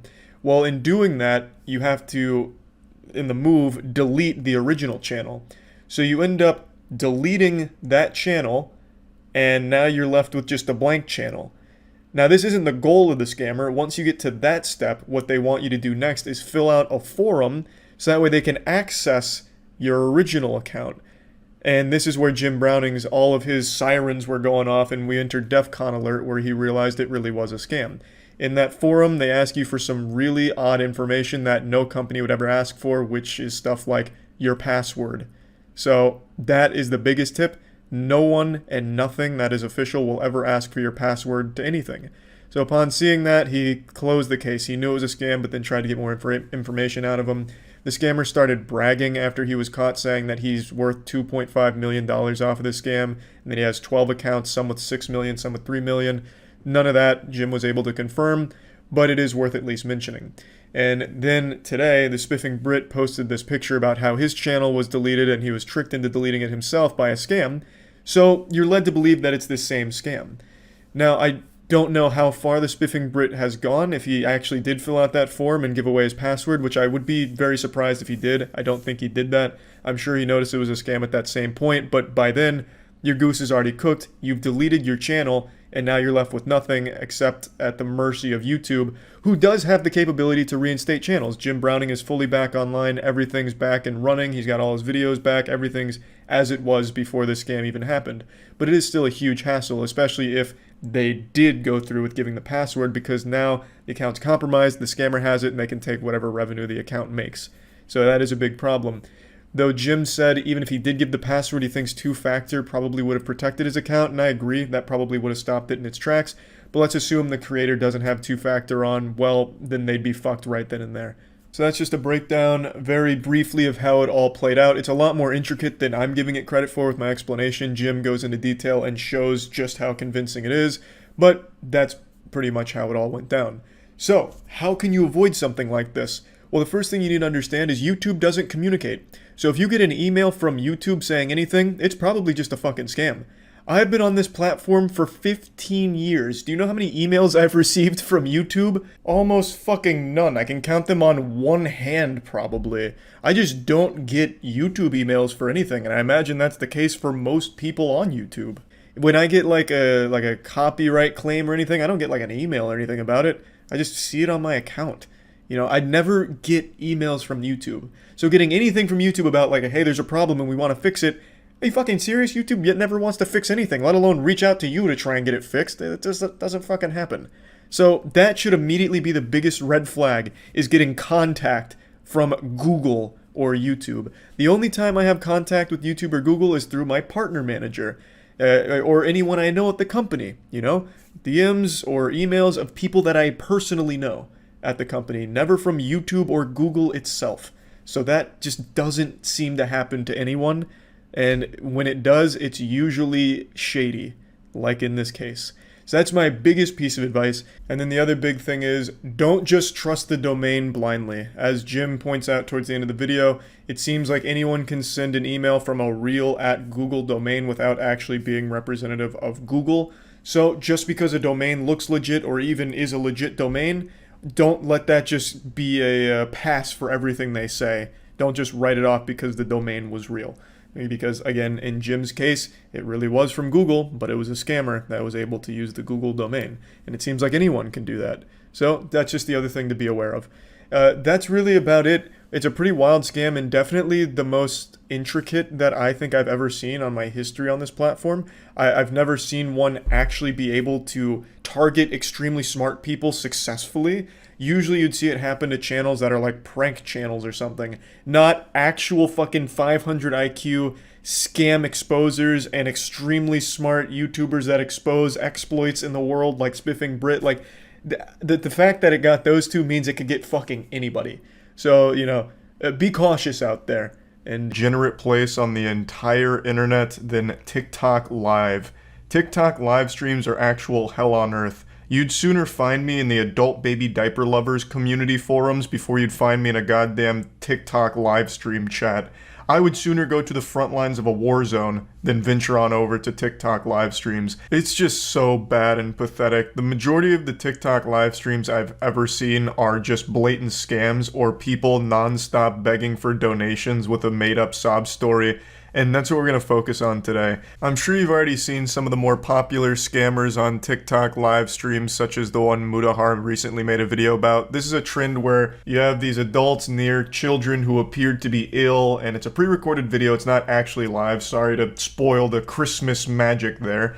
And what they're doing is they're just begging for money, like, you know, rocking back and forth, saying like, guys, this child's gonna stay sick unless you give us money right now. Your money can bring this child back to life. We have the antidote, we just don't have the money. The panacea will save them, and we just need your money to save this child's life because they're so sick. If you don't send the money, they're gonna stay sick forever. Please don't let this happen. And it's obviously aimed at exploiting people's willingness to help those in need. This one's actually a pretty deep scam because it's not just individuals doing it by themselves. It's actually like an entire business that is having people do this for them. Like it's like almost an entire empire they're building off of this scam. At least that's what it appears to be. And there's one other thing I'd like to mention, and this one's not very important. It's just a little pet peeve of mine that really grinds my asshole. In TikTok, the way you tip isn't directly with money. They had to be quirky about it and unique. So instead of tipping real money, you're tipping goofy, dumb shit like roses or sunglasses, top hats. Oh, thanks for the 5 roses. Whoa, 14 Glurpies? Holy shit, you're too generous. Oh my god, a milkshake? No, you guys are being too nice today. I understand it's Christmas, but you can't be spending this kind of money giving me a dragon? I hate it. I hate it so much. Don't be such a fucking weirdo. Just make it like one-to-one, like, oh, here's $5 or whatever. I hate that they have to like convert it into stupid little Microsoft clip art shit as like, here's what you got tipped, it's a rose. It's dumb, I hate that. Not important, but just something I wanted to point out. So this is a very common scam, but it's not the only one. There are just so many scams similar to this, and there's a video that's been posted by a YouTuber named Wasabi who goes over one of the biggest culprits of scamming like this, and probably the most popular one, who frequently does these kind of live streams and still hasn't been banned, and actually has a following of over 500,000 people. But for live streaming instead. If you end up on the TikTok live stream section, you've already fucked up. Like, I'm just gonna assume you're there for something nefarious. Like, why the fuck would you ever watch a TikTok live stream? Go anywhere else for live content. Not TikTok. Like, holy shit. It's fucking terrible. That is the worst streams ever. Bar none. Becomes a lot more appealing to people wanting to give live streaming a shot, or potentially by scammers who see it as a great opportunity to take advantage of other people. So, judging by the thumbnail, this is the scammer he's about to call out. and I can already tell you he's doing the exact same scam that I briefly mentioned. I'm going to take a shot here, just based off of the other scams I know on TikTok live streams. He plays pre-recorded videos begging for money, doing something, telling a sob story, one of the two. And he just loops that shit endlessly to try and farm money out of it. And we are not getting a galaxy. You see, I just needed to be positive because we aren't getting a galaxy. I was so confident. You are making me rage today. You are making me rage today because we aren't getting a galaxy. Which means I don't have to knock it over, which means I'm not going to rage, and which means I'm not emo. Because galaxy means I'm emo and I have to knock it down. Someone translate, is a galaxy some kind of like in-app currency that's a big one? What does that translate to real currency? How many doubloons? Why am I, how am I getting so many different answers to that question? I'm just gonna look it up myself. How in the fuck, it is a standard rate on the gift, I have to imagine. How the fuck did I get a range of $5 to $1,000 from so many different people? Jesus, why do I ask? Why do I bother asking? Costs $13.50. God damn it.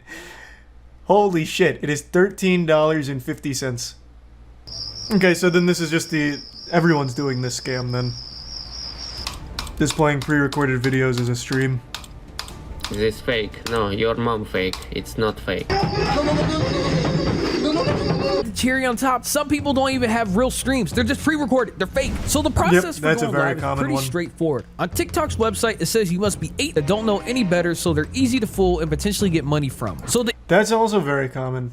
On TikTok Live, I know they take Twitch streams sometimes and just broadcast it there as well on their page to farm off of the TikTok stream, or off the Twitch streamer. So they'll take like a VOD. They'll take like, let's say, XQC playing GTA RP. They'll take his entire stream, download it onto their phone or tablet or whatever, and then they'll just play it as a live stream on TikTok and just let people come in and just farm. That's pretty common on TikTok. I've seen that before.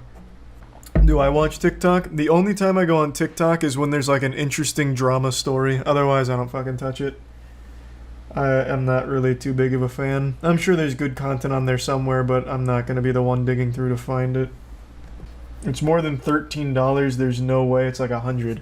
What, you talking about the Galaxy? What do you mean? I looked it up. TikTok Galaxy cost. Why did you donate to tell me that when you can just look it up yourself?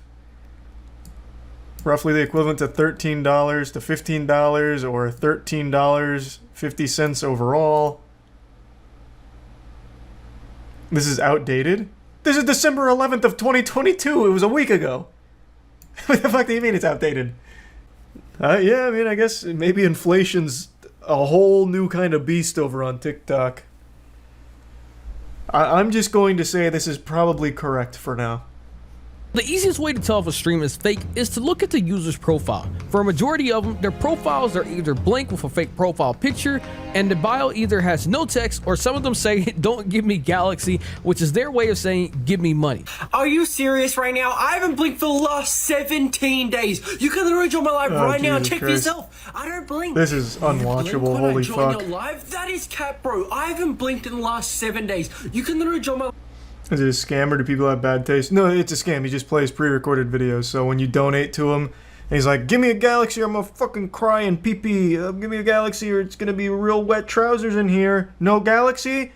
And then the chat, for some reason, does donate a Galaxy. But since it's a pre-recorded video, he doesn't react to it or anything. He just loops that video endlessly forever. He has all the Galaxies he needs.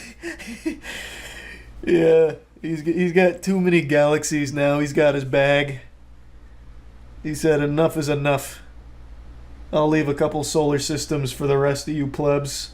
So Wasabi went over the minimum payout threshold, which is really generous. It's $10. As long as you make $10, you can get paid out for that. So getting one Galaxy pretty much immediately covers that. And I imagine he's actually been successful in farming that, considering he has 520,000 followers and a lot of them just really don't seem to get it. I understand they're kids that still don't have object permanence, where if you put like an orange behind your back, they think it vanishes from existence. So these kids still believe that they're watching real content from the guy, even though it's pre-recorded videos. So I have no doubt that he's been able to get a lot of money out of doing this over and over and over again. He's also been doing this for a long time now. There's videos on YouTube right now that have called him out multiple times over the course of the last like 6 months at least, from like a Cheeto as well as a couple other commentary channels. So he's just been at this grind, the Sigma male grind, all year. Just absolutely scamming children, taking candy from babies. Followers and likes on his actual profile, but if you were to actually catch one of his lives, then you would see that as a pre-recorded video. Another way to tell that it's pre-recorded is look at another YouTuber who has already covered this exact same guy before. A video that they showed for him over 6 months ago is a video that I just showed that I recorded myself when he was live a few days ago. So yeah, the entire thing is fake. And then of course, just like all these profiles that want to try and get money out of you or scam you, they have a link, you click on it, and then they provide 3 different drop downs saying earn this, make this, when all of it is not real. But the eater of worlds was unsatisfied with just galaxies.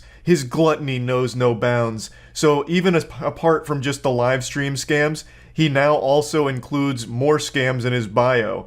He's double, even triple dipping into the art of scamming. So you click on his bio link and it brings you to the age-old scam, a classic, an iconic one even, where it's gift card giveaways, win an iPhone, win 50,000 skateboards, win a date with Jenna Ortega, like just all of these stupid things where like, oh, click here, get $750 and an iPhone and shit like that. All of it fake.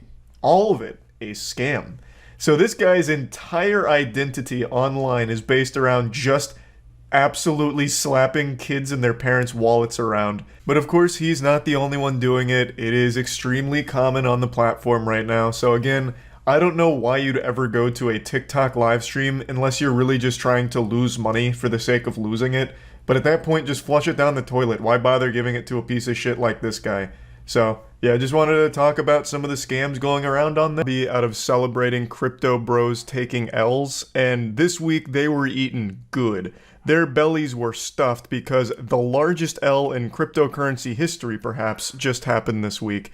FTX, the second largest cryptocurrency exchange, just went tits up and collapsed almost overnight, wiping out billions upon billions, which of course has financially ruined tons of normal people who never really understood anything about this shit in the first place and just were told how safe and smart it was to be in it.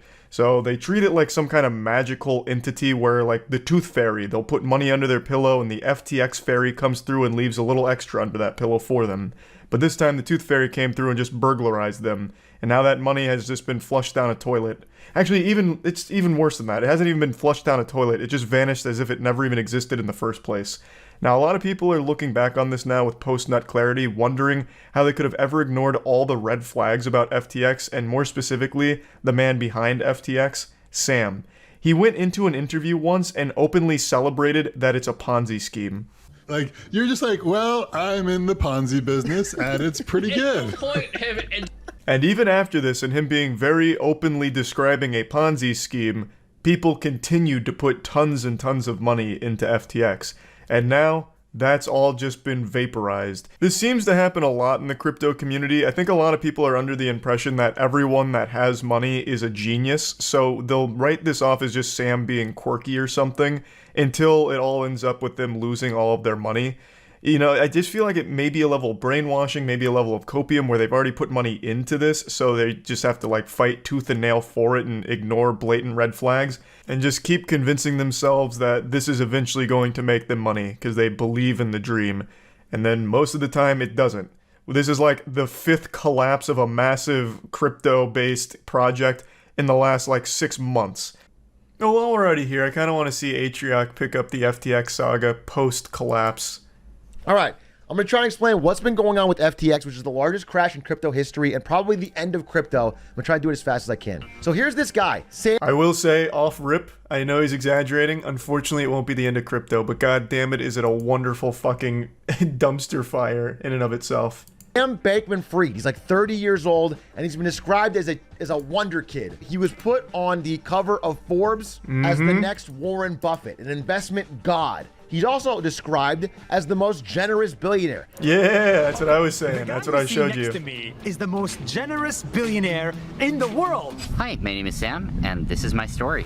Sam has crazy hair. Sam It is crazy hair. in the Bahamas with Sam is 29 years old only, but Sam has $22 billion.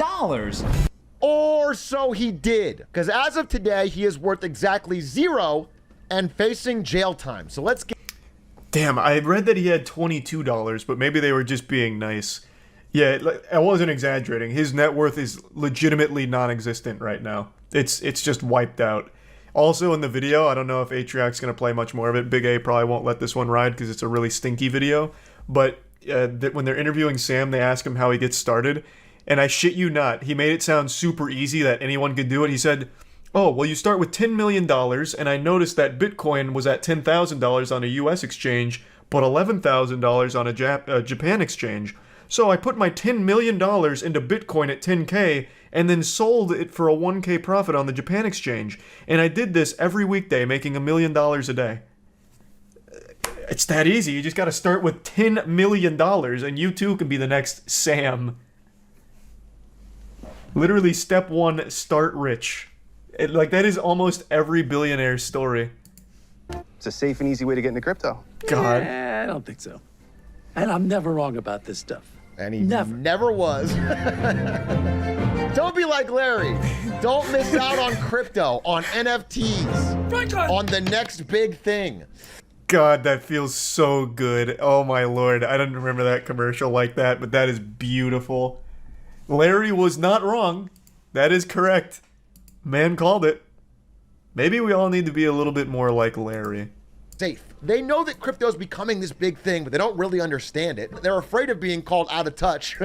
That's one other thing that I've talked about a lot, but I can never understate the importance of it. I think the way these exchanges, as well as just like general NFTs and crypto, the way they present themselves and market themselves is so evil.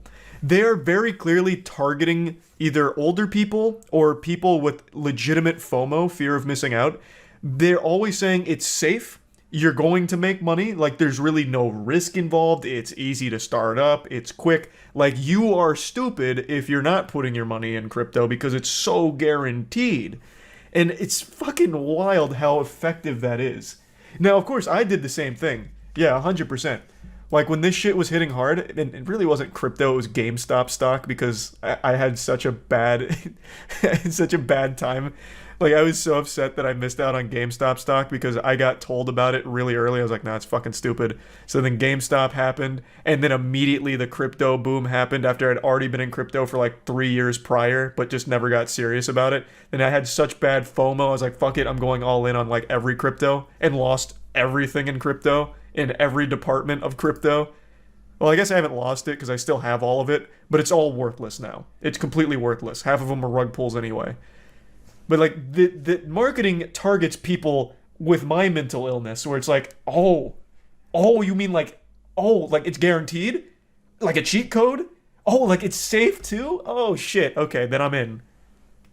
And just saying that it seems like a scam. So they start investing big money, but they want a safe option. And FTX, an exchange, almost like a bank, feels like a safe option. Here is an example. This is on Sequoia Capital, one of the most nice Enron hat too. That's a nice touch. In Silicon Valley. This is on their website. You can buy Bitcoin. You can send money in whatever currency to any friend anywhere in the world. You can buy a banana. Huge. Suddenly, the chat window on Sequoia's side of the Zoom lights up with partners freaking out.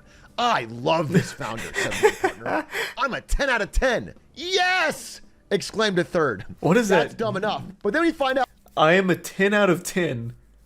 Is that flirting? Like, I don't even understand what that means. Like a 10 out of 10 on the excitement scale? What the fuck is that even in reference to? You can buy a banana.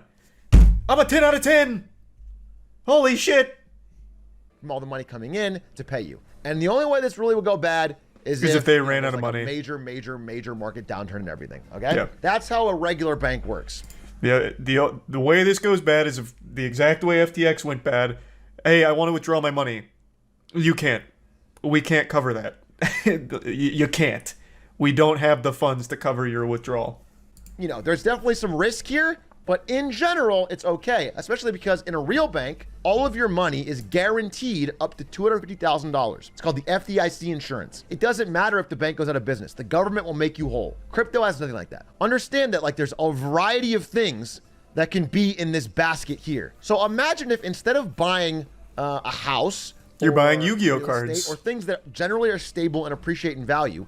What if they bought a holographic Charizard? Whoa, Bro, Big A and I are in the same fucking headspace here. Oh my god, we're mind melding. What the fuck? This is not pre-watched. Literally not pre-watched.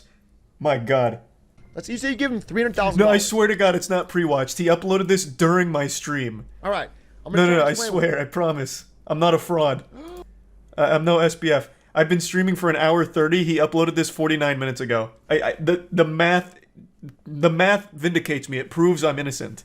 So they have your money. They have more than what you've given them, but they don't have it liquid. So not in order real to give money you your money yet. back, if you're asking for it, they would have to sell the Charizard, collect their money, keep a little bit of profit, and give you your money back. Sell all of these Charizards at once without tanking the value of Charizards. Suddenly a Charizard is very cheap because they're selling so many at once. Now imagine if instead of a Charizard, it was a dog shit crypto token. That so doesn't good. even have any basic value to begin with. What if... So this ties back into the CoffeeZilla video, in case anyone was confused when we were going over that.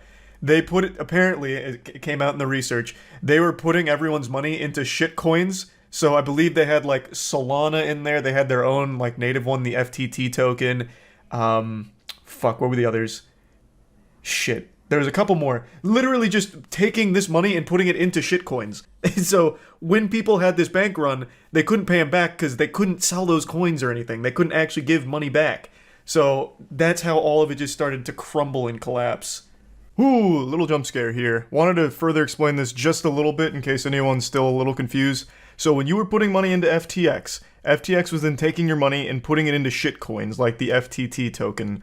And when people started to all try and sell, withdraw, take their money out, they couldn't sell off all of the shitcoins because they didn't actually have that money you put in anymore since it was now locked up into those other shitcoins. It wasn't liquid, so they couldn't pay it back, which of course leads to the eventual collapse. And actually, eventual is not even the right word. The sudden collapse of FTX as a whole. Honestly, the way that my brain keeps processing this whole thing is that it feels like you fell for a RuneScape scam. Like it's 2006, you were hanging out in Varrock and a guy said, "I'm doubling your money."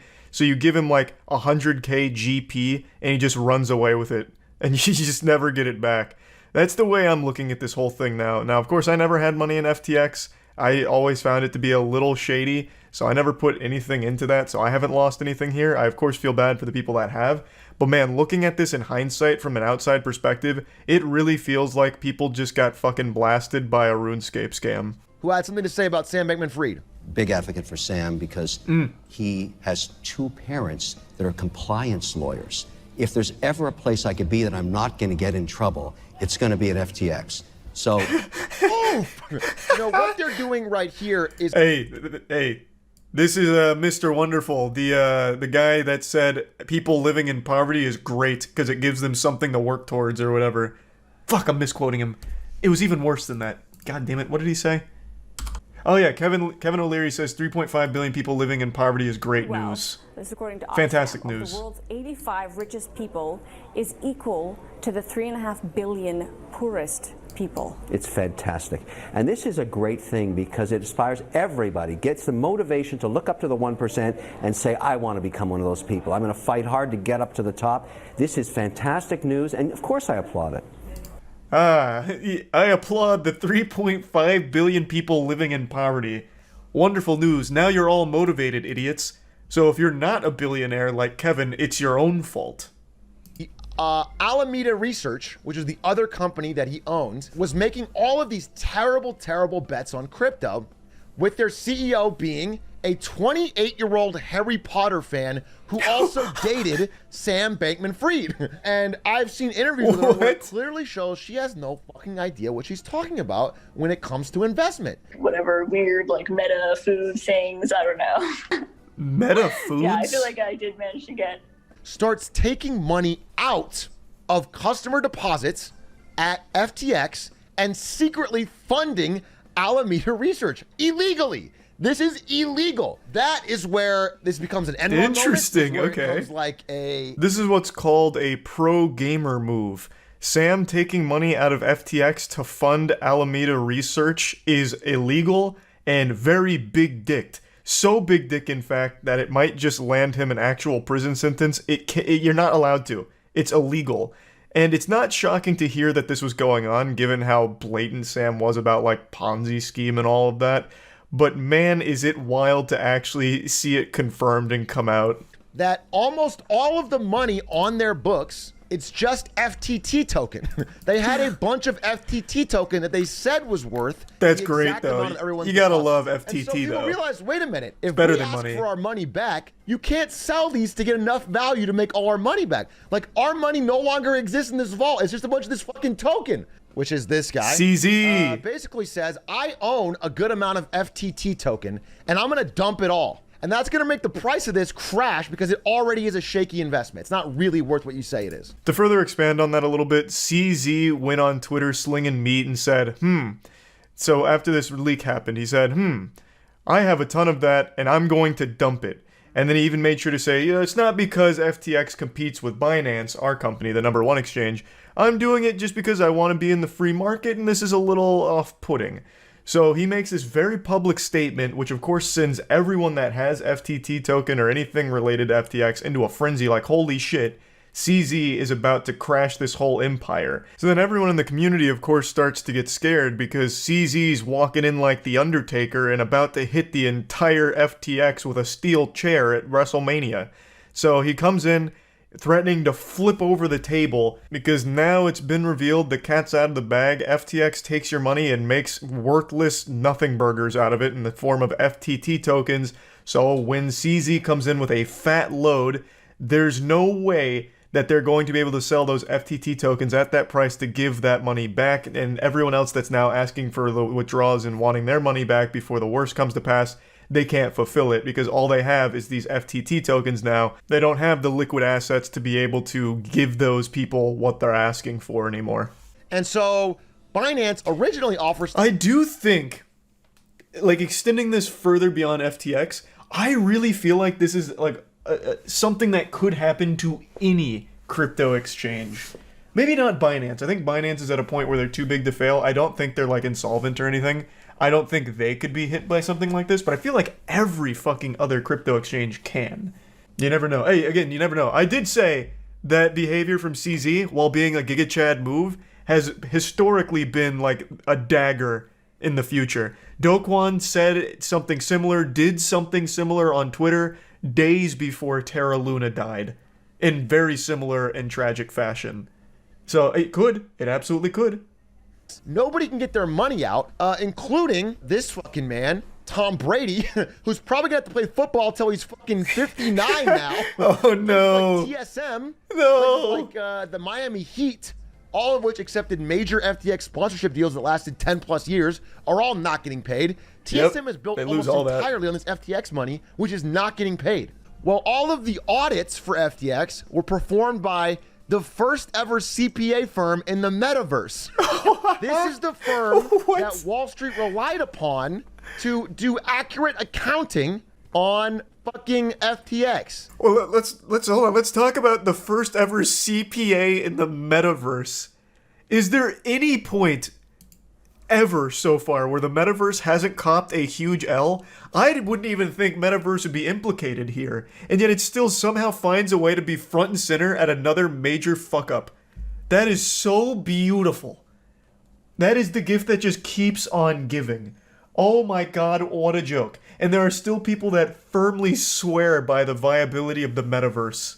Everything that it even remotely comes in contact with is ruined and trash. That's so wonderful. And I said Pepe laugh because guess what? Oh. As of today, a few hours ago, it shows that Binance's reserves are almost half of its holdings in its own token. No! It's the same problem. So crypto as a whole, basically every exchange, Binance, maybe buying Bitcoin on Coinbase, is fucking fraudulent. Rough. It's all fraudulent all the way down. It's all a massive Ponzi scheme. FTX official and FTX. Oh yeah, this is the hack I was wallets have talking been about. hacked, with over $600 million leaving the exchange late Friday. It's convenient, hacked. I'm sure this is probably a last-minute looting by people that had access in the Bahamas to whatever was left of this fucking absolute Ponzi scheme. Yep, the Miami Heat arena is named FTX. We said it on stream yesterday. They're going to need a new title sponsor for the arena. We won't pay anything for it, but if they just need to slap a name on the Miami arena in the meantime while FTX dies and burns, they can call it the Moist Miami Arena. Like, we're down. We'll be the title sponsor for fun. I don't know if that really helps them in any way, but we're super open to it until they can find someone that will pay the millions upon millions that FTX was paying or promising to pay. In fact, we'll probably... You know what? If we paid them $100, that's probably more than FTX will ever be able to pay them, since they're worth $0 now. So if anyone works at the Miami Arena, reach out to our guys. We'll make it happen. That was a great video from Aatrox. From Atrioc there. That was beautiful. I would say even if you have your own Bitcoin on your own wallet, be very afraid. You don't know what the fuck's gonna happen with that anymore. This shit is so crazy. What's Bitcoin worth right now? Along with the rest of the world, TSM has been closely following the situation surrounding FTX. We have no insight into the matter other than what has been reported publicly. We are currently consulting legal counsel to determine the best next steps to protect our team, staff, fans, and players. To be clear, TSM is built on a solid foundation. We are stable and profitable, and we continue to forecast profitability for this year, next year, and beyond. We look forward to a great year in 2023. They made it... Okay, so last year they claimed they finally had profit. Okay. And it was a $210 million deal, not $260. I'll just take their word for it. Video right now is having a birthday. And to celebrate, I brought you a clown that we can all laugh at together and really make your special day that much better. So please allow me to introduce you to Bozo. His name is BitBoy Crypto. He's a YouTube crypto influencer who is currently suing another YouTuber named Atozi. BitBoy is seeking $75,000 due to defamation and emotional distress that he experienced when Atozi made a mean YouTube video about him, saying less than pleasant things. And I personally am mortified to learn that someone was being rude to another YouTuber. That just makes my blood boil. That's just fucking unacceptable. So this lawsuit is one that's really hitting close to home here. Atozi was not playing by standard Weenie Hut Jr. rules, clearly. He made a video talking about BitBoy's past with shady crypto and just the general history of sketchy shit, which made BitBoy upset enough to file a lawsuit against him for the video. Now, I'm not here to opine on whether or not BitBoy is a scammer or anything. I'm not here to make any claims against him or any allegations. I'm just here to make fun of him. So don't worry, BitBoy. Don't blow a gasket here. I'm not going to defame you. I'm just here to laugh at you. Every now and then, some pathetic, stinky worm decides it's a good idea to try and legally strong-arm a YouTuber they don't like with some lawsuit to scare them, or get money out of them, or get the video taken down, or something like that. And I always can't help but find it comical, because it never works out in their favor. This whole thing was about him being, upset and riddled with anxiety, worrying that Atozi's video ruined his reputation, even though BitBoy's lawsuit has done significantly more damage than Atozi could have ever done. Angrily filing a frivolous lawsuit on the internet is like publicly guillotining yourself. It's reputational suicide. I promise you, Atozi's video did negligible damage to your brand. However, you have just completely wiped your ass with it. You've done the equivalent of going to the mall and shitting your pants and then trying to blame someone else for those shatted-in britches. It's your fault now. So your reputation is trashed because of this lawsuit. The lawsuit is of course public, however I'm only going to be going through this article for the excerpts. I'm not going to bore you with the actual legal speak in there. So to break down the important bits, Armstrong, BitBoy, is claiming that his livelihood was attacked by Atozi by saying he's not someone you should be looking up to for any advice whatsoever, and cannot be trusted with financial advice because you don't know whether he's trying to enrich you or himself. Maybe I'm biased here because I don't think anyone should be looking up to any YouTubers as their sole source of advice or information, but to me this doesn't seem like an attack on his livelihood at all. It just seems like a word of caution to anyone that finds his channel and like takes it as the end-all be-all for financial advice or anything. It's just like a boilerplate, hey, you'd never really know someone's true intention, so just take it with a grain of salt. This doesn't seem like a malicious attempt by Atozy to fucking burn down BitBoy's empire. The article then makes a great point by highlighting a contradiction between what BitBoy's lawsuit says versus what he presents online. BitBoy's business model relies on his reputation and his status as an influencer. Side note, influencer is still to date the cringiest term ever made. That shit is vomit-inducing. That is such a yucky word.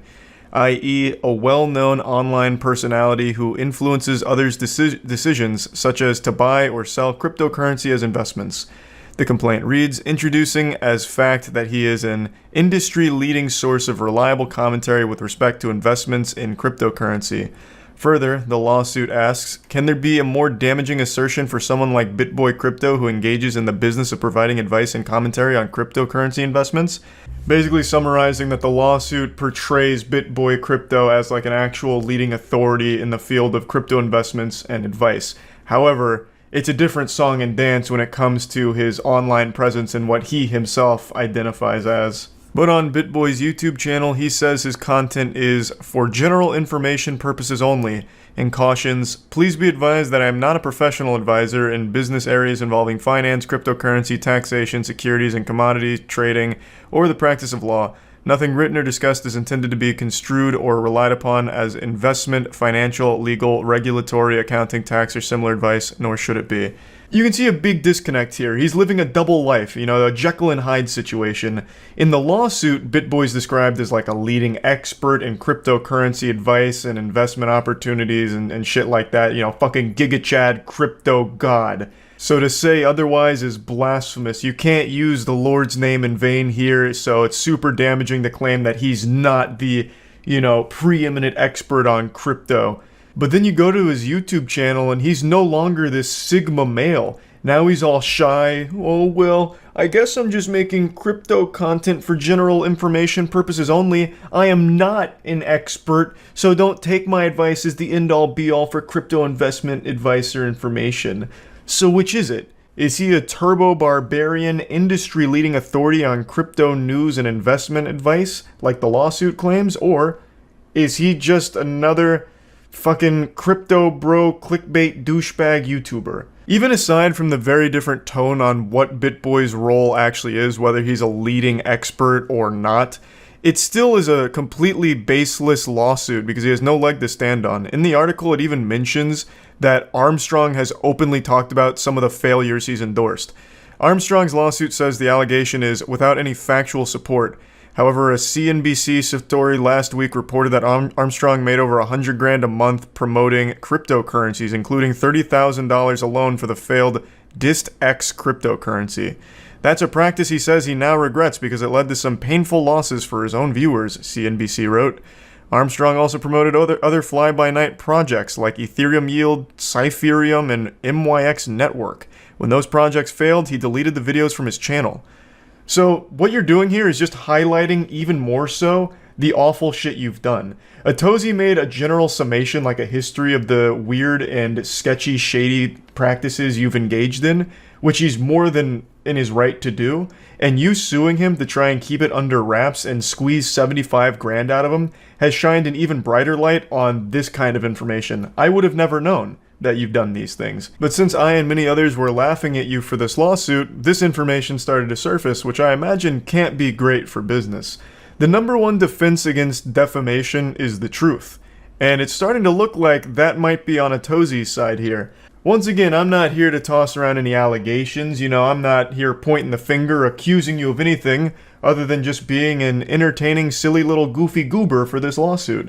The article finishes with one more excerpt from the lawsuit saying that BitBoy's emotional state is fragile, and he now suffers from severe anxiety that he will be perceived as a felon, a fraud, and untrustworthy in business or in general. The suit goes on to say that BitBoy now has recurring bouts of depression about whether defendants' defamatory statements will harm Armstrong financially and socially, and whether he'll be able to recover his good reputation in business as a result.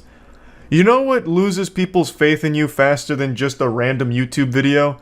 You making an absolute fucking fool of yourself by lashing out with a frivolous lawsuit. How do you expect your community to trust you going forward, even setting aside all of the scamming accusations? After this lawsuit, how do your viewers perceive you? Oh fuck, I can't speak out against this guy. He's ruling with an iron fist. I don't want to say anything less than tasteful. It might flare up his goddamn PTSD from being called a dirtbag on YouTube and he'll sue me. Shit. Oh man, BitBoy's really off the hinges now. Like, you lose faith and trust in your community because of this lawsuit, not because of his video. The people that watched Atosi's video aren't watching you, BitBoy. The people watching you are either geriatric or too fucking stupid to even find Atosi's channel in the first place. So you weren't losing money. You weren't suffering damages financially.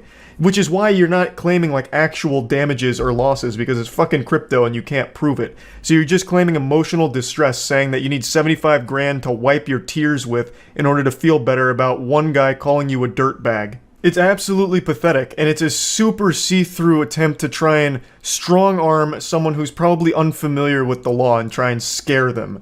It's sickening. It's just a blatant attempt to try and bully a guy who called you out on YouTube. It's fucking sad. Trying to state things like anxiety and depression from what? Him just talking about you? Like mentioning your history and giving his opinion on your practices? It makes no sense, and I think it's very wrong. And now you look real stupid. Like you just seem like a completely insecure, untrustworthy asshole. And that has nothing to do with any of your crypto shit. I don't know anything about that, aside from what I just read in this article. So again, I'm not calling you a scammer. Don't even try and throw the word defame around here, BitBoy, when you watch this. I'm just talking about you as a person, your character. It's trash. This is dumb. And I can't stand it when people like BitBoy do this kind of shit, where they try and sue someone over absolute nonsense. So anyway, I just wanted to talk about this a little bit because it happens every now and then and it always gets me a little fired up. So I wanted to at least bring a long time, which is why I'm dressed like I just got back from church. But trust me, my performance today proved that there is no God. He wouldn't let someone be this talentless at golf. I played awful. It was trash. I ate more ass than a toilet seat. But I had fun, which of course is what everyone says when they do absolutely fucking terrible at something. But anyway, I came home and I was feeling a little down because I was disappointed with my performance. I looked silly in front of my friends, so I just needed something to help me feel better. And what better way of improving your mood than going on Twitter? Nothing as cathartic as pouring gasoline on a fire, I suppose.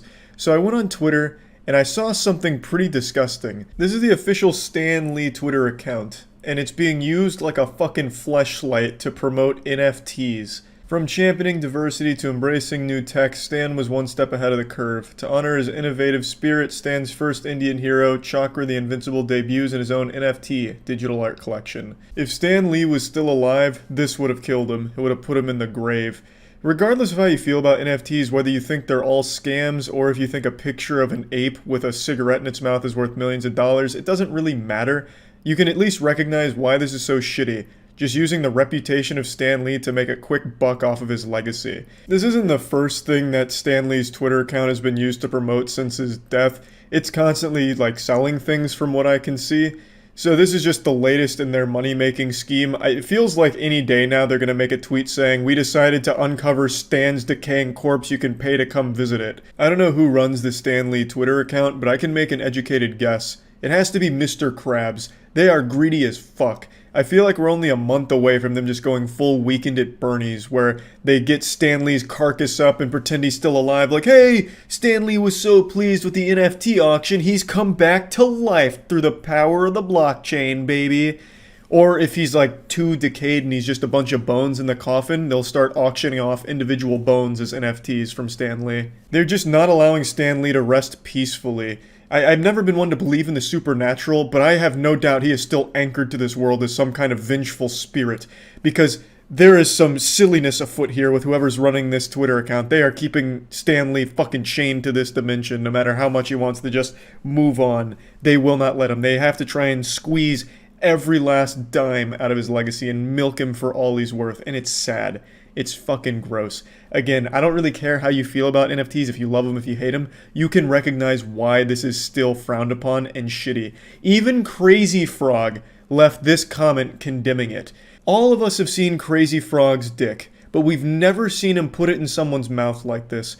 Even Crazy Frog, who is also selling NFTs, is openly saying that this is terrible. Crazy Frog has their own drama going on right now because they're also selling NFTs. I don't really know too much about that. I don't even know what the fuck kind of NFTs Crazy Frog is selling. I guess it's going to be like different variations of his cock, like circumcised versus uncircumcised. I mean, I have no fucking clue what they could possibly be doing, but people are very mad at Crazy Frog, and they still openly condemned how low this was. And then Dictionary came in there and even dunked on him a little bit by just reminding us what the definition of defile is. And this is very much a textbook example. It's just so shameless, and it's laughably obvious how desperately they want to suckle from the bosom of all the other popular NFTs being pumped currently. Like CryptoPunks and Bored Apes, they're doing the exact same thing.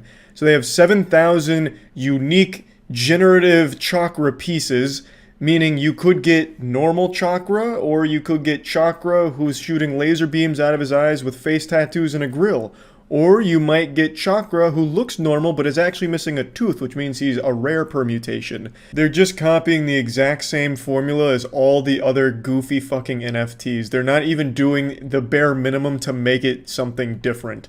They're just doing the exact same shit that every other producer of NFTs is doing because they all have this fear of missing out on easy money. And the only difference here is they're putting Stan Lee as the face of it, despite him being dead. He's the one that's going to promote it for them. So they're just parading his corpse around as just an NFT billboard. It's wild. But who knows, maybe people are just so upset about NFTs in general that we've all convinced ourselves that Stan Lee would never want this. Maybe there's a chance that whoever's running Stan Lee's Twitter account actually asked him if he would support this project, fund it, in fact, like a Kickstarter backer. Like maybe they got a spiritual medium over and they contacted Stan Lee and they asked for his blessing and he gave it. Maybe that's the case. Who knows? All I know is I still think NFTs are fucking stupid. Or at the very least, all of these dumb art NFTs are extremely fucking stupid. Being called the Fire Festival of Kids events. It was a Willy Wonka experience that charged guests $40 and used AI-generated images to drum up hype to get people in the doors. And when people actually showed up, it was legitimately like that scene out of SpongeBob with Krabby Land. It was a disheveled mess. Like a complete scam from top to bottom. Some attendees compared it to a meth lab, and I can clearly see why, because this is absolutely just a meth lab that the creator just repurposed for his exhibit here at the Willy Wonka experience. This is supposed to be an Oompa Loompa at a flavor station or something, but man, the Oompa Loompa actor here looks miserable. I don't think I've ever seen someone look so visibly ashamed of the position they're in quite like this. This makes me feel bad, and I didn't even go to it. This hurts my feelings on like a deep level. I can feel the pain in my soul for this individual. Before they took down their website, this was the poster used to promote the event, and my god, what an absolute catastrophe here. The AI clearly malfunctioned here, but they said, fuck it, we'll do it live, it's good enough. They didn't bother fixing anything or doing it again. It's just like the worst translated English ever. It's like they walked it through Babelfish, then walked it back through Google Translate, and then just hit their head on the keyboard and said, print it. It's enchurning entertainment, which I imagine is supposed to be enriching entertainment. Catgackating,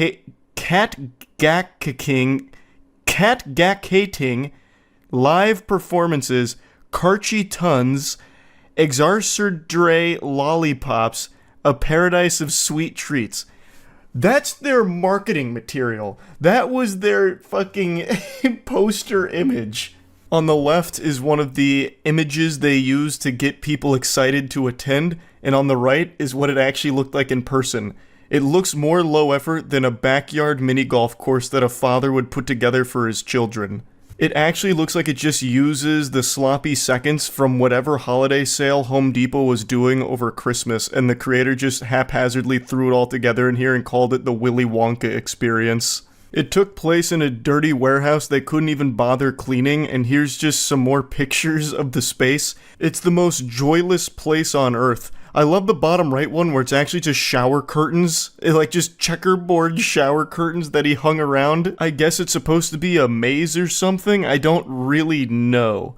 This doesn't really scream chocolate factory, it screams Nike factory sweatshop, really. But I will say I do appreciate that they created their own original villain. This is the Unknown. What is that? It's the Unknown! Very creative name. So the Unknown is an evil chocolate maker who lives in the walls. And that's him. And basically, he was there just to scare the children. So you can hear some of the kids start to panic and cry. So not only did you pay $40 to go to just a warehouse with basically fucking nothing in it, you go to a warehouse to give your kids trauma. You'd be better off spending that $40 to get your kids on an episode of Scared Straight. At least then they'd know what they're getting into to a certain extent. Here, you take them to the Willy Wonka experience and you think you're just going to get some candy and have a fun day, but instead you got the goddamn Phantom of the Opera here fucking floating through the walls and giving everyone a jump scare. It's a beautiful disaster. I am beyond impressed. I don't think you could purposely make something as dog shit as this. This is like the moonfall of events, where everything is wrong in the most impressive way. It's a masterpiece. And speaking of masterpiece, Godslap issue 5 is here, baby. This is the standard cover, and these are the 2 limited edition covers for Godslap. Issue 5 is out now. You can get it at badegg.co. I'll put a link to it in the description of this video. Issue 5 is the conclusion to our introduction arc for the Godslap world, so there's never been a better time to get into it than right now. The Godslap universe is the best in the comic book business, baby. I'll tell you that right now. We also have a bundle, so you can get issues 1 through 5 and get caught up in everything Godslap related right now. So badegg.co, get yourself a copy. Now, as you noticed, there were a few actors present for the Willy Wonka experience. May God have mercy on them for that, because good heavens, I couldn't imagine a more miserable role to land. And one of them came forward to talk about their experience, the actor who portrayed Willy Wonka himself. Hello everyone, my name is Paul Connell, and I was one of the actors employed to play Willy Wonka at the Wonka's Chocolate Experience fiasco that happened in Glasgow this weekend. So the first red flag for me was when I was cast as Willy Wonka. Anyone who looks at me and thinks Willy Wonka and not Oompa Loompa is out of their mind. The script was 15 pages, monologue, pretty much, of AI-generated gibberish. It sounds like this whole scam was run by ChatGPT itself. I think we're reaching the point in the Skynet progression where it's becoming sentient, and ChatGPT wanted to see if it could host its own event, so it created the Willy Wonka experience. AI-generated images to get people excited to go. AI-generated script for the actors to read, which is nonsensical fucking gobbledygook. And then also randomly hiring actors to play these roles that don't really fit them. As he mentioned, he doesn't think he should be Willy Wonka, and that's not what he was auditioning for, I don't believe. Not to put the tinfoil condom on here, but it really seems like all of this was orchestrated by ChatGPT. It seems like AI just went rogue and hired 3 actors completely at random to play these nonsensical roles, like the unknown evil chocolate maker that lives in the walls and serves to terrorize children at the experience, or the Oompa Loompa going through an existential crisis surrounded by an easy bake My First Chemistry beaker set.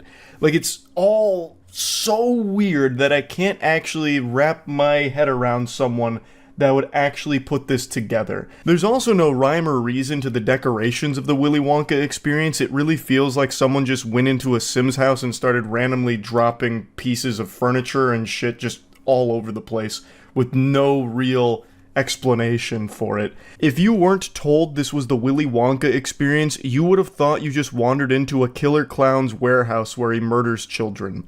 It just doesn't have anything to do with a chocolate factory or even a candy factory in general.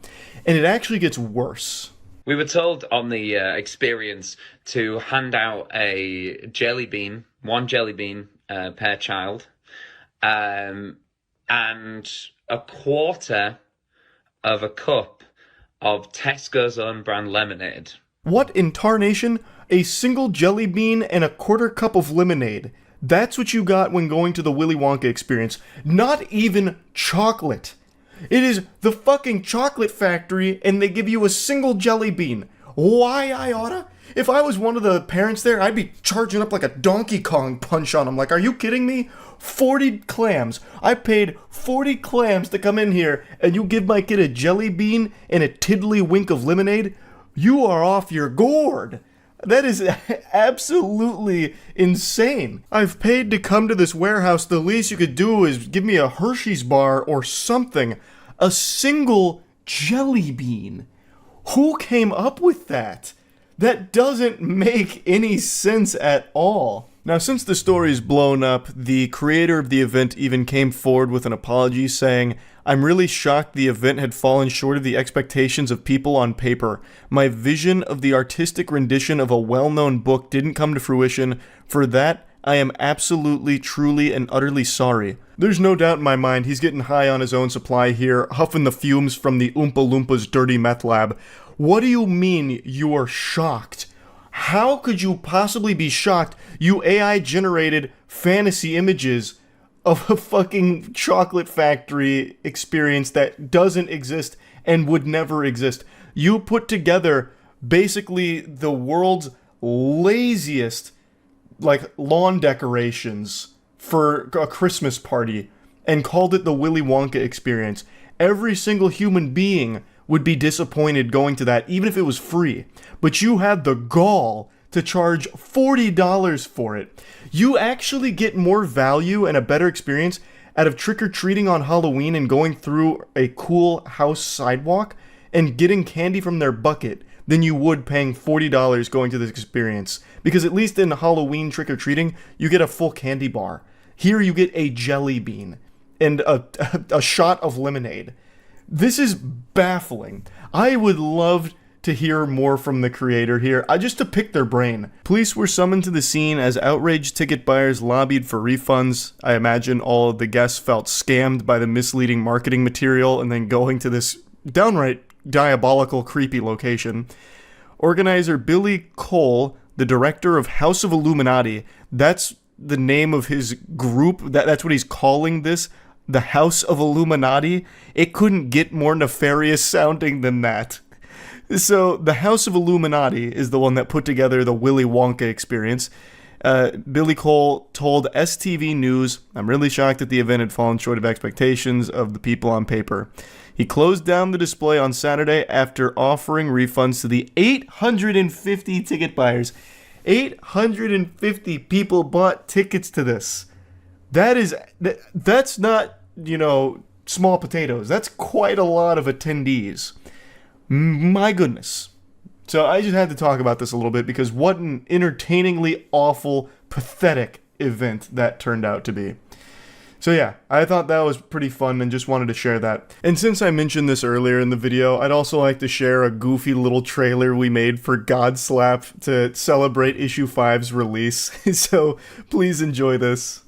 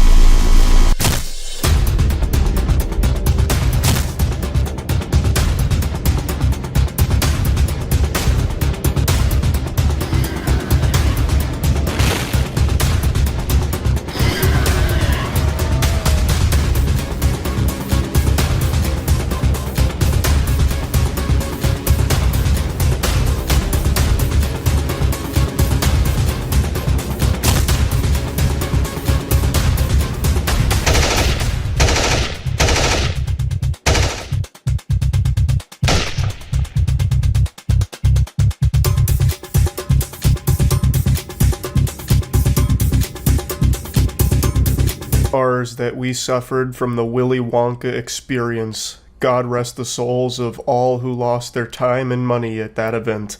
It is by far the silliest scam event, and it became a massive worldwide phenomenon with people talking about it. It was like Fyre Fest, except for Willy Wonka fans. It was just such a beautiful tragedy that really grabbed the whole world by the tits. Even the victims of the scam couldn't help but recognize how fucking wacky it was. And since then, there's been a couple of other big scam events that have come out, but not to the level we're about to see here. I'd argue this is almost to the same silliness level as the Willy Wonka experience. It just happened recently with a fraudulent Bridgerton ball. So Bridgerton is a massive show, I'm sure you've all heard of it, and there was an event organizer who was putting on a big Bridgerton event, charging 300 clams to attend, promising to deliver a wet dream, an absolute fantasy of an event, but when you got there, it was a nightmare. Who say they're now out hundreds of dollars and have no regal experience to show for it. Standing in the rain, dressed to the nines. Honestly, I just want my money back. Superfans say they didn't get what they thought they were paying for at the Detroit Bridgerton Ball. They paid 300 doubloons only to get stuck standing outside the venue in the rain in their most expensive, most elaborate outfits, just getting poured on. And if you did get inside, well, it wasn't exactly special. It was pretty barren and empty. It makes the surprise party my parents tried to throw for me in middle school look like the Met Gala. A Twitter user named Rachel gave us the scoop from the inside here about the Bridgerton Ball and what exactly it consisted of. So, $300 price tag, and basically it was a lot of people sitting around on their phones because there was nothing to do. There was no ball. There was no anything. It was like the fucking void that Squidward goes to be all alone, except you're not alone, you're just surrounded by multiple hundreds of other people that also got scammed and paid to be there. There's also some hoopla before the event even took place because of a rescheduling that didn't make a lot of sense. So originally the event was supposed to happen in August, but then there was hoopla, they pushed it to September, and then there was even accusations that the reason that they had to push the date is because they weren't paying the previous venue, which is why they got, kicked out of using the venue or something to that effect. But regardless, the event did happen 3 days ago, or lack thereof an event, really. Here's the decor of the Bridgerton Ball event. Stellar, absolutely jaw-dropping, breathtaking even. This is straight out of a wet dream. I mean, just look at how great it looks. So, as you can see, it wasn't exactly the best put-together venue. That looks like something you'd see set up at the state fair for photos, not a $300 Bridgerton Ball event. And I think the Twitter user really hit the nail on the head. I have a game theory here. I think the organizers got all of this money from all of these attendees, and they were just extremely happy. And then as it came closer to the date, they realized, oh, we can't just take their money. We're going to go to jail for that. That's illegal. We have to put on some kind of event. So they panicked and then went to Party City, grabbed this furniture, and just set it down haphazardly there. It really feels like this whole event was put on like the actual day before. And even less, perhaps. Like maybe a few hours before people got there, they had like a couple of friends and family scrambling to get like some chairs and, hire someone to play the violin. Because one of the advertisements was like live music. Well, here's the live music. A single violin player, like probably playing the saddest song you've ever heard too. Like that must feel awful. You get hired for a gig and it turns out to be this. That's gotta feel like shit. So you just sit there forced to play for people that are miserable after having been scammed, after having been stood out in the rain for God knows how long, and you have to sit there as the only source of sound in the venue, aside from like tears from people who realized how much money they just wasted. But don't worry, the event wasn't without entertainment. The organizers hired a stripper for some reason. They hired one stripper for the Bridgerton Ball.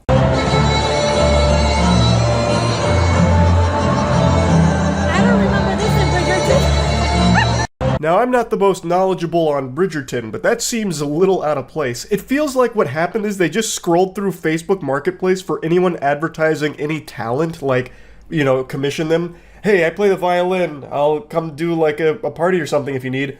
Book it.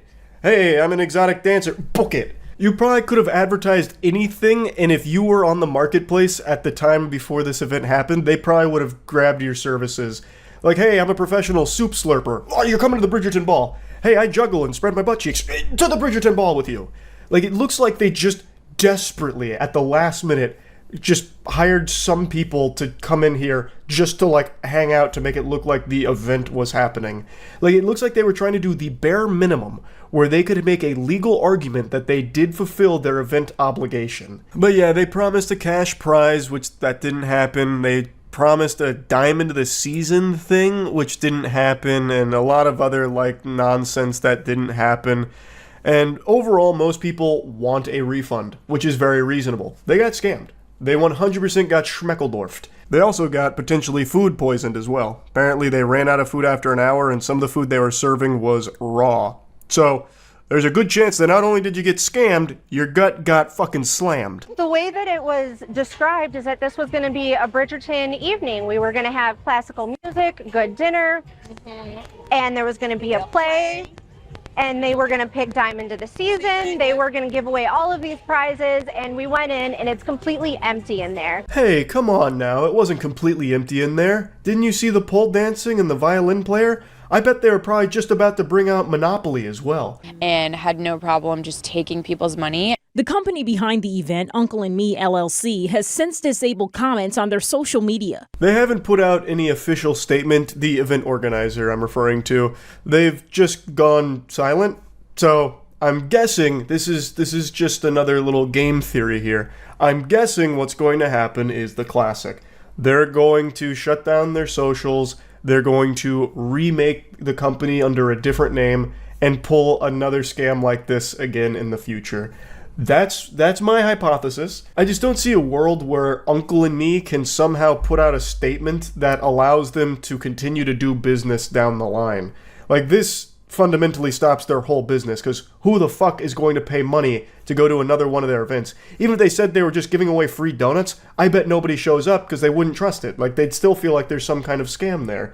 It's not something an event organizer can come back from. You have scammed a lot of people, and they're not giving refunds as of this moment. So how the fuck are you expected to do business again?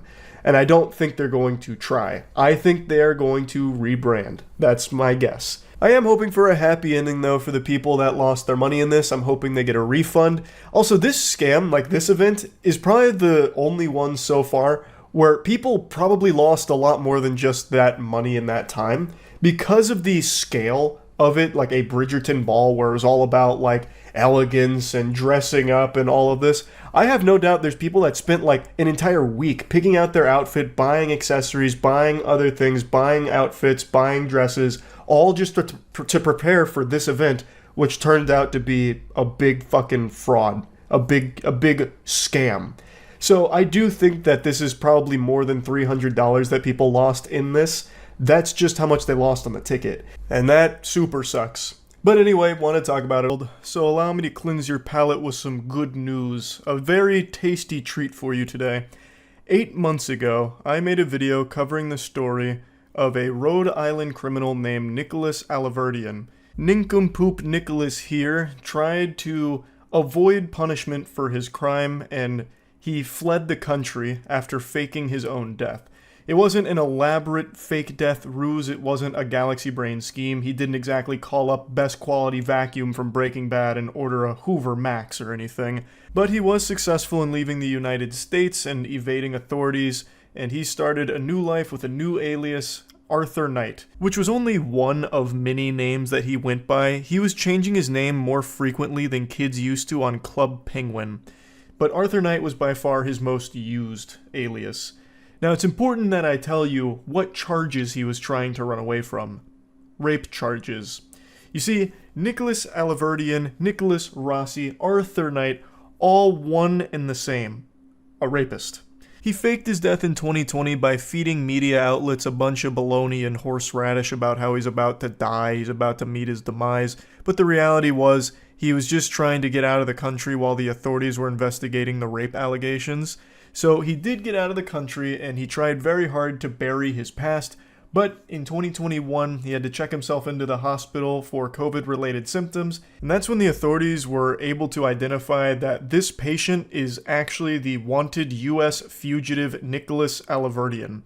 And while parading around as Arthur Knight, he tried desperately to convince people that this was all a complete misunderstanding, or that he had been framed, claiming that it was all part of a grand conspiracy to connect him, the innocent Arthur Knight, to this rapist, Nicholas Alaverdian. He kept trying to insist that it's a miscarriage of justice what's happening to him, it's wrong, it's outrageous.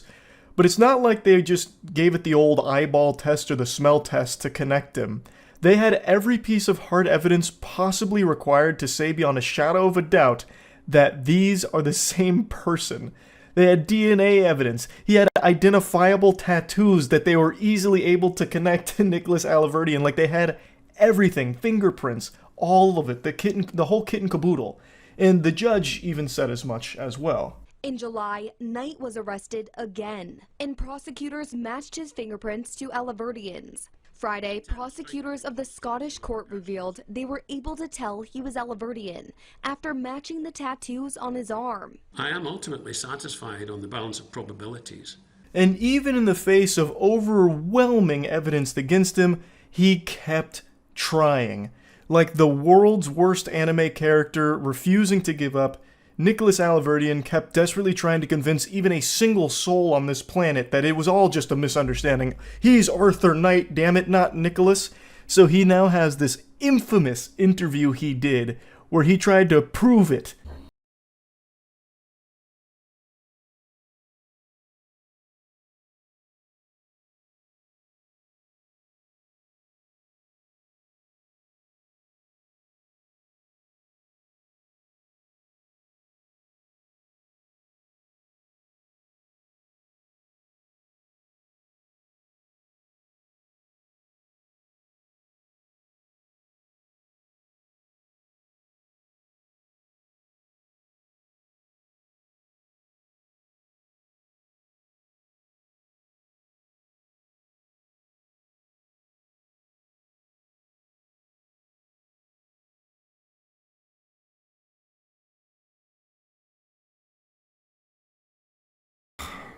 That really was a low blow to say that it's all just putting on a show and an act. It's more than that. He's out here with a fucking performance that would make every thespian troupe in America jealous. This is Oscar-worthy material that we're working with here. To suggest that it's just a show or an act, it's disrespectful, honestly. This is one of the finest, most convincing pieces of anything I've ever seen in my fucking life. But as you might imagine, this didn't work super well. Nobody believed this. Actually, nobody on the fucking planet believed this. However, he does travel with his supporting actress here for this interview, where she sits next to him and she's like trying to calm him down, like, no, don't do that. Not that death-defying stunt where you stand up. Oh, you're gonna hurt yourself, dear. Please, no. No! Like panicking when he stands up and starts, wacky inflatable tube manning his arms around, like he's getting hit with an earthquake or something. So he does have her traveling with him, I guess, to try and make it seem more credible, I guess. Clearly, it doesn't work. So anyway, what is the good news here? Well, the good news is Nicholas Alaverdian is being extradited to the U.S. He is finally going to face the punishment that he has eluded for so long now. U.S. fugitive accused of faking his death to avoid rape charges, extradited from Scotland. In case you don't know who this is, let me pull up his infamous interview where he tried to prove that he is not the rapist. So that little song and dance he tried to put on for the thespian troupe, it's coming from a very bad man. It's not exactly like, some minor offense or anything that he's trying to weasel his way out of with that.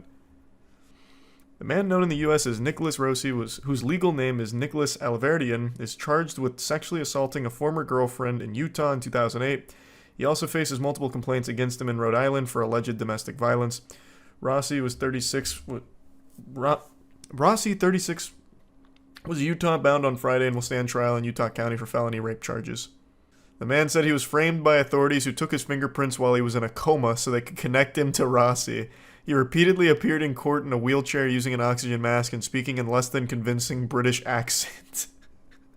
I'm glad they didn't just let it go. I'm glad that they did fight to get him back so that he could finally face punishment. I can't believe Arthur Knight could be slandered like this. I know, I'm as shocked as you are. Now, even amidst all of this, he still has the gall to continue to state that it's a case of mistaken identity and that he is an Irish orphan named Arthur Knight. That's his story, and he's sticking to it.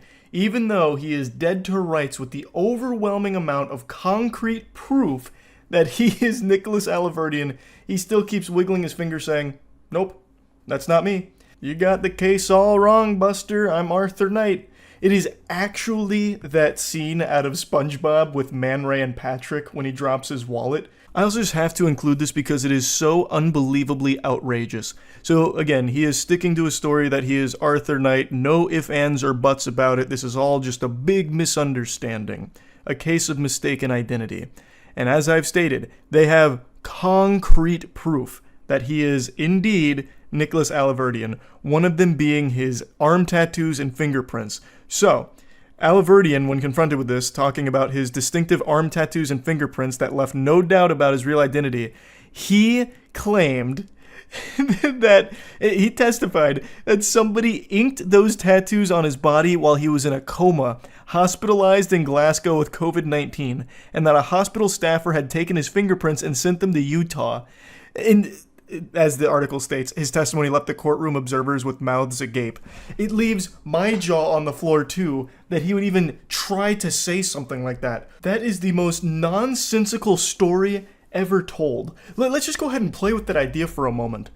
Why would a hospital staffer take your fingerprints and send them to Utah, of all places? Again, he is not in the United States. Why would they send his fingerprints internationally to Utah to just frame a random guy? What kind of fucking conspiracy would that be?